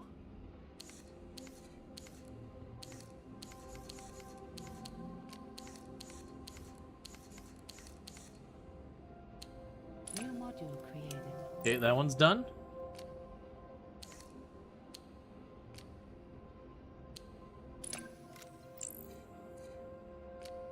Now I just need the second one of you.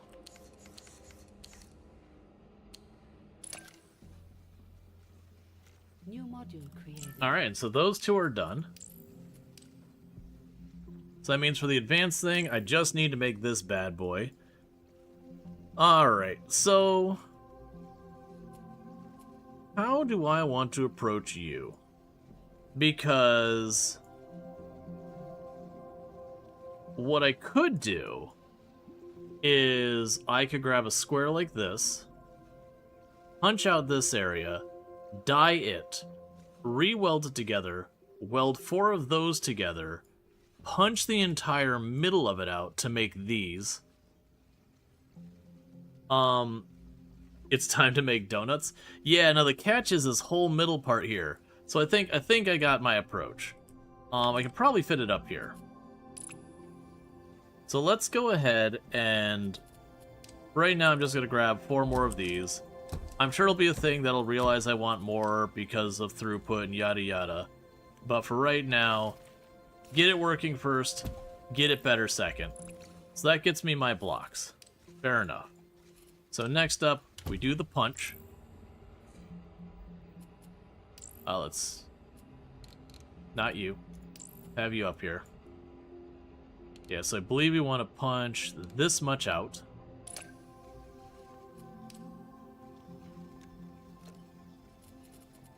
And then we flip you to being the dark monochrome. And we bring it back in.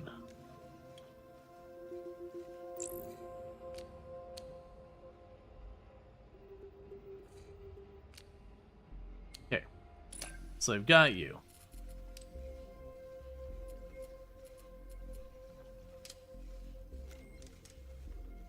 And this is the part where very genuinely we'll want to scale this up a lot. So I think we do this.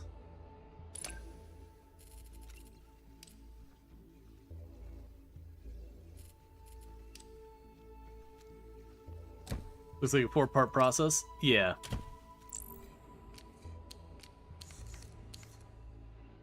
And now we do that. So that gives me that whole area there. So then my thought is I smash out the middle of that.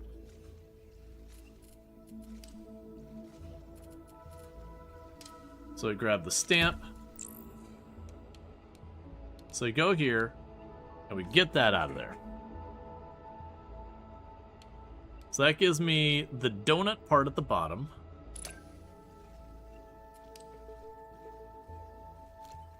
I'll have to end up turning because I'm just working my way up this way. Alright, so you're just like basically a regular starting block, but all the black tiles. So what I want to do is get these rails made. So what I can do here is we're going to need to start. I've got a couple different options of how I can do this. I think we start by cutting you. Now, if I cut you down into quarters, you'll be 60 on the output.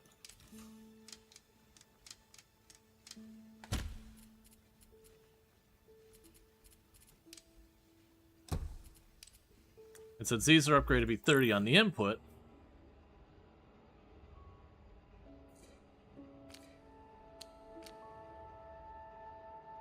because you need to be 8 long, we can turn around there and cut you again.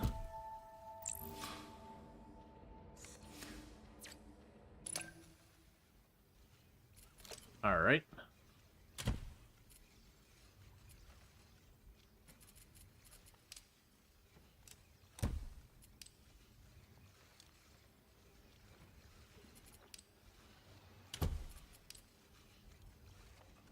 And then you'll be all ready to go right down here and over. No. Right down here and over.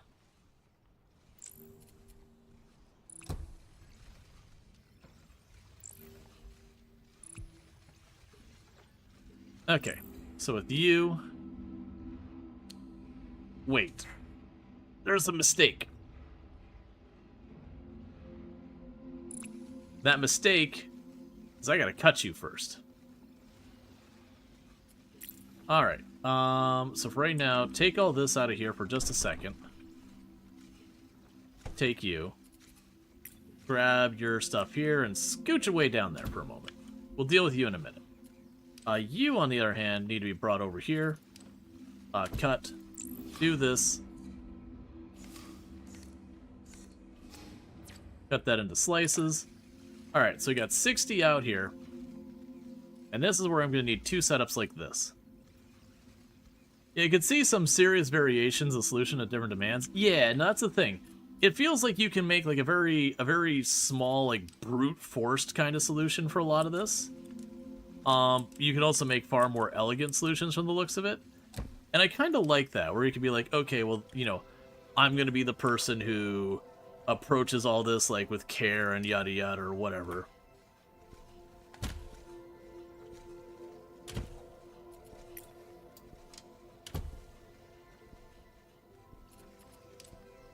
Like, you know, you can make those decisions, or you can be like, you know what, it's fine.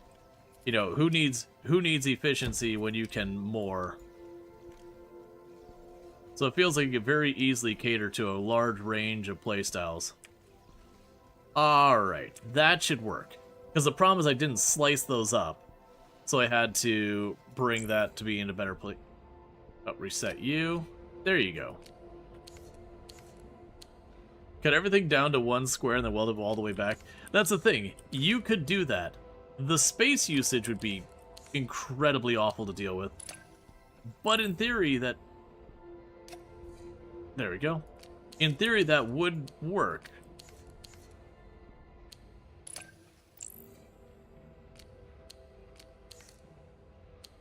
New module created. Alright. And now we got what we need, so go like this. Okay, so that should get the advanced processing unit being built. So that's good news. So we'll let that cook for a while. I can unpin you. And then we got this.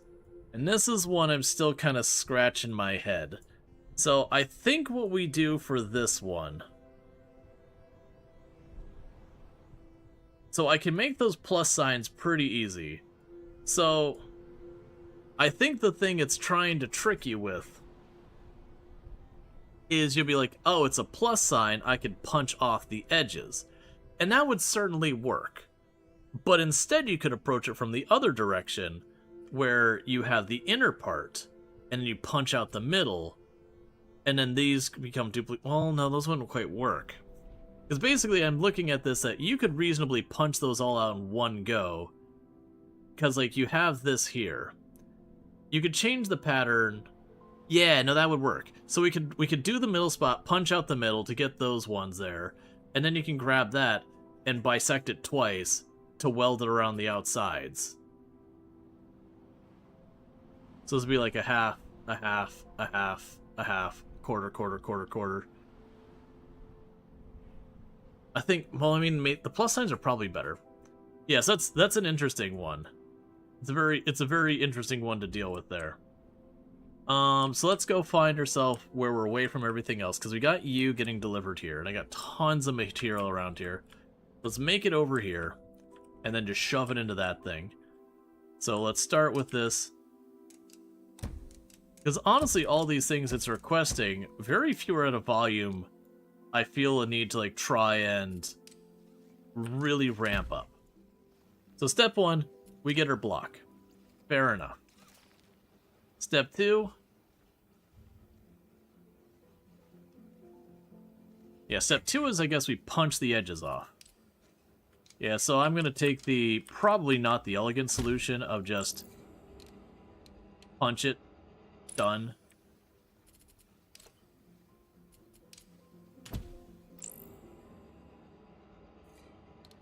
Punch it, done.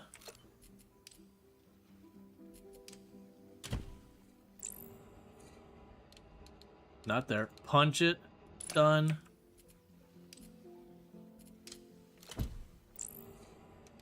Punch it, done. And then buy it black. So these are all producing the same thing now at a rate that a conveyor belt can handle.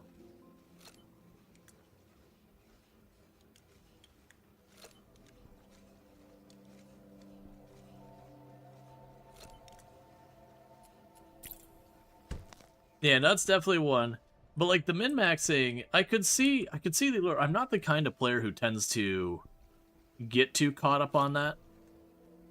So let's go ahead, and what we would do from here is turn you this way. So this one's not going to be nearly as elegant a solution as a lot of the other ones have been.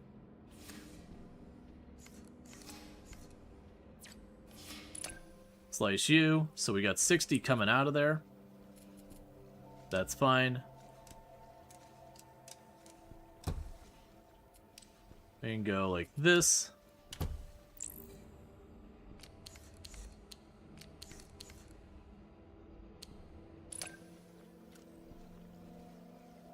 Let's grab you.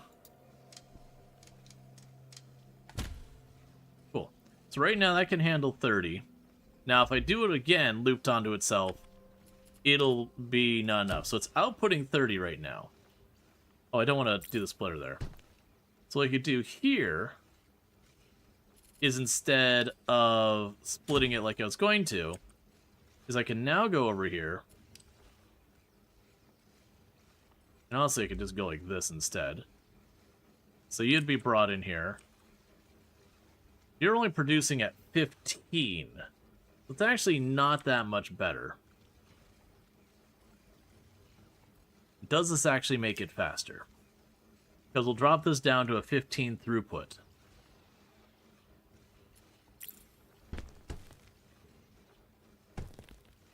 Okay. So we split. So that's 30 out. Split you here. Boom and boom.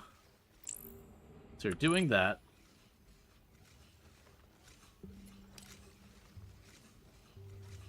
So you're going to go over here. And there's 15 there. There's 15 there. So I grab you.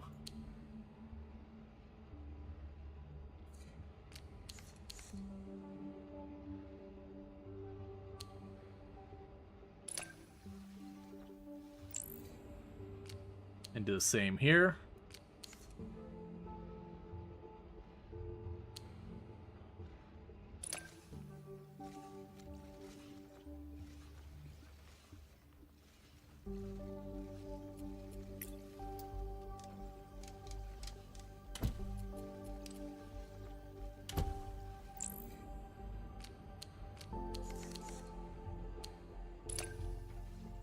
Alright, and the rest is just going to be hot garbage, so it's going to happen.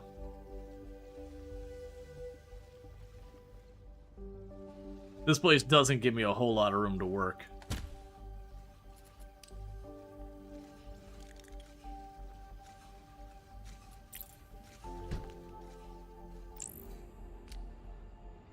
Okay.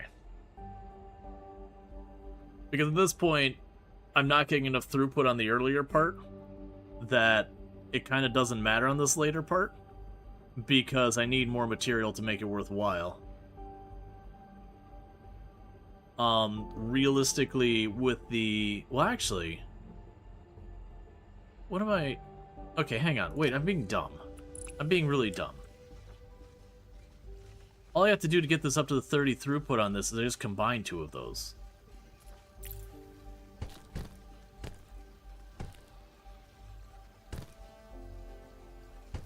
Okay, so get all this out of here. All of this, it's fine. Okay, so you are making this side, you are making this side. So we want half of this going into there. Going to... Oh, you know the way we can make this better? I need to interrupt it at this stage. So you're getting 60 out of here, and I can combine those and that makes the ratio fine. What I can do is instead here, get rid of all of this. Get all that out of the way for a moment. So you're producing 60 of this. So let's go up here, boom, and boom. So you're gonna go here. We'll have a splitter. Here, we're gonna do it this way. You're gonna go like that.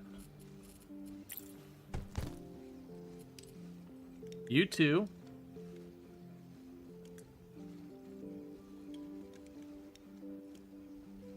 Gonna be combined to do this. And you two are gonna be combined to do this.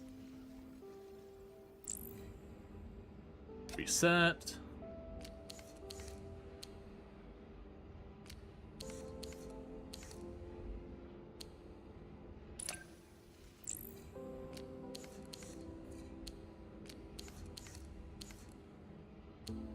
Confirm there. So these are now both spitting out at 30. Means I can then plug you right in here.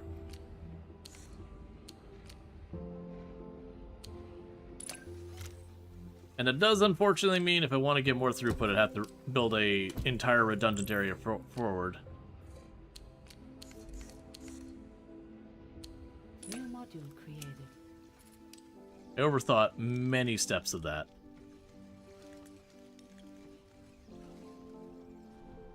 Okay, so you're unpinned and done. Alright, so we've got all those going. Yeah, so challenge modules are all slowly happening. And that'll give us cosmetic planters. Oh, okay, so there's the first one. We get the blue module, so we get a bunch of stuff with that. We can check in the tech tree. We've got 300. Those are going to be a ton of points to get there. So let's go over here real fast.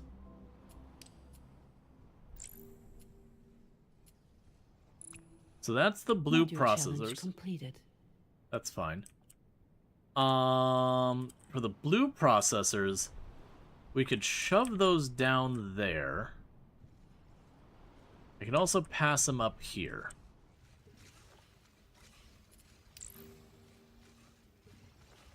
Yes, it's going to take a while. Alright, so I think what we do is I think we shove them down here and then just bridge them into that spot. I think that's how I'm tackling this one. Let's get our drone port over here.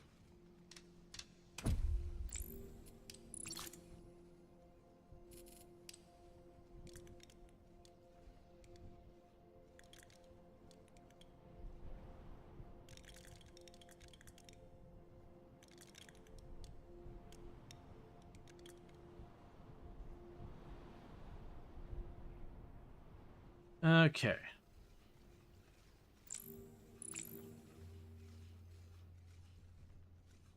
Oh, that's not what we need. Stop. Deal with that in a moment. Okay, so you're making the advanced processing. Oh, no, wait, you are? Wait, oh, no, okay, I see what's going on. I need to be taking... Oh, where do I have those? Boo, I didn't think that through the whole way. Alright, so I got these up here. The drone... That's the droid cores. You're producing... So you need droid core facility small. Do I have the droid core facility small? I do. The droid core facility small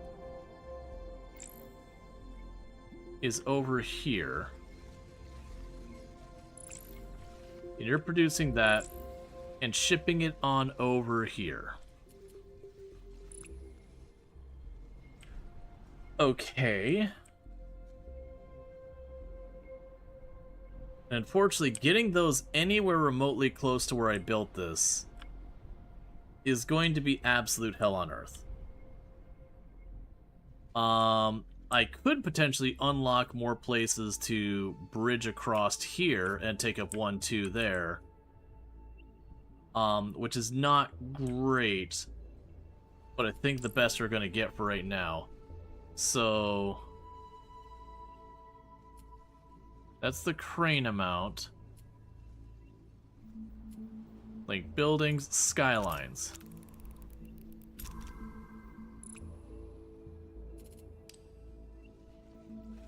Okay. So I will need a splitter here.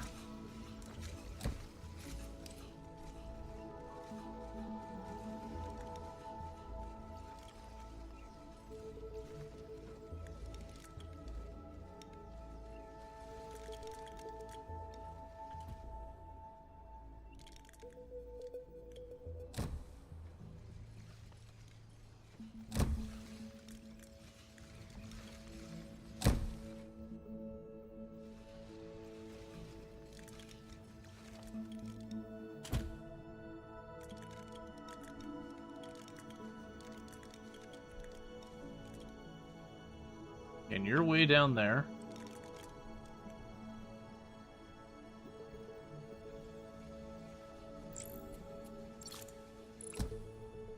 Okay, so the rest of that was right. I just needed that over here.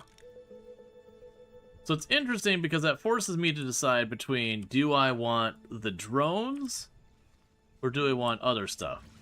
Because I'm splitting that resource between those. I don't recall doing that over here, but I guess I must be. Yeah, because there's the processing unit.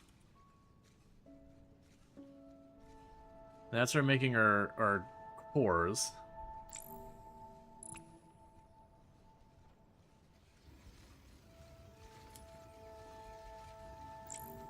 Yes, there's the basic cores.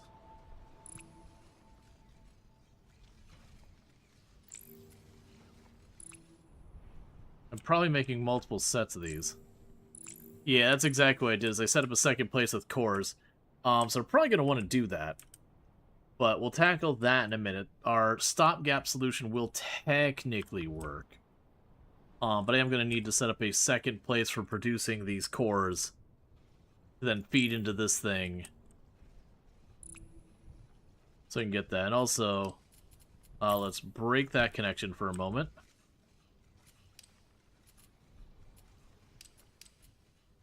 Because from what I'm seeing here is I need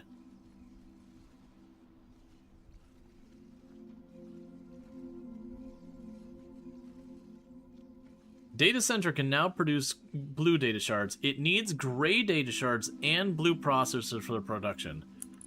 I see. So what's ultimately going to end up happening here is when I want to move on to blue data shards, I'm going to be taking this thing. I'm going to be taking one of the, yeah, I got to take this thing offline with the gray processors and switch it over. But I don't think I fuss about that right now. I think we just let all this cook. So delivery targets, we are continuing to deliver all these things. That's fine. It'll be just a matter of time before we unlock that. We are producing all those. So the next ones to be adding to our list is going to be these monstrosities. Alright, so you... Alright, so the way we do this is we make a blue cube. I punch this pattern out here. Because that, you see that's there. We punch that pattern out there, we weld it here, we slice it, and then we just flip-flop weld them on top of each other. So that one's easy. You... Okay...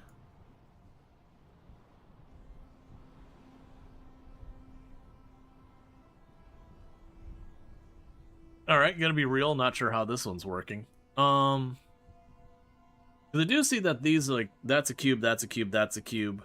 And then this would be 2, 2, 2, and 2. So yeah, so I think with this one, we would take a cube, punch out the middle spot, or actually not even the middle spot, we can punch out this area and this area. Or no.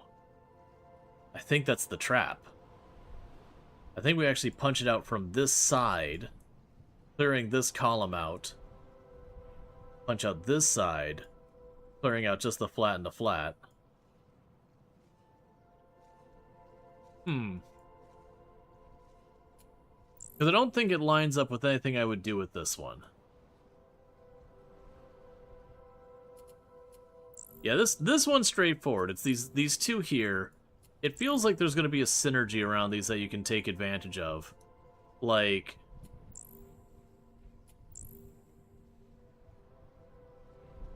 I could punch the middle spot out.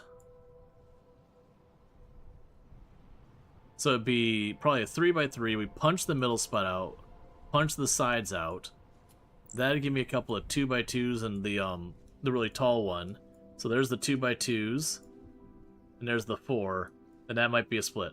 Yeah, so I think these two work together, where we take this, it ends up being a 3x3, or you can just be wasteful. This one looks easy. This one, it's like, yeah, there's a very definite solution to that one.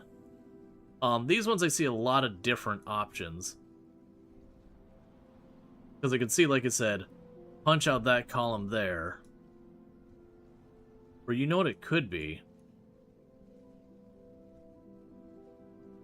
I think what we actually do is this is a trick that they make you want to kind of look your eyes there. If we treat these two on the outside as the center, so you'd have those, you punch that side and that side, giving yourself the two halves of that cylinder, and then you'd have these other two areas there that'd honestly be just waste.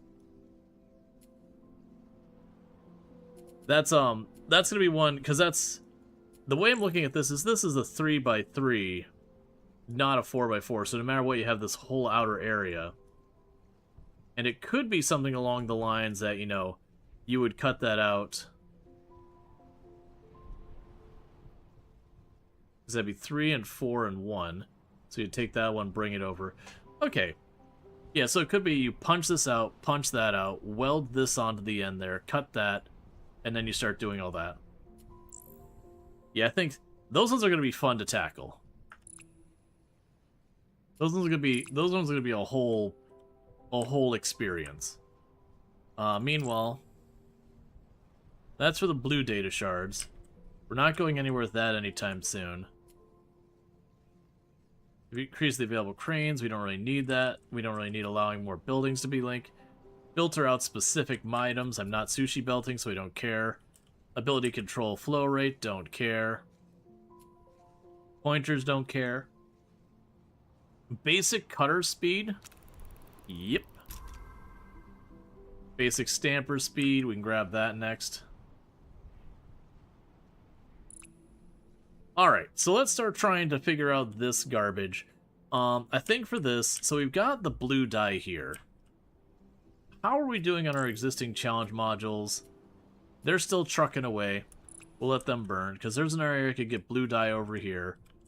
I've got the oil up here, but I don't have the ore up here. I do have everything I need to make it over here. Unfortunately, I don't have a means of getting it there. So that's kind of out of the question. This thing's pretty loaded up. There's no dyes or anything over here. Bum.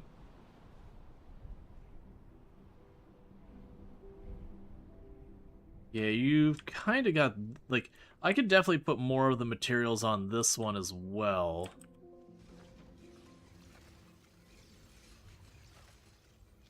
And actually, for that matter, as slow as you're producing, I could easily double that up. Not a lot of space there with all that. That's going to have the processors on it.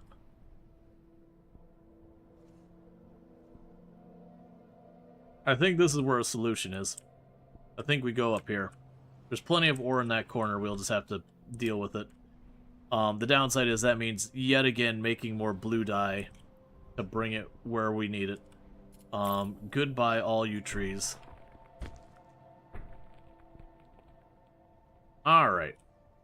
So, let's get this party started again. Can I just go down here? Where am I making my blue dye?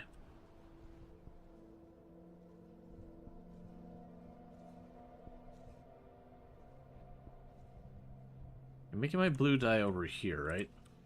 Right here. Yes, that's everything I need to make the blue dye. None of that's lined up. It's fine.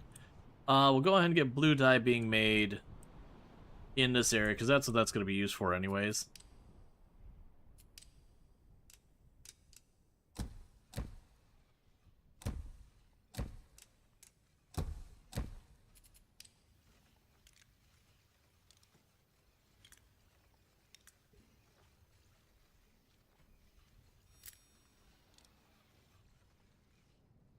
Alright.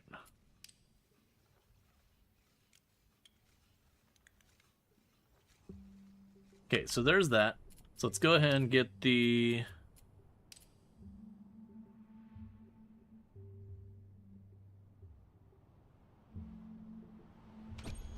place we'll end up bringing that in.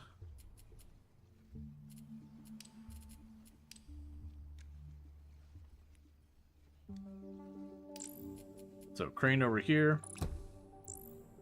That's a building for making the blue dye.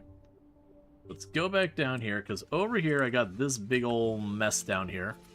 But the good news about this big old mess is I should be able to go in here real fast and just grab all of you. I have just a dye and a cutting module. That's the only things this is missing.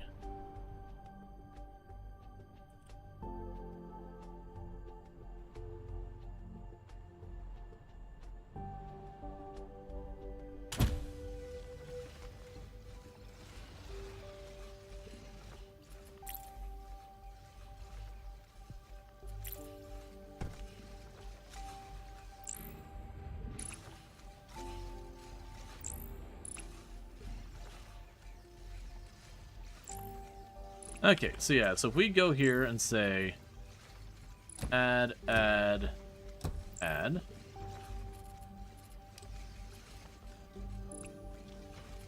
and plug you in, and plug you in, and plug you in, that's everything we need here. And so the input there,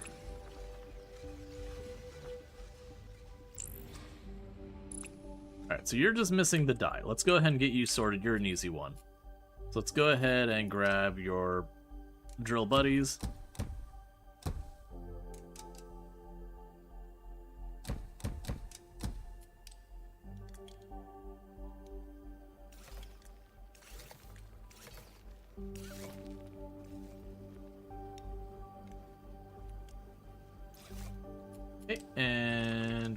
need you.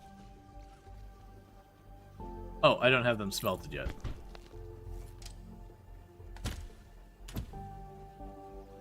Now we dye them. Alright. So you go here. And you go there, and that's all wired up. And that's the one I'm not sure about. Oh, that's the output. Right, so I believe what we have this set up here for is I'd grab my next 4.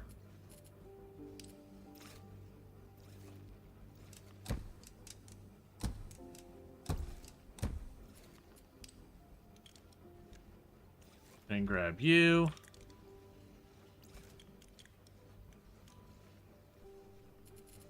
Grab our smelter. So we're grabbing all that stuff, we're plugging in here. And right now I'm just trying to bring it over. I believe what I need to do here for everything to wire up is I think I just cut that into 4s. And I think all the rest of that will wire up where this will just start producing dye then. And unfortunately it does mean I've tapped a lot of this. The tricky part is with all this back here is getting all this out of there.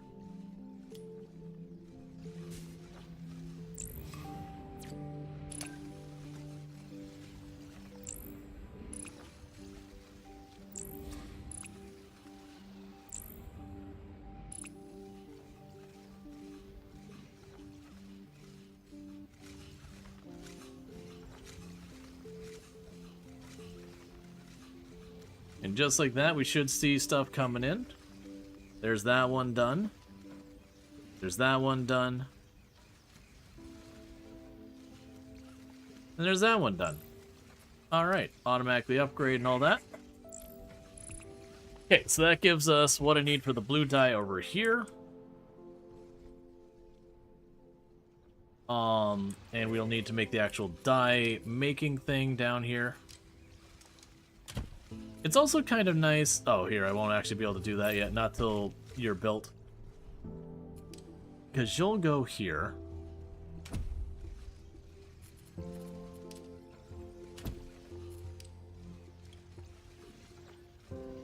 And then we can go here.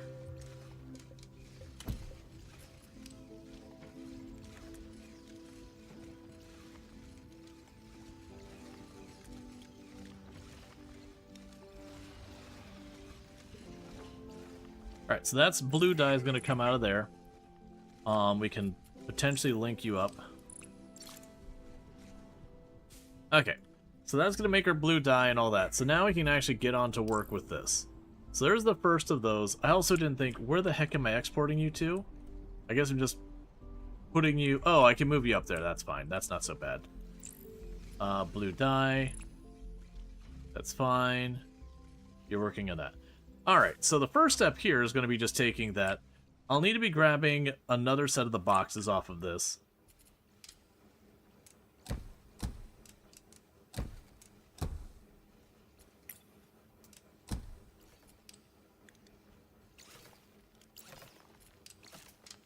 Alright. Let's see, did you know you can path through miners? It simplifies the miner minigame? Oh. I did not know that. It makes a certain amount of sense.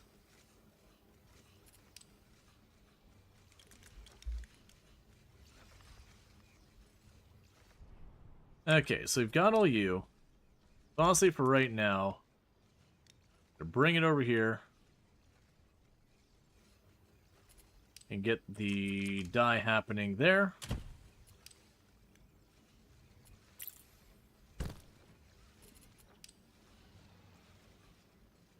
Alright, and we can go here. So now's where I need the punch. Where I punch off the side, rotate it around, weld it on, slice it, weld them on top of each other, and deliver.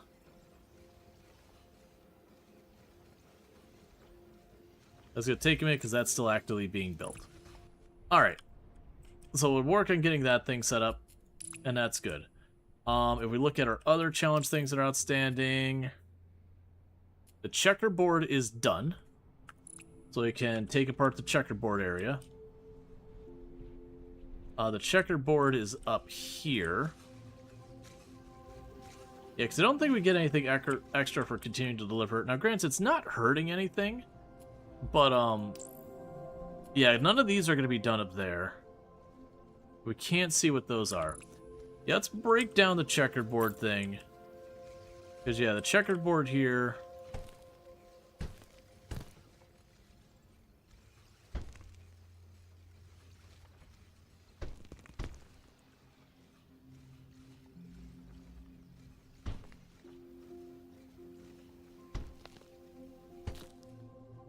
Okay, so checkerboard's out of here.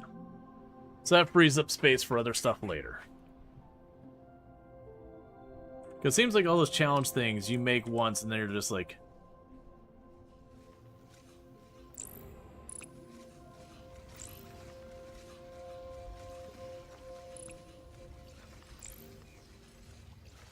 Okay, so you should... Oh yeah, so you're still waiting on those, that's fine. Alright.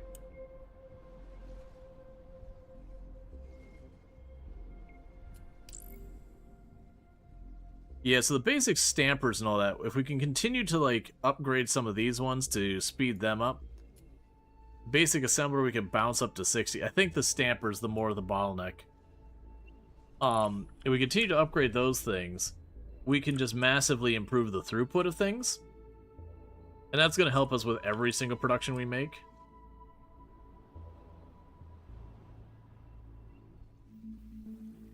Oh, am I still producing those?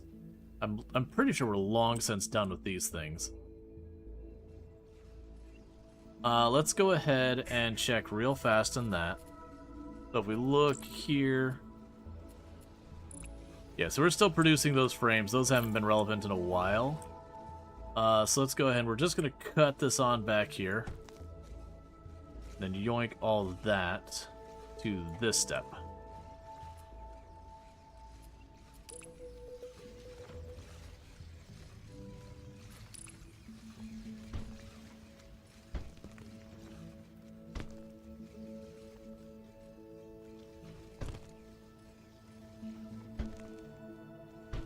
Yeah, so we'll leave those there, so if I go to hook up something else, I've got miners already ready to rock and roll.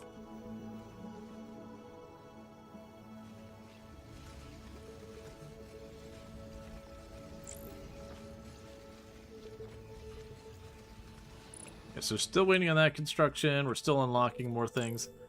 You're 240. So just a couple more of those will be able to proceed.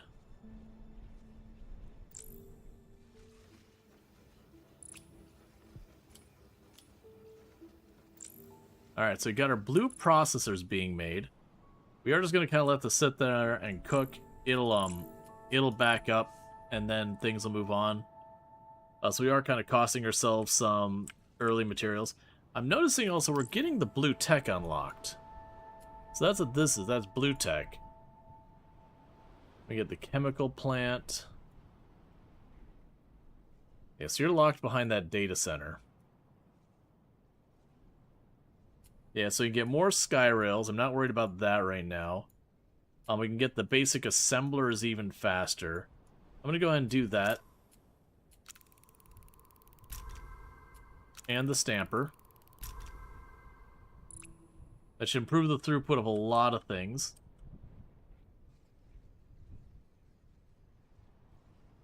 Okay, you built, you ready to rock and roll?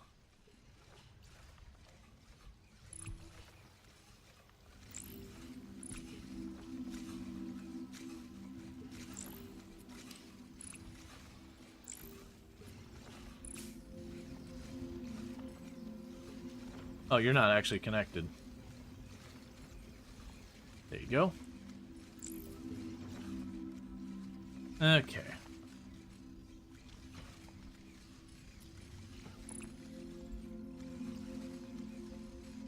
One of the other ones we need is faster belts.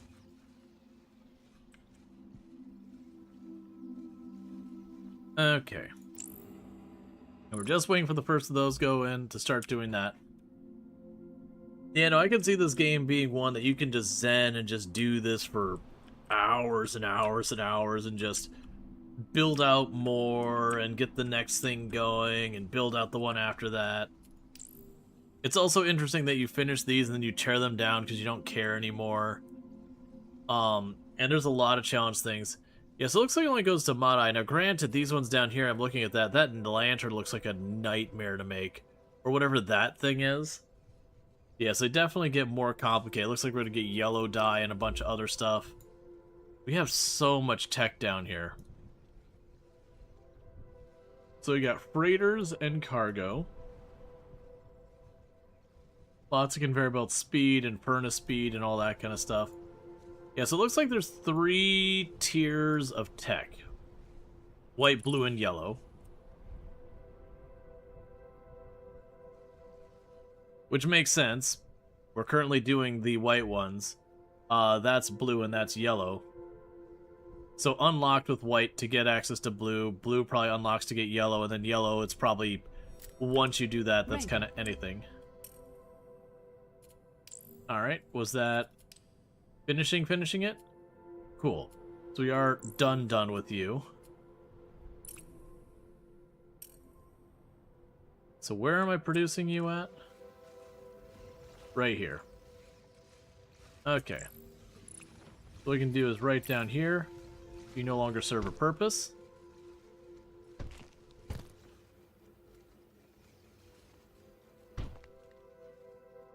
I'll just leave you sitting there for if I need you later. We did unlock another tile.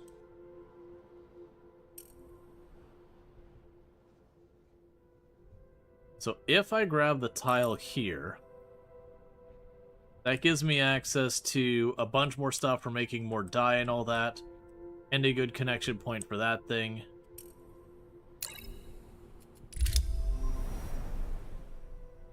So we got more room to work.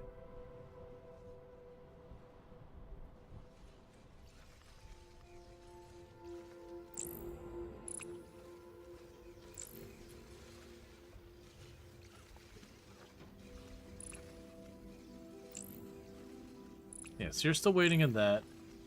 You're connected to produce that. You're upgrading again.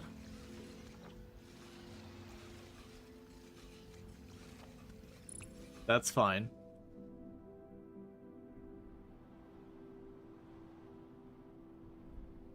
Because you're all... Yeah, right.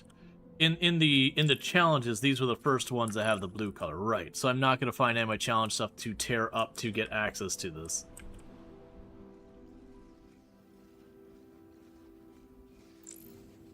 Yeah, because you are continuing to produce the cores. We will want to produce way more cores than that. That's I'm sure is going to end up happening is like when you're pursuing like the different data things. It looks like a lot of your progression stuff, you have the delivery targets. So we're producing the regular basic bots.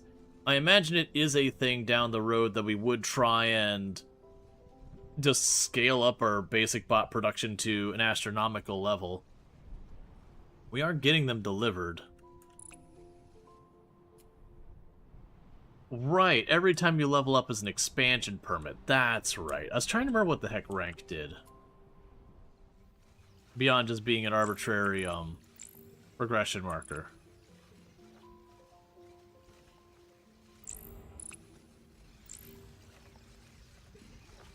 Yeah, so once we get a couple more of those, we'll start getting our blue dye being produced.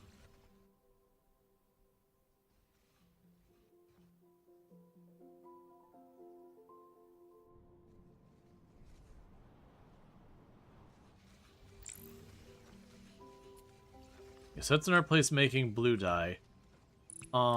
Is there something we can work on with the blue dye for now?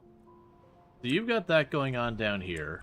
And you're using that to produce advanced processing. While we're waiting on our stuff, let's see if I can't go ahead and get the advanced cores being produced down here just to pick up the pace. So we go here, we have the core facility. We'll plunk you down up there.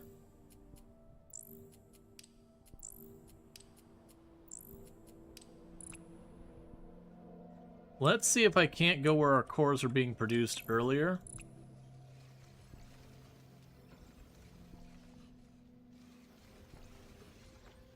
You get a lot going on with this.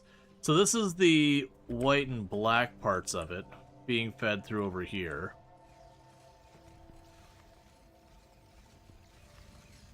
This part over here is nice and easy.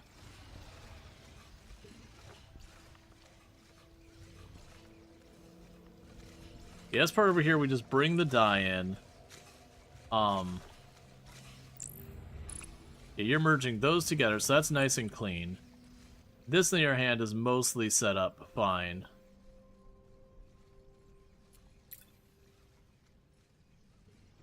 Let's grab all of your stuff. So that's part of it. Where are you going to get your ore? Because it's way down there. And we can't really pass a bunch of bridges up here. So it's almost like you need to pass... I got ore down here, but then I don't have the dye anywhere nearby. That's kind of the issue I've got here, is I don't have a whole lot of ore access. Oh, I'm lying. There's a ton of ore right there. Never mind.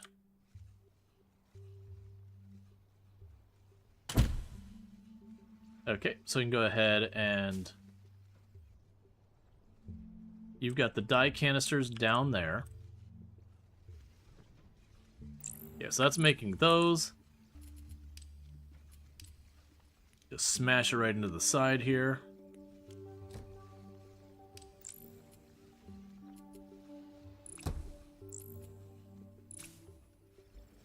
And so from here, we can wait, because this takes in the block. We can wait to do that. Let's go find our other spot where we got that. So that's this section down here. This would be the other section up here.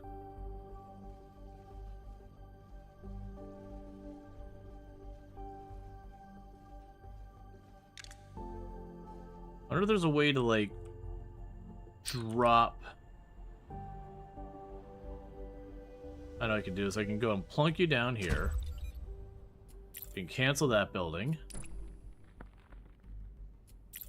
Cancel this. Then I can go here.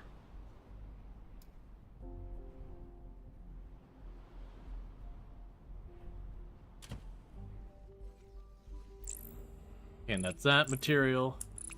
Alright, so these two.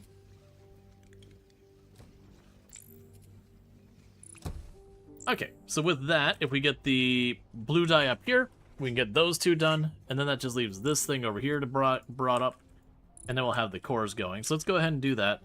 So with that, we need to go over to here, which is the painter.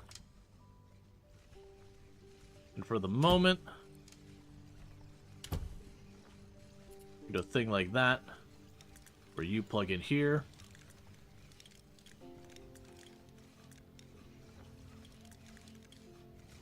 You plug in there. This will just be a couple of blocks going in there. And that'll be the dye, which I happen to have a whole spare line for the dye right here. Delivery target completed.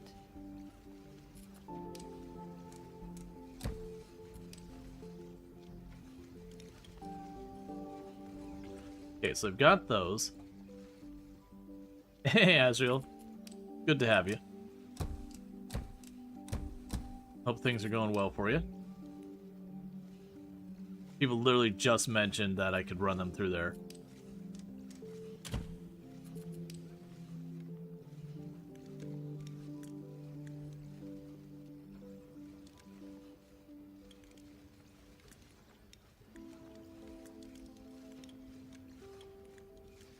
Oh, come on.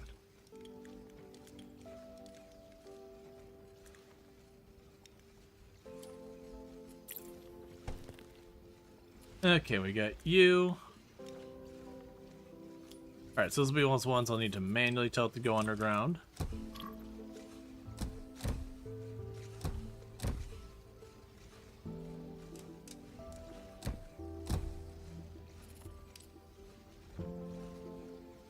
Sad eating fruit and yogurt. Life's pretty good. Nice.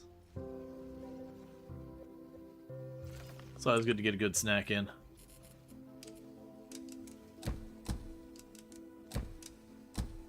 If it happens to be healthy, that's bonus.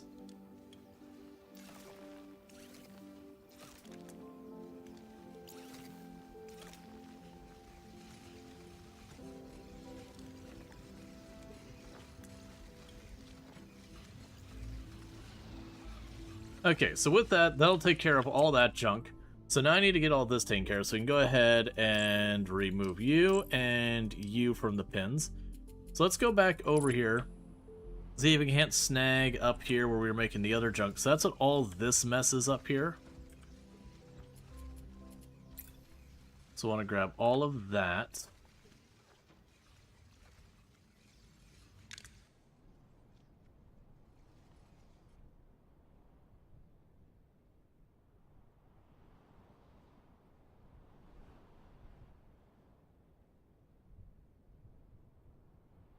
Think that'll work. So I'm going to need to do 2 sets of these. And people mentioned being able to just plug it right through. Let's try it.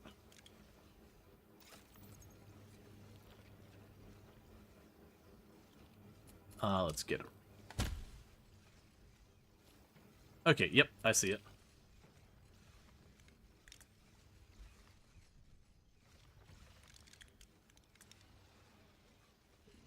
Okay, there's you.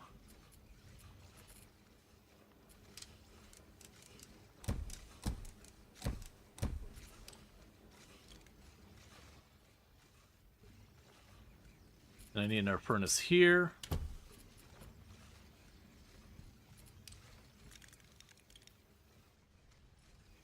Okay, so you're putting out that and that. So where are those going? So I think both of these go down this way and over here.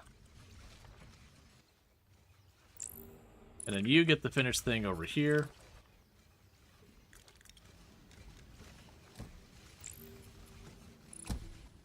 And the thing you have to worry about is down here, I'm going to need room for the drone thing.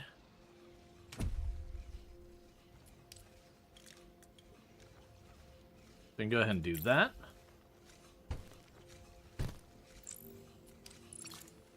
Okay, and that'll give me the cores. And then with the cores brought over here,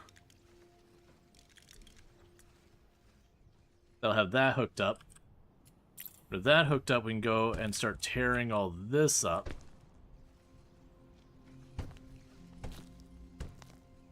So I keep all the cores over there for the robots.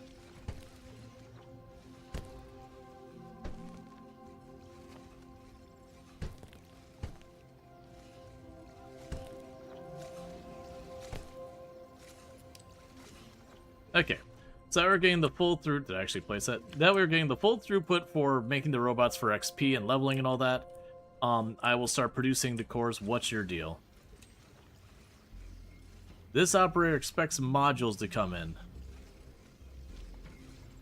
Oh, I done goofed is what I did. Alright, so let's go ahead and tell it to clean off the belt.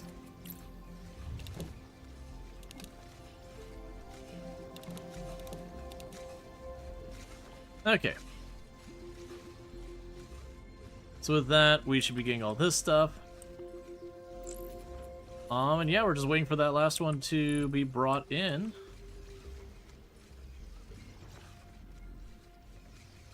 Yep, and once that's all in, that'll be making our the blue cores, which will go down here to make the blue processors. And then the thing that's going to end up happening is we're going to ultimately be moving away from the gray processors over to the blue processors. Gotta be healthy. Don't want to put all the weight you lost back on. Yeah, no, it's the whole thing. But yeah, no, the factory's been a lot of fun. It's a very different vibe than like Factorio and all that. It's not a puzzle game, because I don't want to express it that solidly.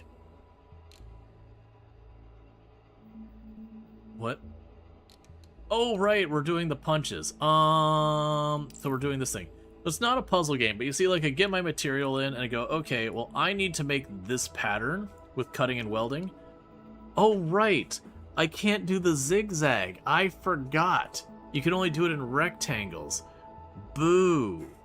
Right. That was a thing, wasn't it? I was all like, this one's so easy. I'll just do this 3 by whatever. But I can only go like this. I can't, like, go through. So I'd either have to do three separate punches, like one there, one and one, and then weld it all together on the other side and slice it, which is what I think I'm gonna do. Or do one, one and one. Okay. That does leave me with lots of options of how we could do these other things. Let me look at this pattern again. Yeah, so it is the remainder. I was curious if it would make sense. It's fine. I'm a little annoyed with myself for having not noticed that right away.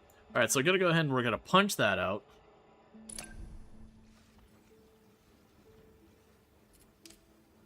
And then what I'm going to do here. So I have further questions. We're going to bring that right back around. There's one part of it. And the other part of it. Cool. So we weld those together.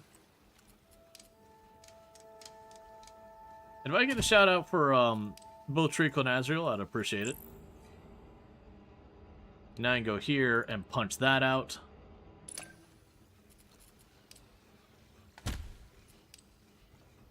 But both are fantastic content creator. Azrael does a lot of like simulation and all that kind of stuff. So definitely good times over there. I've been playing some Euro Truck Simulator recently. So good times there. Alright, so we'll configure that. Yeah, so we're doing a little bit of a roundabout way of dealing with this. But it's fine. And then when it comes to Treacle, Treacle does a whole bunch of... Like, Treacle does a lot of indie games. It's been doing some, like, Galacticare and all that stuff recently. Has also done, like, RimWorld, has done, like, House Flipper, a whole range of stuff. So, and that sounds good. You can find over there. Alright, so just give me the last little piece.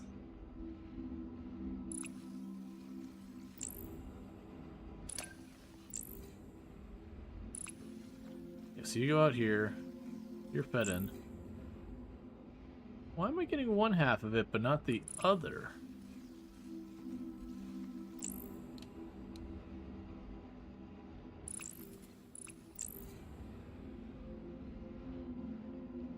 Let's just give it a minute. Maybe I'm rushing it. You don't remember? I'm just sad I don't get to see more of your stream. So something's not right here. Let's go ahead and yoink all you up.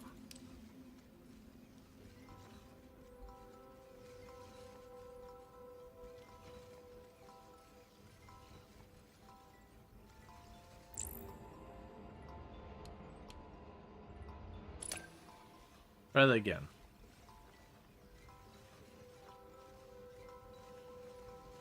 Oh, I'm not seeing stuff.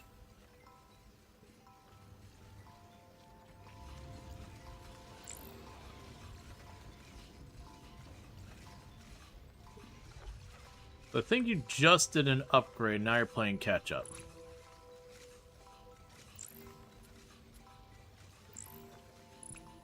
And then we're waiting on these.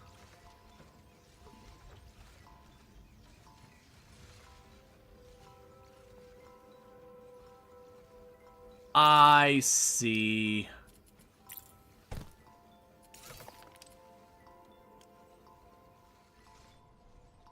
Some of our drills weren't connected right, so I wasn't getting the throughput I need. I was like, why am I not getting any of the stuff I needed?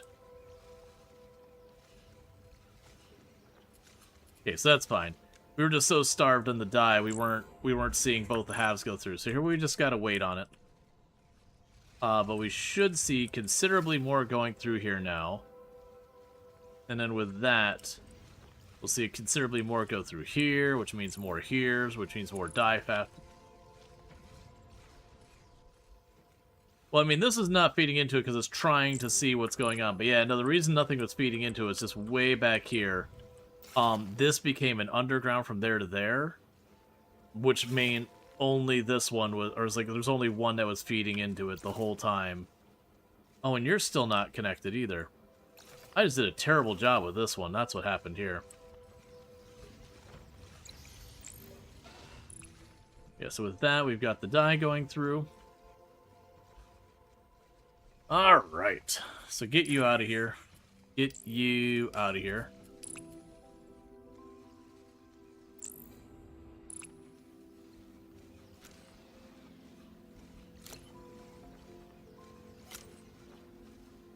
Cool.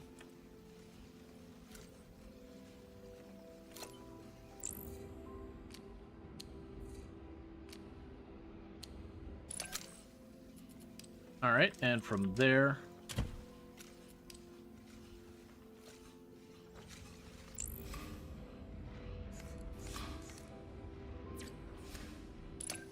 give that a little snip snip. Right, and you're right, we're gonna connect you to that because that feeds it in there. Alright, cool, cool, cool. So with this, I just need to go here. Splitting tool. Do this. Plug you in there. Alright, now to get that pattern, which is what we're trying to make, I just take you.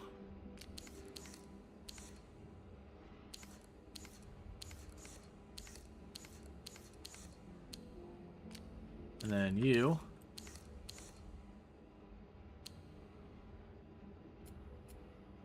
Yep. New module created. And that's that one done. Dear goodness, that was a big effort. Alright, so that should have our die coming through, so that's good news there. We're getting those made. Research is coming along fine. Do we get any of our other modules finished? Not that are new, because that one's still churning away. We've got that one going.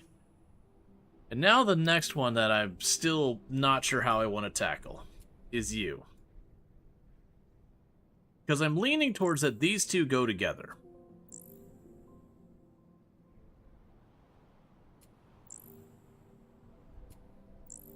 Because I think if we take this as a square, and I punch a hole through there, I get the column. The column can then be cut into 4 pieces to do that spot.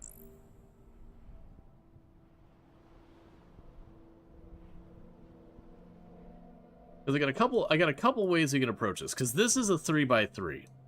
Our boxes are 4x4.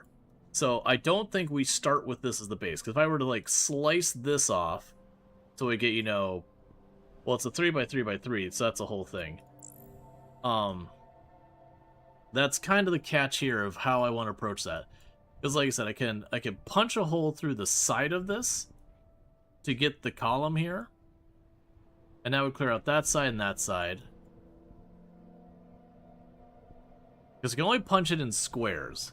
So I could do something like this where we punched all those one by one. But that's going to be a mess. The other possibility is that this is one part in the bottom, and this is the other part. So we start with the, see, this is a square, and those are squares, and then these are leftovers. That's what I'm trying to figure out, is the way I want to approach this. Because you don't punch well. You don't punch well. I can punch straight down the middle of that, no problem. I can punch through the sides here, no problem, to get these type things. But I think this is the one that's the stickler. And even if you didn't do it, like, cleanly where you're considering both of them, you could just very kind of sloppy, slapdash, smash them together and give a thumbs up and move up. Alright, well, before anything happens, regardless, we are going to need...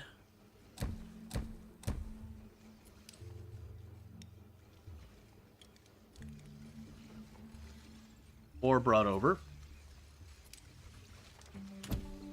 Okay, so that gives me that.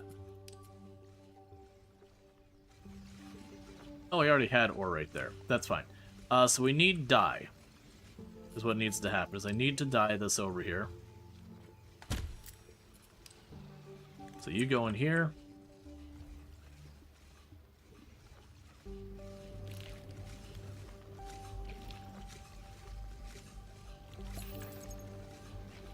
You produce 15 and you consume 15.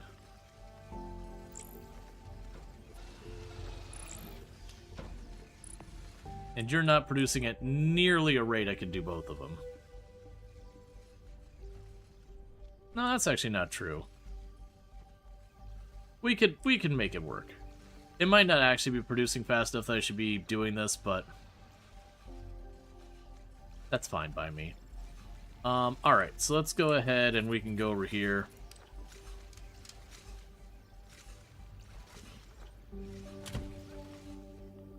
And get more of this.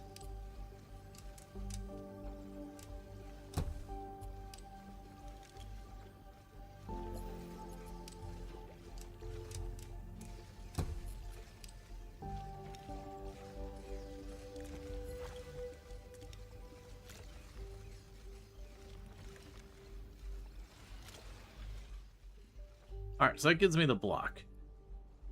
Okay. So I do think...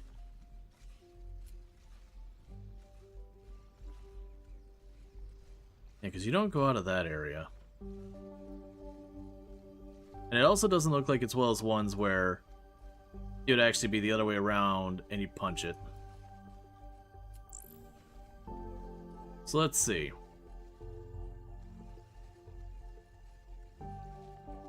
If this is a 3x3, we have the 2 missing from the side. That 2 missing from the side could be literally brought in here. It's like this is one column.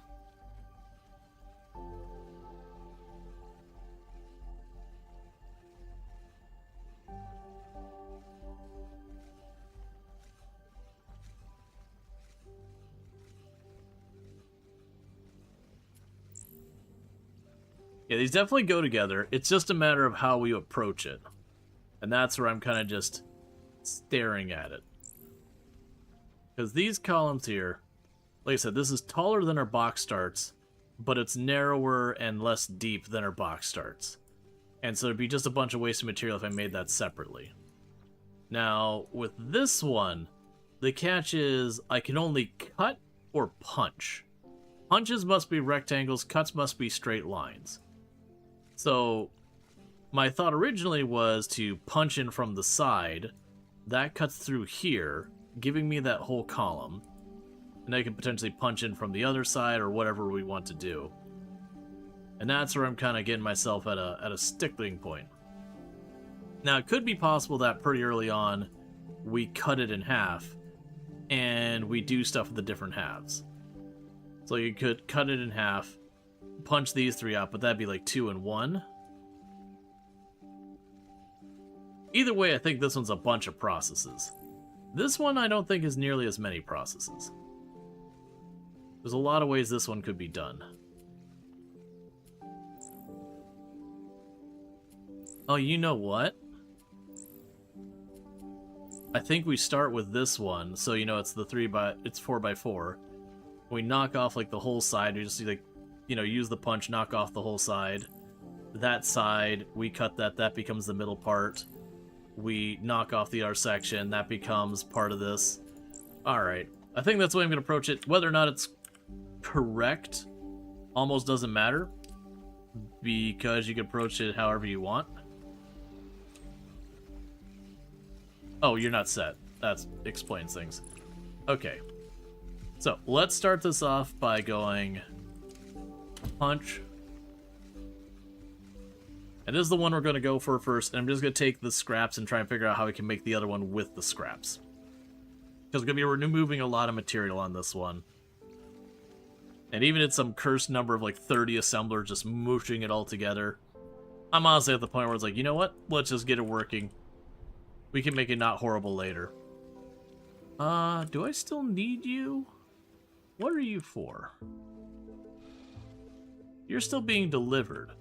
I'm pretty sure you're surplus to demand, right? Alright, so let's go ahead. You no longer serve a purpose here.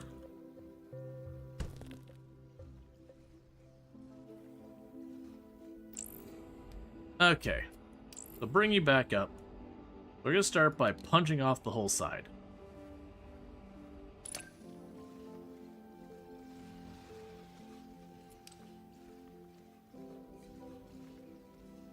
Cool.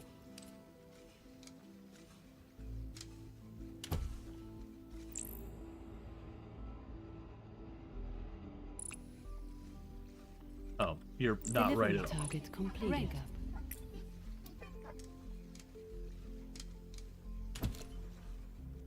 Your output is increasing steadily. Basic box delivery speed is promising. The colony will be pleased. Impressive work, Daedalus 1. The factory has reached a scale where localized transport is no longer optimal. The colony recommends integrating freighter transportation to improve throughput.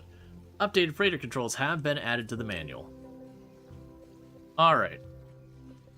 So that's fine. So with this now, the next thing I want to do is shear off the other side.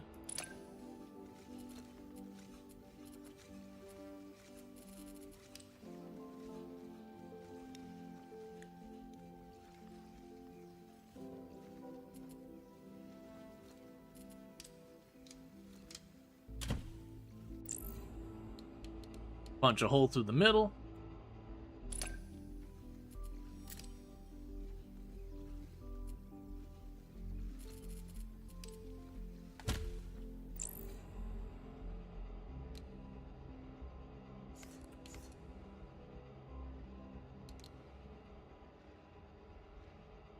Oh, that's not the right order. Don't do it that way.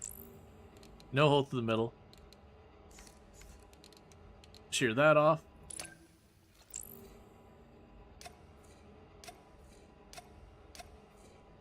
Now hole through the middle. I'm being incredibly sloppy with this one and just being like, you know what? I just want it to work. Alright, and so now, do it that way. I'm sure this is terrible and someone's probably getting very upset with me right now. Good. Good.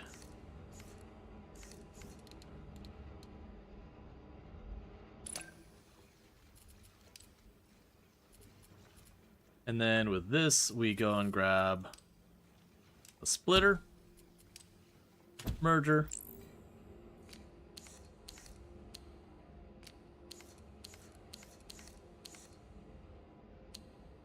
New module created. Alright. That's one of the two of them. Hilariously, I was even sloppier at that time. You made the shape, was feeling a bit sleepy, and just did a Congo line of punchers. I mean, that's what that is. It's just a Congo line of punchers the whole way down. Alright,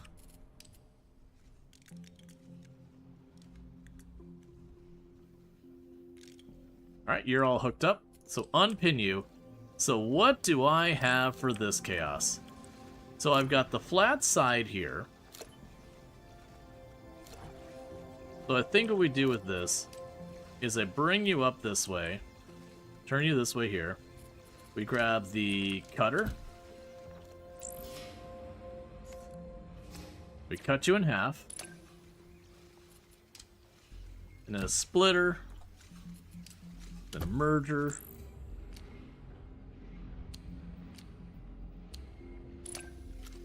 Alright, so we got the center of this. The only one here that I'm like really not sure what to do with is that 3 one.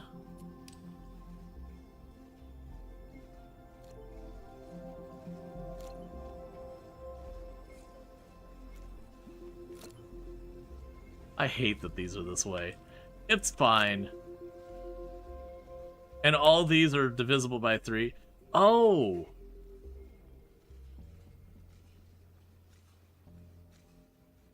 Those all can merge in to be the other half of that without having to tear apart even more. That literally there's just the hole in the middle there.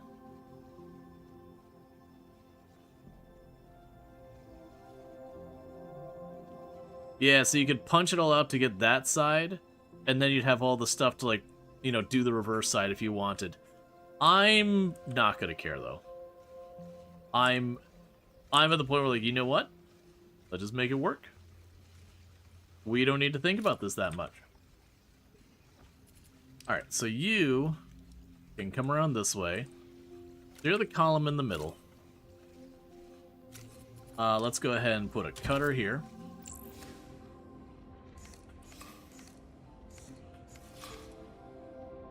Alright.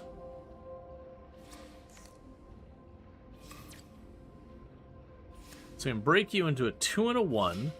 The 1s can go on the outside. Yep, this'll work. So the 1 goes on the out... Oh, wait, but that's gonna be a mixed thing. Hold up, we don't want to do that. if I get the sorter, that's worth doing. The reason it's like, wait, we don't want to do this? Oh, wait, we can still do it. We just use the punch. Because the punch is kind of its own built-in splitter. So what you do is you go here, skim the side.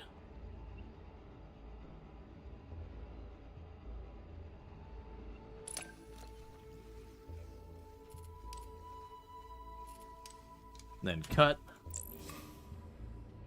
That's not what I need.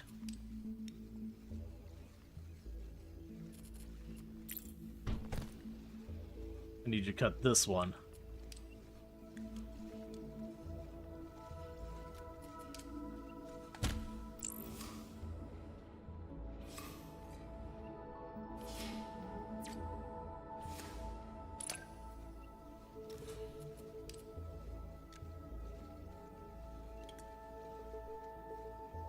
Okay. So what we can do here then is do a whole lot of assembler stuff. So you got how much coming out of you? 120. Alright. So we can start with you. And a merger. So with that, you go here. There you go.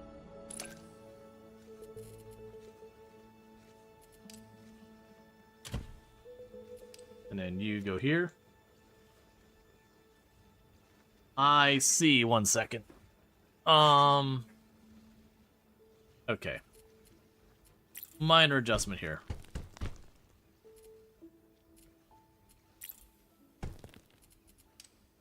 So what I do here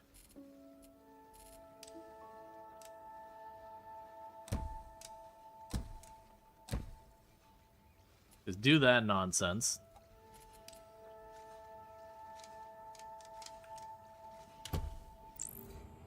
So boom. Boom. We could make this 1,000 times better than it. Boom. Boom.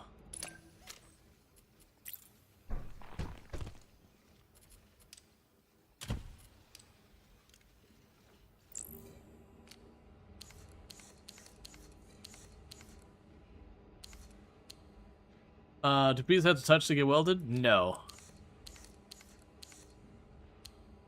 There's already been a couple ways I'm like, okay, I could definitely improve this. With quite a bit more work, I could improve it a lot.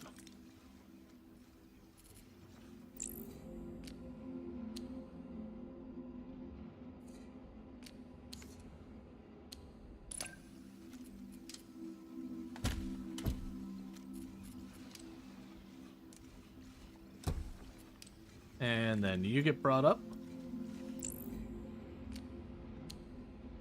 Not only do they not have to touch, they don't care about physics either. They can float. Yeah, no, there's even ones they force you to make that,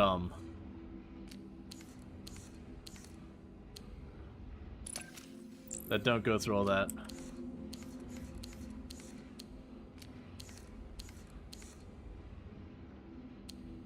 New module created. And we made the thing. So you're set to go over here to feed that. And these are honestly slow enough. You can just share it. So the good news is we do technically have all those being made. Badly. But they are being made. Which is a step better than when they weren't being made.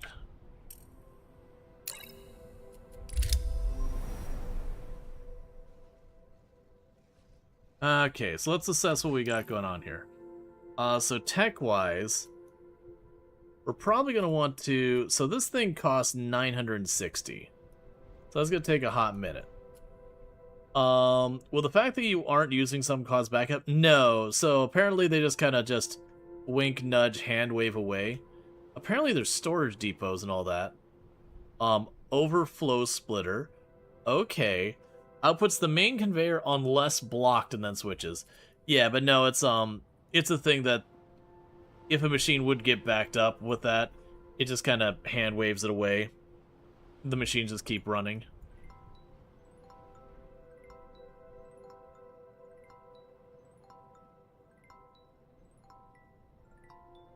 Got display cases and all that. Link buildings 3. So I think we save up for the blue data chips. Realistically. Meanwhile, all of you are done. You're still working on these, but all 3 of these are being produced.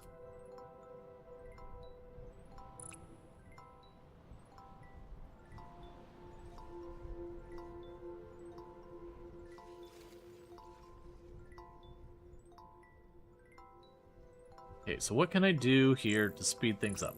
So right now, if we check on our... challenge completed. Yeah, that one. We get a hazard barrier. Alright. General progress. Yeah, so we got other droids and pigments and all that we need. Okay. So we could go in here and for the time being start trying to ramp up our basic bot production. Because we got a whole bunch of extra pads that got a bunch of resources on them.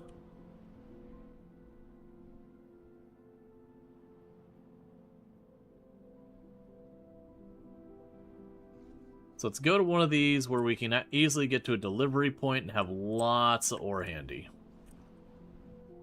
So what are you producing and do I care? I feel like you probably don't care about what you're producing.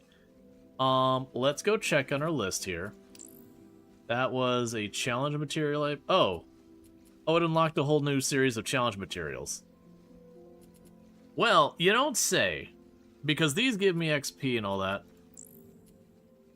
Oh, you suck.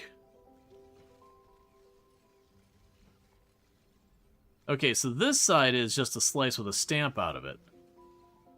Okay, so I think what ultimately we would do here is I would get a block of the blue and a block of the white. And so then what happens is with the block of the blue and the white, I cut it in half and I punch it. And so the punched half goes this way, and then the other half we cut it, and it becomes this side. Or actually, we might even take one block, because we've been using a whole block. Because those are 2 sides, and those are 2 sides. But yeah, so the idea would be, I would ultimately, you know, take the block, die one, punch a hole through it, slice it up. That's this part. And then I want to just slice it up, and it becomes the other part. You sound sleepy. Yeah, I'm heading to bed, bye. Okay, you sleep well. Yeah, you sleep well. Never. Oh. Probably not.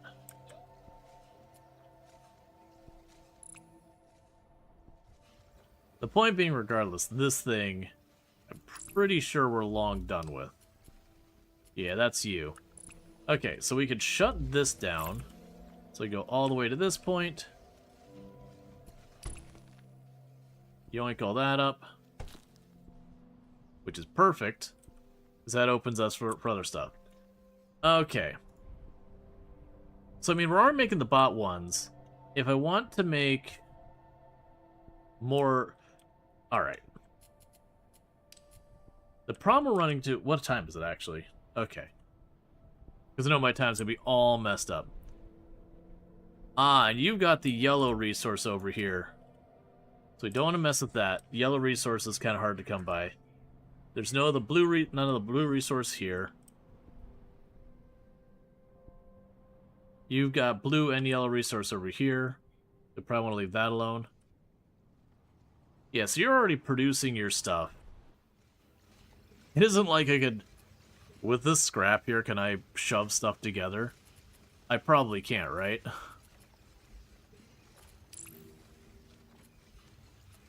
Yeah, because these are all getting to very complicated shapes so far as a lot of this.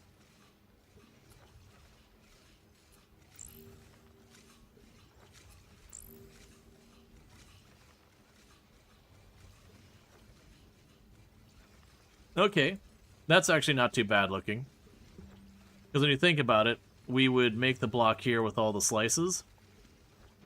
So basically, half of it would be white, one low, one blue, one black. We punch that through. That goes over here and here. And then this is the scrap from the top. It's not quite that easy. You'd be cut in half, punch through. The other half becomes this. And all those I end up with extras. That's fine. Yeah, so that's all running right now. We could add more.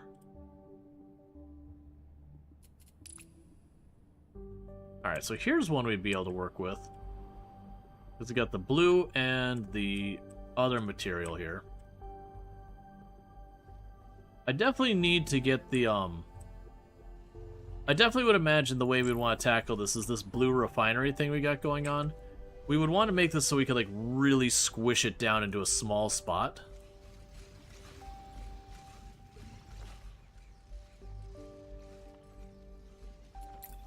That way, when I go to build these again and again...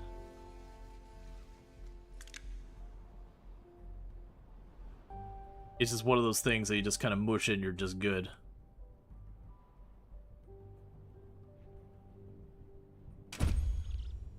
Okay, so you got that.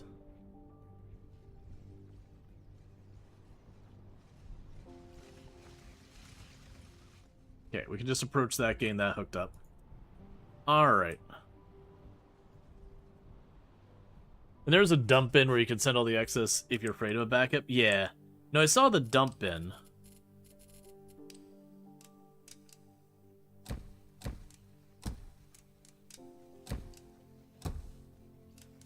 It's probably just coming from, like, the Factorio satisfactory mentality kind of thing, where if you're not using a resource, it is going to ultimately cause you grief if you don't do something with it.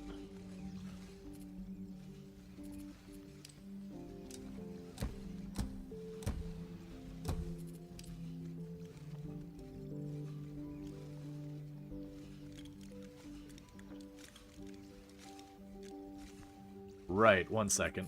I remember how we do this.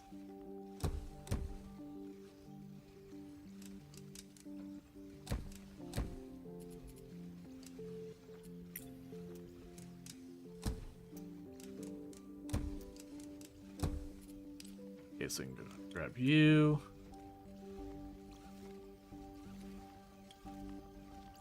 Okay, so we need to refine you, refine you. Dye both of you.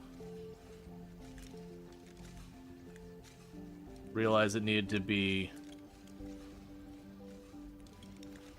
one more there. Okay. So we've got all those sorted out. That takes care of that. So then this side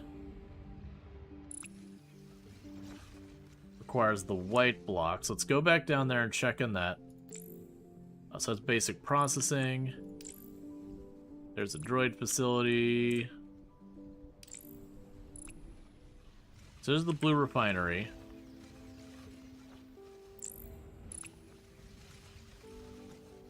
Gotcha. And so this just gets fed in with this.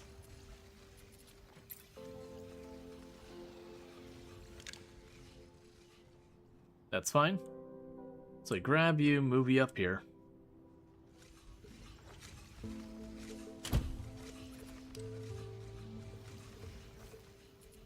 And then we just go like this.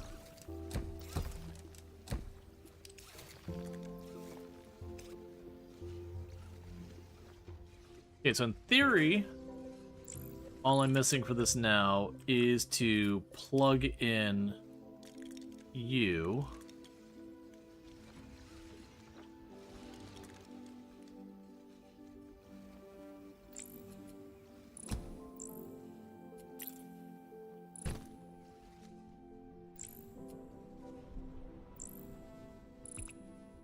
Okay, so I'll start getting that going. And with that, we can start tackling the next challenge cubes. So these ones are getting a little nasty now. And then that'll be as far as we can take the challenge cubes for the time being, because then I need the yellow pigment. So I am trying to save up the 900 or whatever it was. And once I get these challenge cubes done, then what I'd ultimately do is rip all that down. And where we're making these drone cores and all that, it would be just building tons of the drones till those objectives are done. Which it is curious that, in theory, with the delivery targets here, once you hit that, I guess the drones don't do anything anymore. Like, there'd be no point in continuing to provide those drones. Which is a curiosity. Because it means, as a factory automation game, it would be a very completable game that you would finish all your objectives, and you could certainly keep making your things and min-max and do all that to your heart's content. But, you know. Alright, so with that, that's going to give me my die. We got plenty of material over here. Ultimately, we'll want a bridge down here to get rid of this for delivery to that spot. Oh, wait. Are you delivering anything we care about over here? Yeah, we are. That's fine. Okay. So with this, we got more ore over here. We'll start with this spot. Try to fully utilize this area before we go on to the next thing.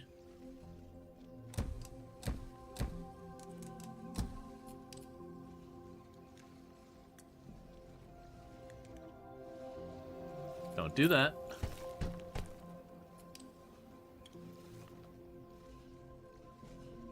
Technical question, are you auto-upgrading the buildings from the moment they're built? Yeah. I'm telling them to do that. It does delay their production, but I'm just like, It takes a little bit of data cores, but it increases their throughput and everything, so, Alright, so we can set up our strategy around this to see how this works, because once I get that set up, we can just duplicate it. So I think the plan here is to take my cube. That's... Yeah, so we're going to take the cube here, and I'm going to want to bisect it first.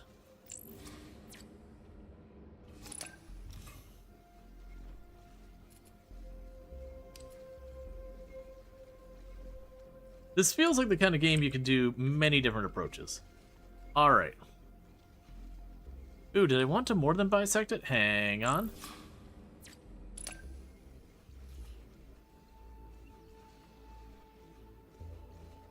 Yeah, that'll be fine. Alright. So we can go here, clean the belt.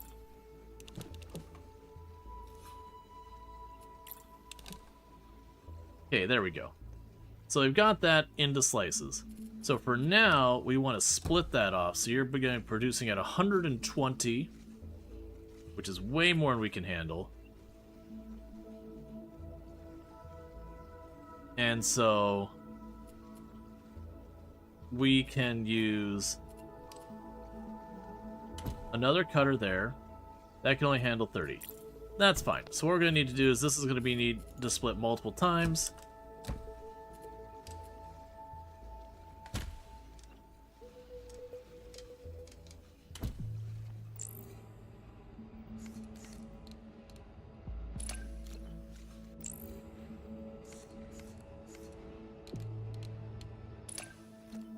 Okay, we got all that.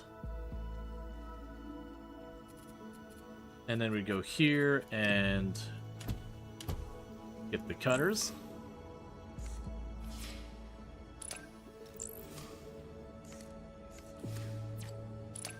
Okay, so I've got all these pieces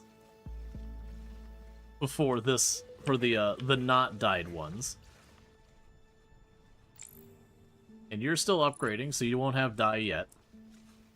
So amusingly enough, I can actually start putting all these together, even though it really doesn't make sense.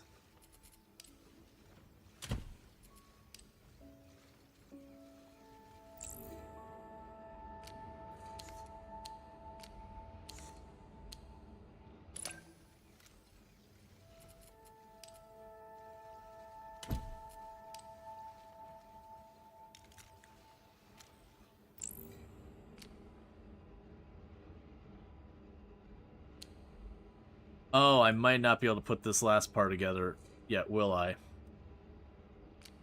Yeah, because I can't lift up. Alright, cancel. Alright, so I can't do that part. We'll just chill with that. That's fine. So meanwhile, what we're gonna want to do is this whole segment here. You get copied.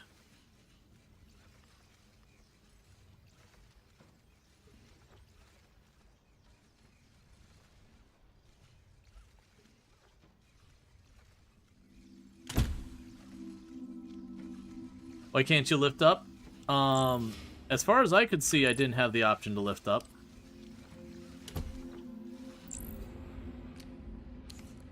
So, like, I can... Yeah, so you can drag and rotate it. X?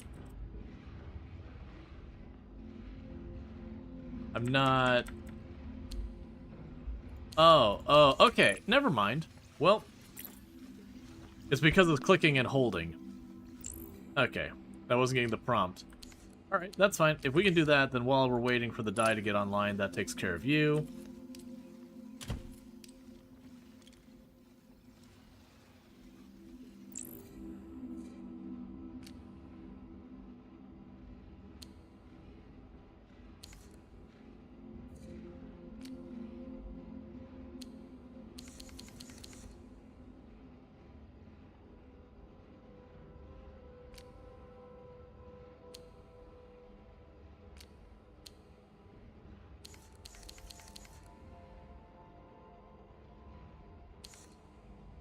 Okay, that should be right there.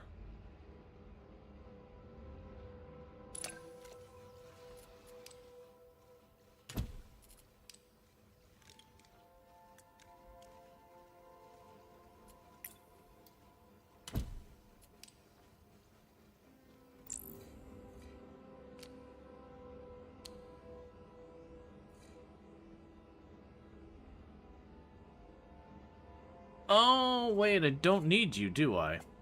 Hang on. That's fine. So it looks like I will have a spare of both of those. Do I need those for any of the other ones? Maybe I could use it for that kind of thing. We'll start with this, though. So basically what needs to happen here, though, is we'll need to go and grab this whole shebang.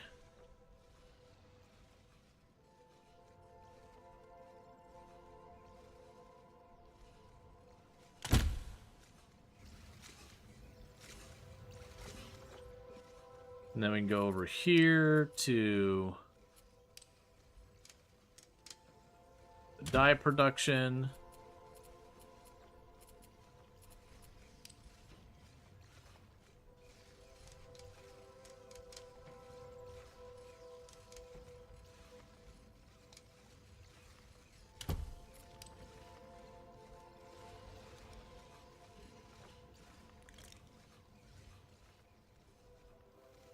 And you can grab your drone port thing here.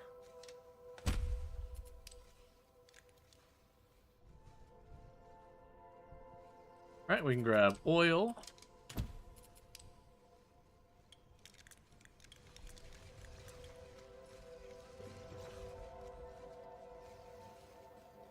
Nope, wait, stop.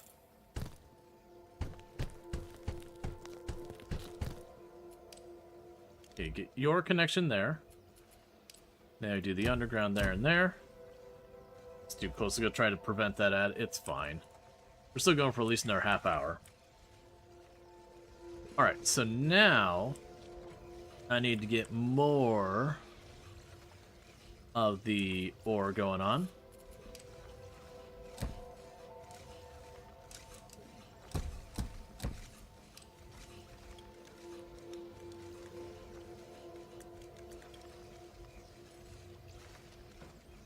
Okay, we can go ahead and put a furnace here.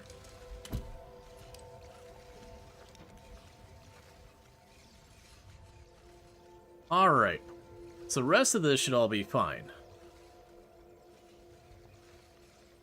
Oh, right, I didn't connect you up. Hold up. I thought something was wrong. Right, that's how the whole thing works out. Okay. Okay, so there's like, but wait a second, this should all work out. I made sure to make enough. So you need to be connected up here.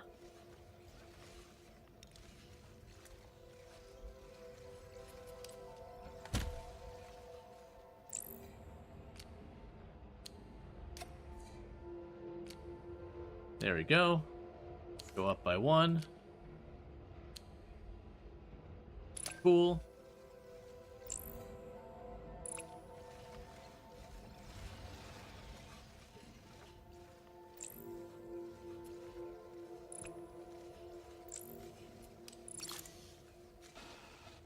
Okay. So with this, I have spares here and here. That we should be getting these at enough of a frequency that what we can actually do is just need to merge this one over here and that one over there. That should be as easy, just go like this. That's the bad place to put that. Go like this. So that's going to merge in with that one as I need it.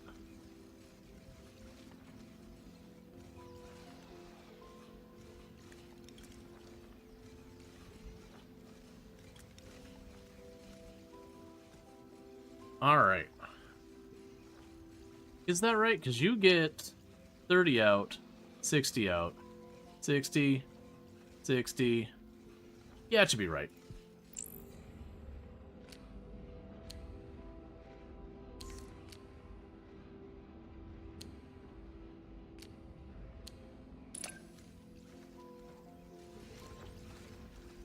And it made this absolute hell to hook any of this up again.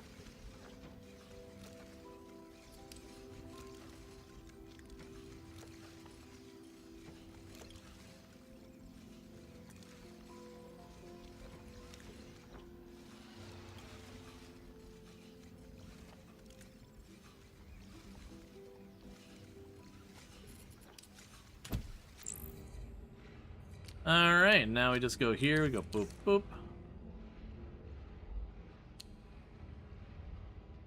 New module created.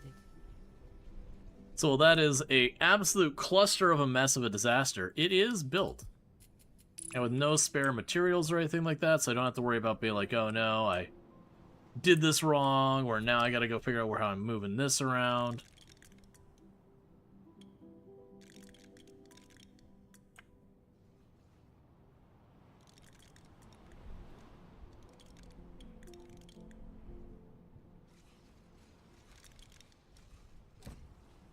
So we're trying to get over there.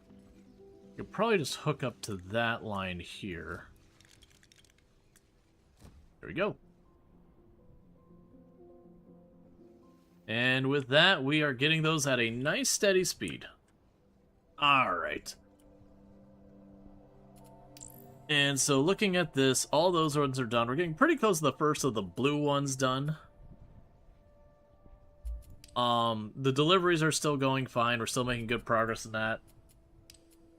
The tech tree, we're waiting on trying to get 900, was it? Yeah, 900 of these to make the blue data cubes.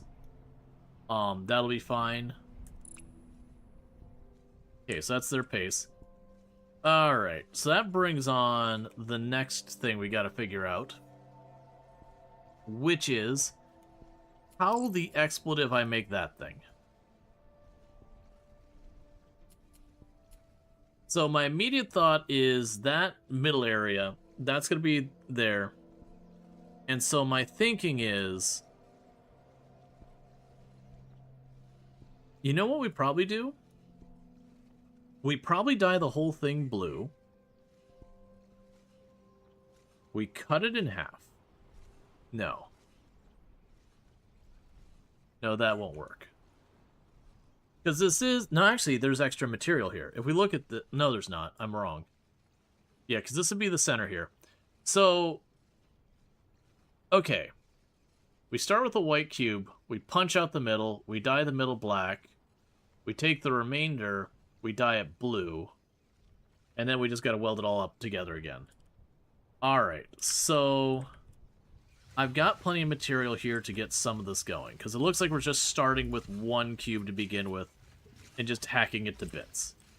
I could go and try and separate it out into different components and do all that.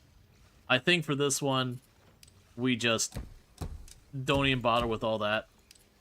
It's close enough to be its own thing. Would you click? Thank you. Which, for the record, I think that was on me. Alright, so we got our cube. Thumbs up. Step 1's done. Cube acquired. Step 2. You. Punch out the middle. Do it.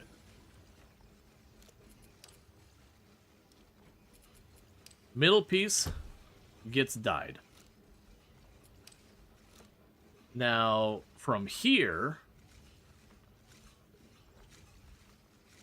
I need to slice.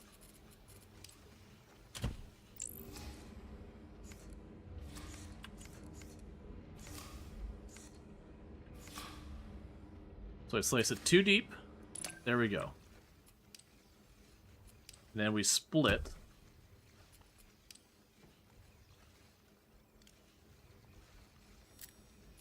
And then we get the dyeing thing.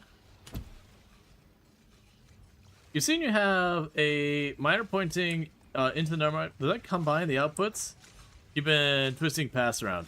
I was twisting pass around too, but people pointed out you can actually just run the belts right through each other, and it's just okay with it. So it does appear to work just fine. But I was also twisting them around, and people were like, yeah, you don't need to do that. It's like, oh, okay. So I don't think we actually have enough dye coming through here to accommodate what I want. Which is, again, the matter of... I basically need to be putting another whole setup of these black plate things in. Which is this line here. Yeah, so it's an easy line to set up. Let's get that duplicated. This one's gonna need it. So I go like this.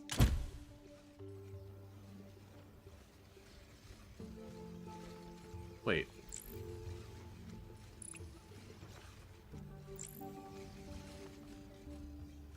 Is that just a throughput on the claw?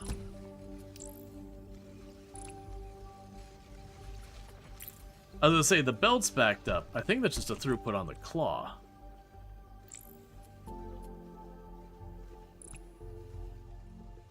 Okay, either way, let's go ahead and get this done. So, get a splitter here. That's not at all correct.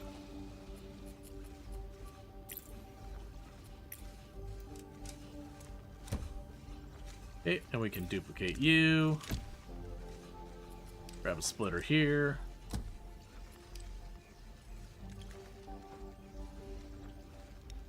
Plug you in there. Alright.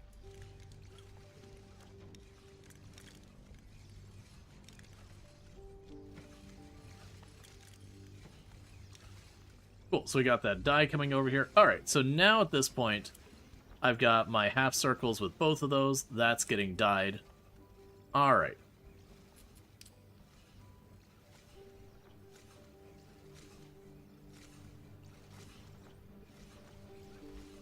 So, I think what needs to happen here, actually, before we get too far, is I need to cut you again.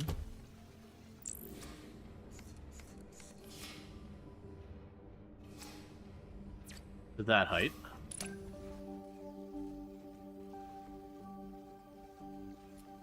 Clean that off the belt. Okay. So now is when we start doing some shenanigans. So you actually just hang back for a minute. I actually need to merge these ones together. So let's go ahead and bring you on. You're going to carry forward and get cut. You're going to scooch over this way. And you're going to scooch this way as well.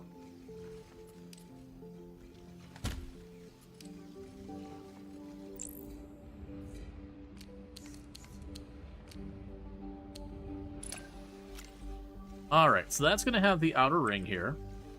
And then you need to be cut this way.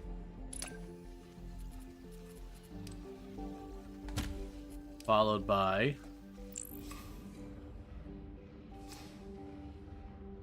actually, yeah, no, it's fine.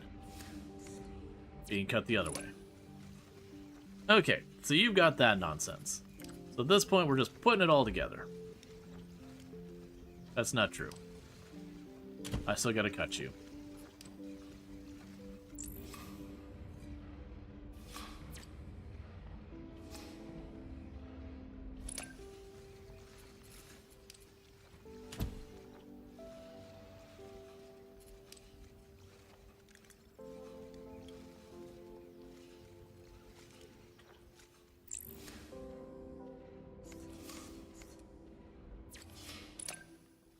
Okay, now we start merging this all together. Alright.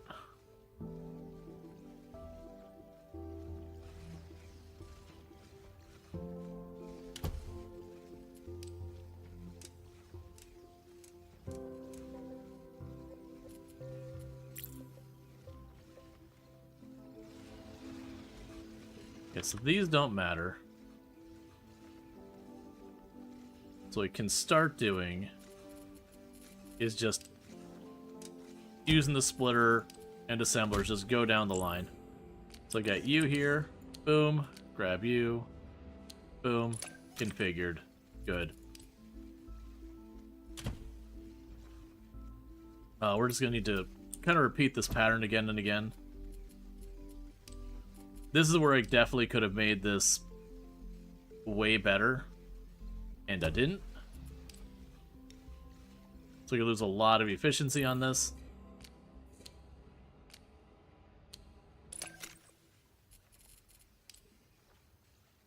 And I'll keep doing that again and again.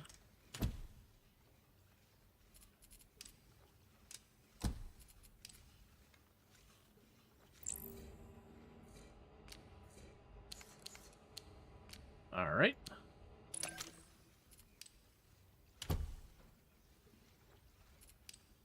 Okay, you don't need a splitter anymore. You just plug in, plug in.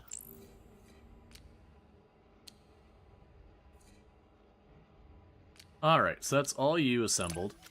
Yeah, and I'm sure there was stuff where I could have combined these to those more efficiently and then just mooshed the entire thing instead of doing this all in sequence one by one. Because it's a challenge one that once I make like 2,000 of it, I never have to look at it ever again. I'm not super motivated to put a lot of effort into like making it genuinely good. Because I'm going to knock it out pretty quick and be done with it. And thank you for the follow. Welcome to the stream. Now we're just waiting on the other one to get over here.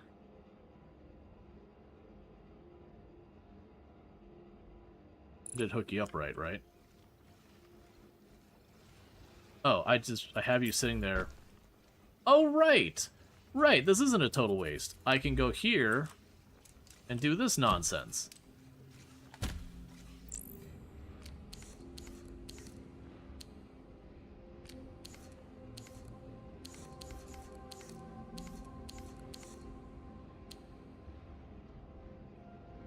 Okay, that is correct. Because the thing is, like, man, I'm gonna have this big area that's not gonna be doing anything. It's like, right, I can actually do stuff with this.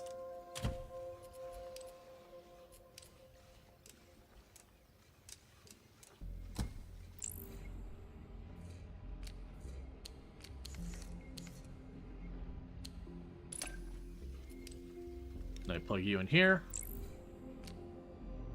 Yep, and we just combine those, and that's the next thing done. Fairly poorly, but that is the thing. New module created. And then honestly with this,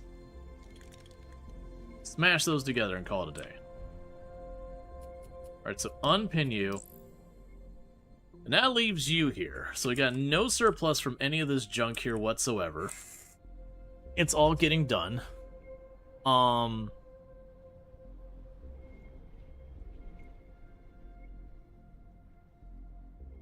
So this one's an interesting one to consider.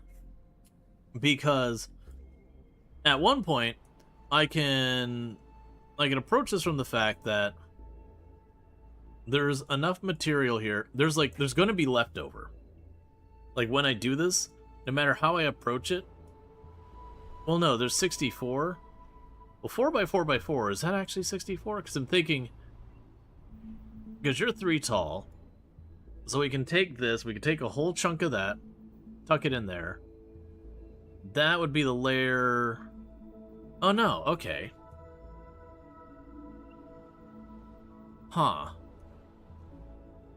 Because originally I was like, okay, what I can... You know what I could probably do with this? What I could probably do with this...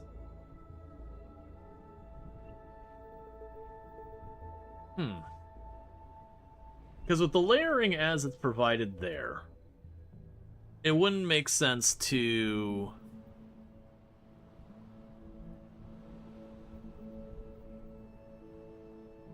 There's different ways I can deal with it. This is what I'm trying to debate.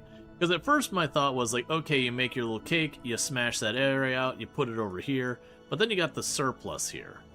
And I was thinking, it's like, oh, okay, well, there's just one more layer, that makes sense. And I'm doing the numbers in my head going, well, you go there and you plug up that area. Yeah, so it does make one full block. But the coloring isn't even, is the problem. So if we were to make one full block and deal with it, I would need to figure out how to separate out the correct number of segments and then start caking them together. Or you make three separate blocks and then you cut the one up and you do it that way, which is still fine as well. We are getting to the point where with the die, I mean, they're actually, no, the die seems to be doing okay. And I got plenty of ore down here. Alright, so let's figure this one out. This one's gonna be a pain.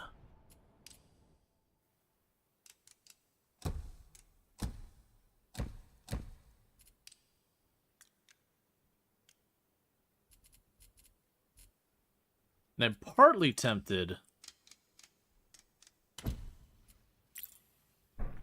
because the two approaches are, is one, I could start with one block, and like I can hack up the top part to get all the white bricks I need. And then for this, I think the catch is with what we got. You know what we could do? Dye this whole area blue. And then this area gets knocked out. Okay. Let's think about this. So if we start with a block and I punch out this corner, so the 2x2 corner, we punch that whole thing out. Fair enough. I think this will be the first time I have to dye something back. Let's start by just doing our layered cake, as it were. Part of me is also just tempted to set up the stuff here for making one of the black blocks, one of the blue blocks, and one of the white blocks. Rank up. Cool, knowing that the ratios are going to be entirely wrong, and just ignoring our problems and going on with our day. Because that gives me this. Let's just plan for making the 3 blocks. I think the reality is if I'm going to go for the multiple blocks approach, the correct answer for how to deal with that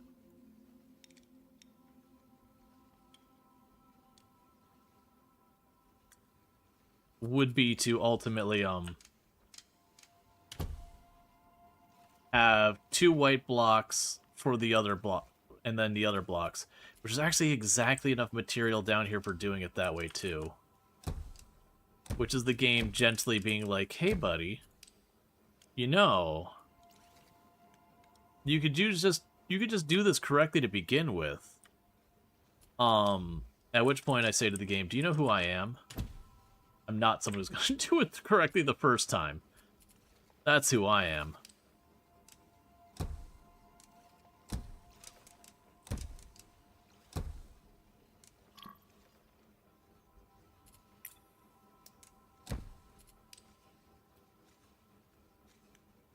I wonder if this will work the way I'm expecting it to.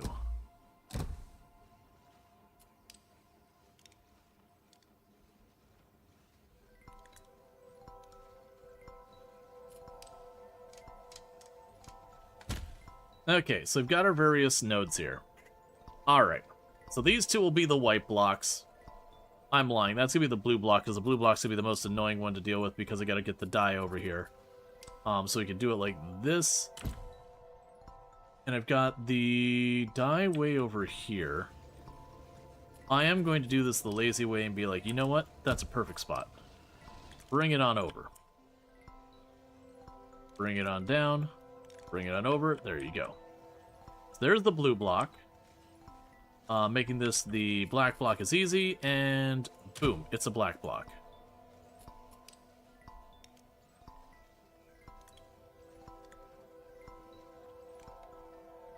And then these two are already the white blocks, because that's where they start at. Alright. So, we're getting what we need from all this nonsense.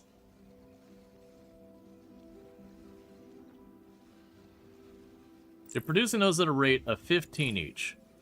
So honestly, rather than going through a whole big hassle, you know how I'm going to approach this? Bam.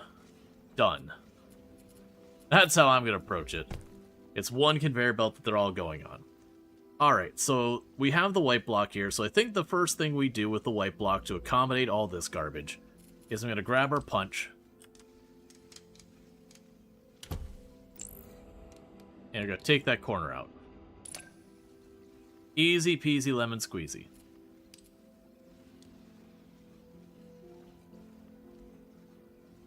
Okay. So with that, what we can end up doing here is trying to get that all fixed up. Yes, here's the blue block. So I've got you here. And it's still awkward that that's going to end up being so much taller. I'm going to not care about ratios at all right now. Fix it in post. That's how that saying goes, right?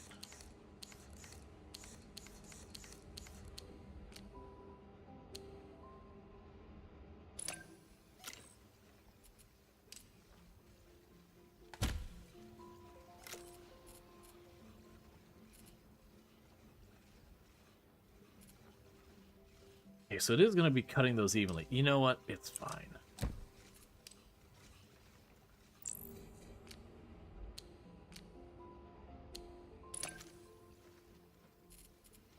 Okay.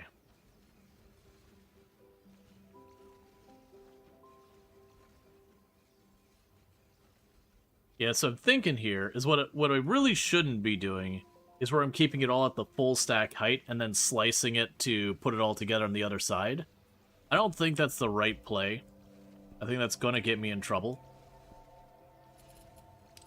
But I also am getting tired and I'm not putting the same effort I should be putting into this. So, you know, tired brains go to tired things.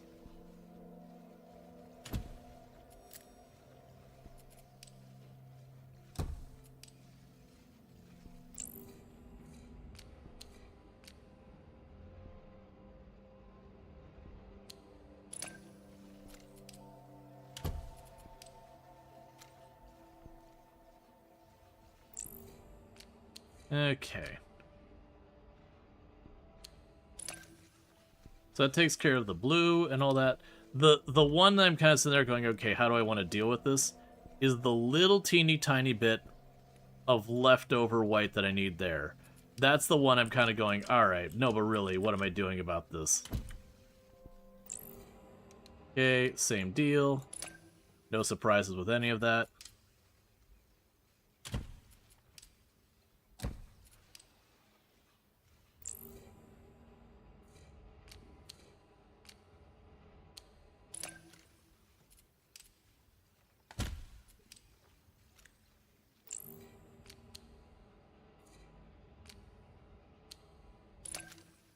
Okay, so all of those have that. And I do have the one little spot over here that honestly, the way I think this is going to happen here, it is going to be cursed.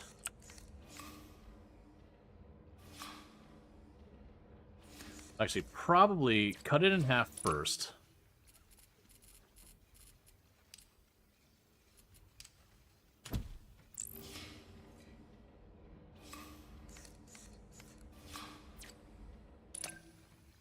Okay. So as you can see, this is a big mess. It's not being done correctly. And is still being done that way. Oh, wait. Take that back. Take that back. 1 second. What am I doing here? That's already set up perfectly. I mean, the ratios are entirely wrong, but perfectly. Because then I go take you like this. You go like that.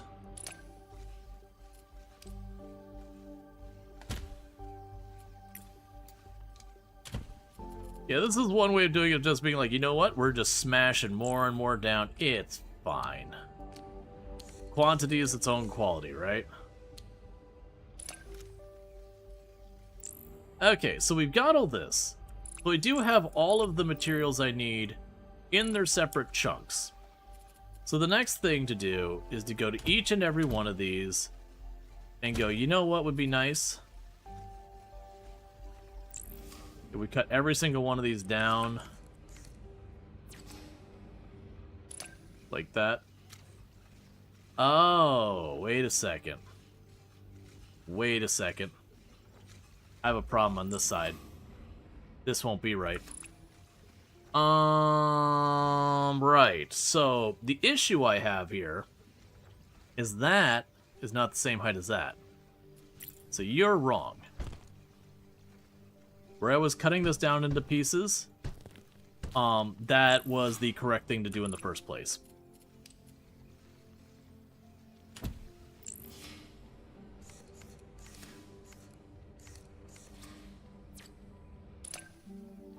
The rest of that's all fine. And thank you for the follow. Welcome to the stream. Okay.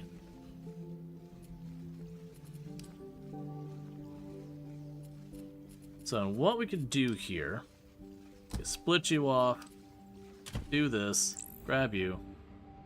You're sharing a game with your community? Anytime. It's good to have you, Happy Volcano. For those who don't know, Happy Volcano, I believe, is the publisher behind the game. And no, I've been very much enjoying it.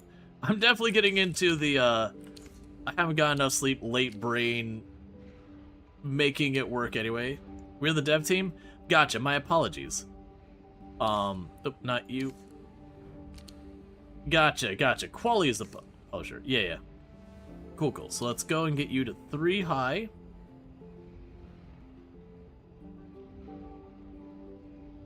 Are you awake, Jarves? Oh, Chrono, are you also with the group and all that? Okay, so we've got you. Yeah, because usually it's definitely one of those things I like to recognize, like, the devs and the publishers and all that stuff with games and all that stuff, because, again, you know, obviously, like, this is a sponsored segment and all that, and thank you, but absolutely, it's definitely been a fun game and all that stuff. I'm very much enjoying it. Did I put you in the wrong place? Can't tell, because it can't quite tip the camera as much. No, I think we're right. I think that's a gap in between. I think we're good. False alarm.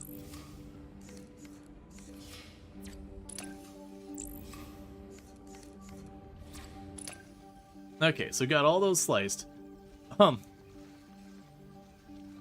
Ryan cuts a team in stream. Yeah, no, and I also saw you, like, you know, like FG Squared's one of my teammates and all that. I've seen you pop it around. It's always impressive, like, everyone getting involved. All right. So yeah, so all our ratios are going to be horrifically wrong in this one. We're definitely not getting our full efficiency out of this, but I'm definitely getting to the level of I desperately need more sleep to deal with that.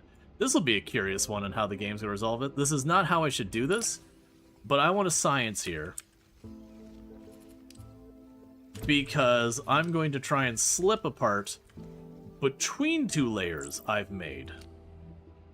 Now, I'm assuming with the Q and this, I'll be able to do that. Because I had missed that before because I was clicking and holding and, like, trying to scroll wheel. And I didn't realize till I let go that I was like, oh, wait, there's more controls here.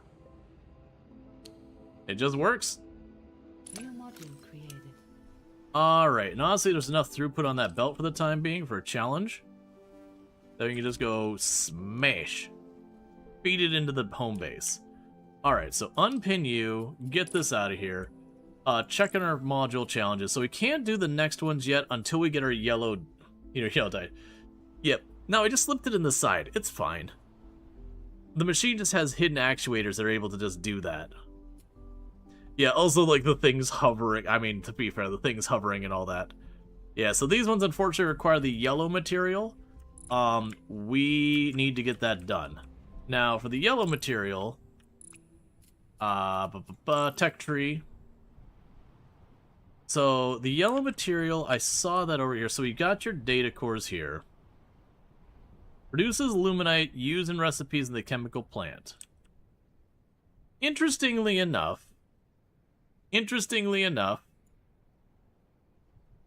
this is afterwards. It shows that that's lighted, but it doesn't let me get that.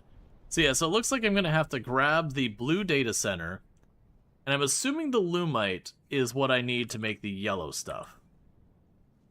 But that's all fine. These ones produce more bots, but we need to get the blue data. So that's the kind of thing. This gets me more data chips faster to then, you know, hopefully speed up this. This gets me my progression.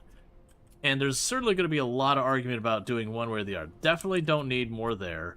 Definitely don't need that. Definitely don't need this. There's stuff we could do with that. I don't need that. This is all kind of cool stuff, but not relevant right now. The basic cutter speed being faster is worth considering. The basic stamper speed being faster is worth considering. You are... Yes, you need 80, and I got 330. The painters can be faster. The mixers can be faster. The conveyors. Done. No questions. Get it out of here. Okay, we'll save some of the rest of that. Yeah, because we've had a number of times the conveyor belts have been my bottleneck that we've been kind of hard-pressed about. Alright, so we're at a stage where what I should do to get more science is massively increase our bot production. Now, the good news is I actually have all these materials down here and a export spot right here, where I could just make a bunch of bot cores and just start shoveling basic bots into the side of this thing and just, you know, whatever. What's supposed to be on this belt? What are you doing?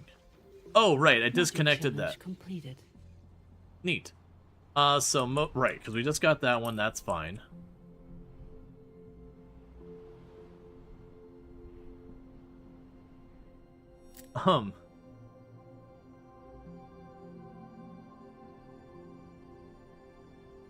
But yeah, no, I definitely enjoy these kind of games. We opened it up another platform.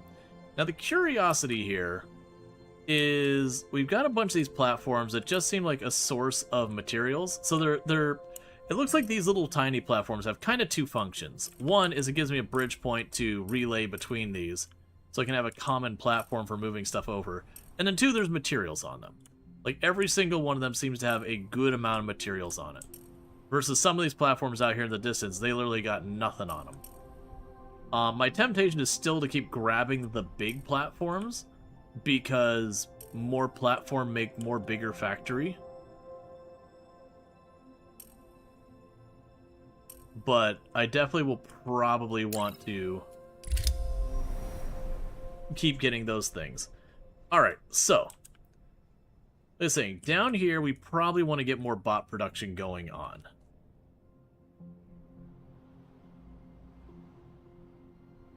You know, I spent so long deciding which one to do.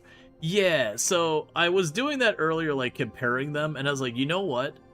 Other than grabbing, it's like there's a couple of these that basically don't seem to have any meaningful resources on them, like this one up here. It feels to me like the only wrong answer is to grab those ones.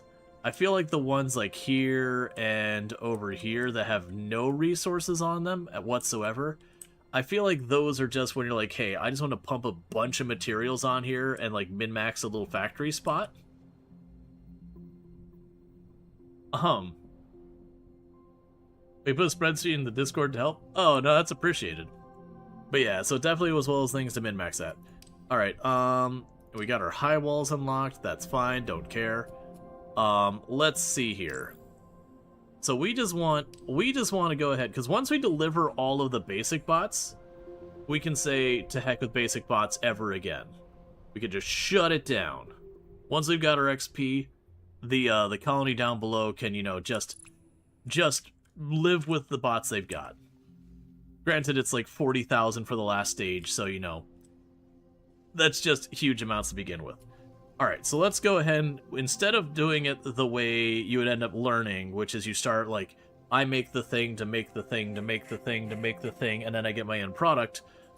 Usually when you're trying to actually do any level of efficiency, you work it the other way.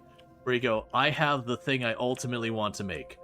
What do I need to make the thing? Okay, I have made that thing. What do I need to make that thing? Like, so far as the steps. Okay, so the basic bot assembly is just those two. And then we have the core assembly. It's just those two. Oh man, that's really nothing. Okay, I mean, after we've gotten so far in here, going back to these, like, oh yeah, these are just basically for free. What are we talking about? This is baby stuff now. Alright, so we got our stuff here. So that's just the two columns. That's the columns there. All of this is just like the columns. And then we have the black column things here. Okay, so what ultimately will end up happening here is we will need the... If I can click in the right places. We'll need the drone thing here. So you're going to have to get scooched back a little bit.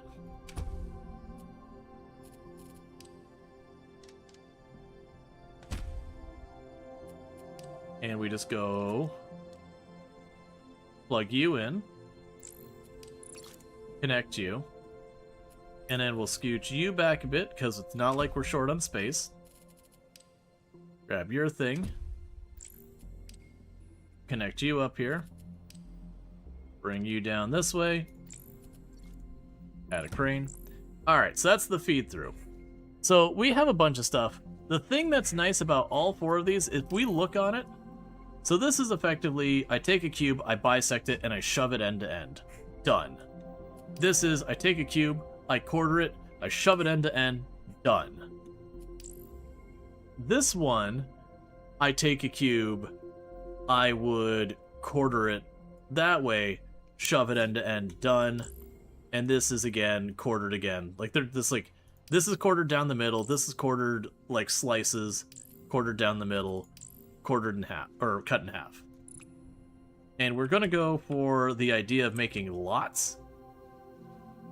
So let's go ahead and get this going. So you'll be the easiest one. We just go here and say, hey, have you been considered being cut in half? If not, maybe you should try it.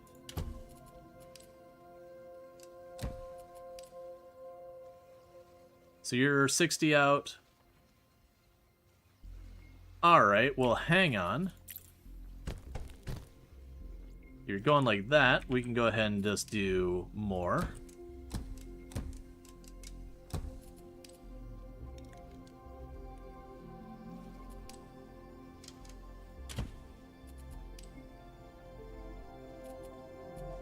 Because I am noticing throughput-wise, you can now handle that.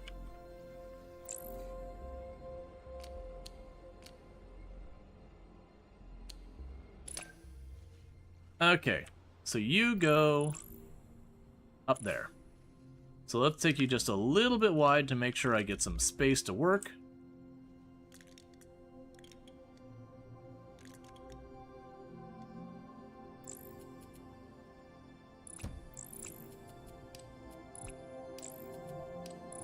Okay, so that's this one done, unpin it.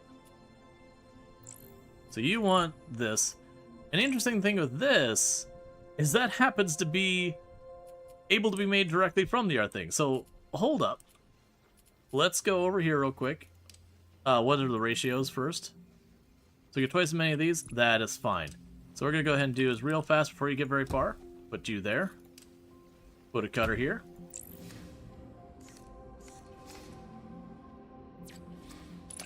There we go. And slam it on over. And we'll scoot you this way and scoot you that way.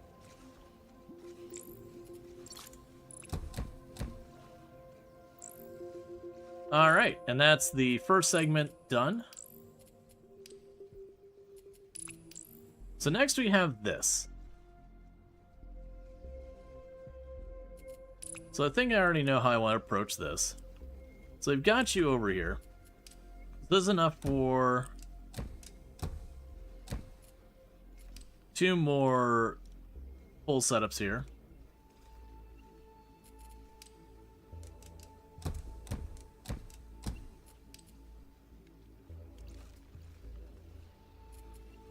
do dislike when I do that.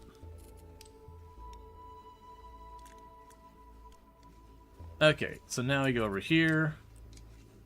Smelter. Smelter. Underground.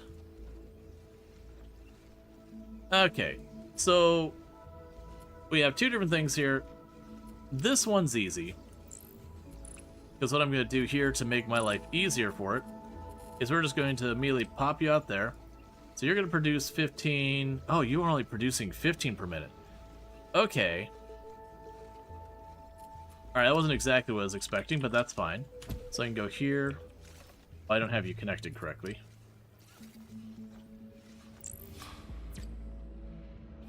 What I was going to do is weld them together and then slice it because I was worried about the throughput there. Well, actually, if you're only producing 15 out, period, it won't matter. Because sure, this thing is only going to be getting like 7.5. But this is only a two-step process, so we just slam you together. That's step one. So it's only doing that like 7.5 whatever time. And then we go to you, and we slice it. And then those are done.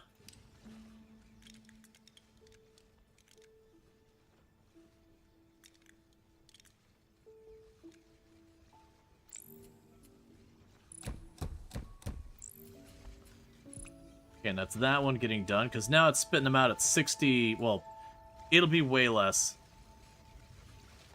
It'll be whatever this ends up producing. That's fine. So that's done there. So now we need to dye these. We can dye those black. And we're going to kind of do the same exact process where it's like, you know what? I can go and do a bunch of other ways for handling this. But I don't mind that the initial machine is really slow. If we just turn around and just go like this. And we cut it. And then we cut it that way.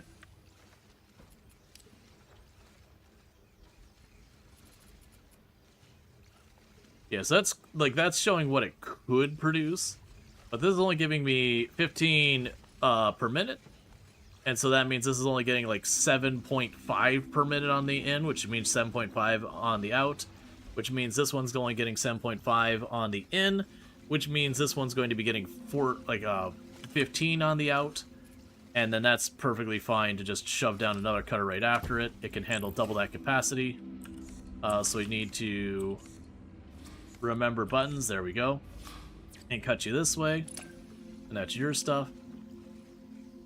Yeah, we can wiggle it over there.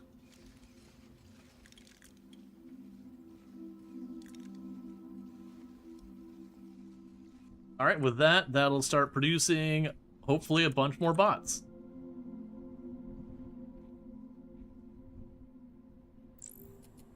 As this thing's already almost upgraded to level 3.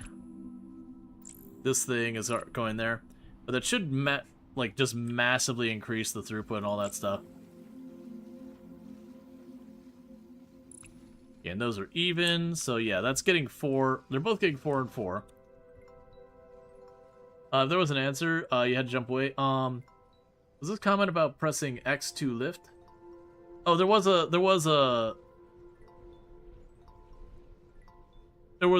comment about that earlier that, yeah, no, it was one of those things. I don't think I just want to say, like, as a thing I appreciate of the devs, I don't use a QWERTY keyboard. It is really nice when I hop into a game, and it just works. I don't gotta go into the keyboard layouts and do a whole bunch of that stuff, because it's a surprisingly common issue. And it's one of those things that we look around and going, the assumption that everyone's using a QWERTY keyboard is not safe with multiple languages, so I really do appreciate it, because it's such a low bar to hit for so many to miss hitting it. But it's very appreciated. Your game designer doesn't use QWERTY? Gotcha! It's okay if you don't know. Do you happen to know what layout is? Because I assume, because it could be very much like, you know, different language. It could be Asserty and all that kind of stuff. I use Dvorak personally. I know Workman's a popular one. Usually, though, that's more for written language English. versus Dvorak was more dev stuff. Gotcha. Yeah, it's not important. It's just you know, a curiosity, but it is appreciated.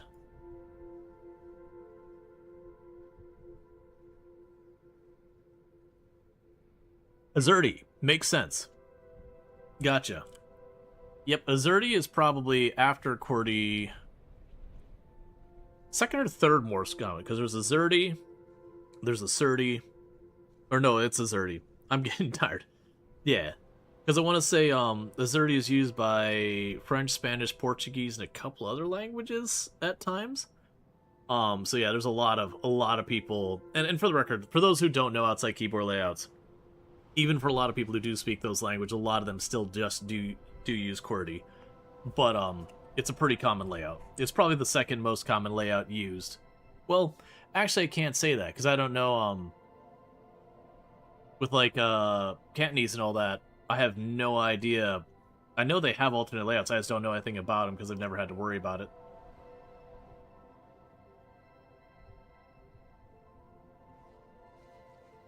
Alright. Yep, so we're getting these going, and those bots will get going soon. I'm just waiting for this. For those who didn't see what happens with these buildings, when you first start putting materials into them, you can tell them to upgrade, and it basically makes it so they can produce faster and all that kind of stuff. So whenever I've been building these new buildings, I've been just like, just immediately upgrade, just bring it on up. I would rather you delay production, but then, you know, I don't know if it's double, triple, or whatever the output. I didn't look at the ratios or anything like that.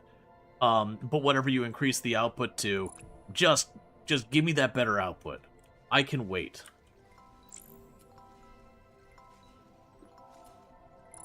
Yeah, so we're getting all that stuff sorted.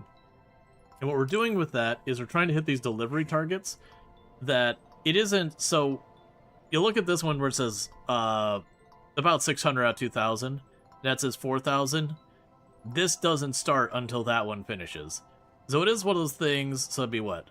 40, 60, 68, 72. I'm willing to bet this probably comes out to about 100,000 when you add it all together. It might not, but just of those ratios. Oh, those ratios aren't the same for each one. Okay. So this one might be around 100,000 or a little under. 25, 37, 42. Interesting. Either way. Yeah, so what our holdup is right now is we're waiting on tech. I spent a lot of tech getting upgrades to improve throughput, and now I'm being mildly punished by being a little spendy, which isn't an unusual thing for games when it comes to research, is if you spend on convenience early, sometimes you miss on important stuff for a little while. Not that we'll get stuck, because for those who didn't see, you get these data cubes from a number of resources. So as we go and we get our XP... Well, actually, the XP opens up the land. Oh, all these were XP. Oh, I am approaching this incorrectly. I'm doing stuff for XP. That's not what I actually need right now. So it's cool that I just decided to up the amount of bots I'm producing by a lot for the XP, and that will help me get more land and all that. That's not actually what I need. I need this. The good news is this seems to already have a surplus of material, so literally I should be able to just go here and do one of these. Grab you. And I could do all the math and figure out what the appropriate amount to deal with right now is. But, you know, sometimes you do the math, and sometimes your brain's tired.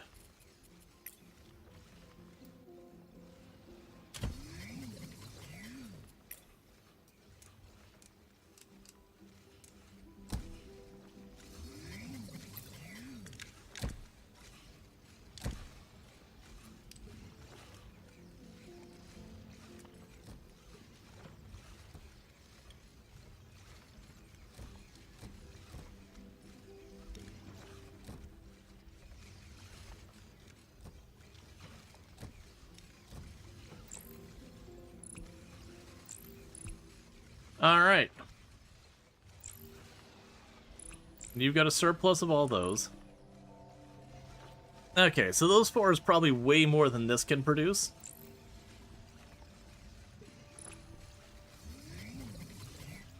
So I basically just quadrupled the output as far as our ability to produce. The question then boils down to what this is producing, but it's so backlogged that I think I can get away with quite a bit off of it. Yeah, and we're not waiting on the cranes. The cranes aren't a throughput issue. Okay, well the good news is that means I did massively increase both of them. And with as much as those conveyors are backed up, even though I'm pretty sure this is going to outrun that, it's going to take a while for us to run out the buffer. The classic, my storage is the belt. Alright. So yes, this is looking like it's going really well. That said, I'm getting very tired. It is a little bit after when I normally wrap up for the night. And I'm going to try to avoid subjecting you to another ad break, and I can only delay it a little bit longer. So this has been Modulus. I very much am enjoying it. I'm very much liking the fact that, you know, as I mentioned before, we don't have that time pressure, like the biters aren't trying to kick down the doors. We don't have some enemy we got to get ahead of. It isn't some, like, big, you know, dear goodness, the entire world's going to end. Puzzle it out faster. I like the just relaxed pace of it. It feels like this is 100% one of those games where you have, like, this cursed setup I got over here, and then, you know, you would get that all built up and go, you know what? We could do this better. And you'd rip that out and like rearrange and all that. And as you get some of the upgrades and your upgrades give you better ratios and all that, you can like finagle it. You can also be like, you know what? I don't care, and just let it produce and let it run.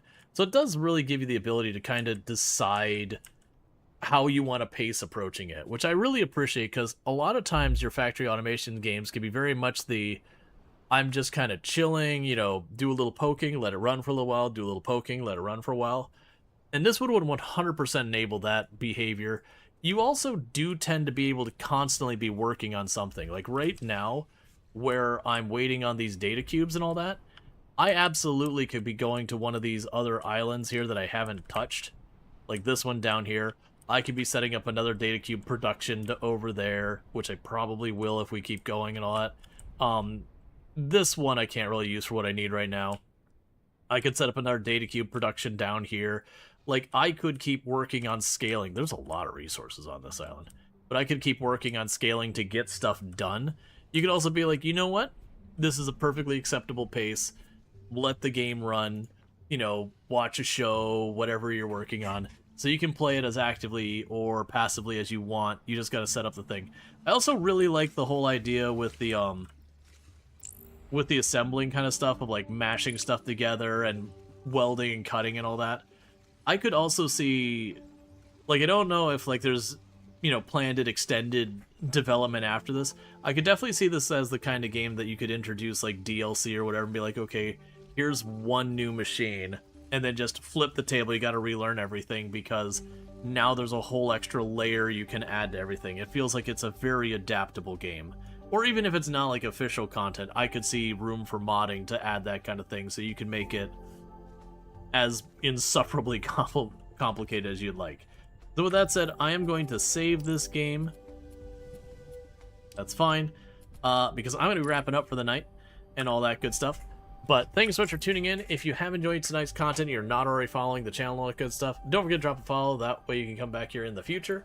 Let's see, the game does well. We absolutely will have loads of ideas and everything. Well, I hope it does well, because I very much have enjoyed the game, and I do think it is an excellent game that I feel like it's in the factory automation genre without just being another factory automation game. Like, we have a lot of factory automation games that they kind of take what was already there before and they just kind of repeat it, but often not as well. And this one is doing something kind of in its own direction, its own thing. I've seen a couple of games try the module thing before as an idea, but a lot of them ended up cutting it. Like, they couldn't get it to work, or its mods and all that. So seeing it actually done and done well is really nice.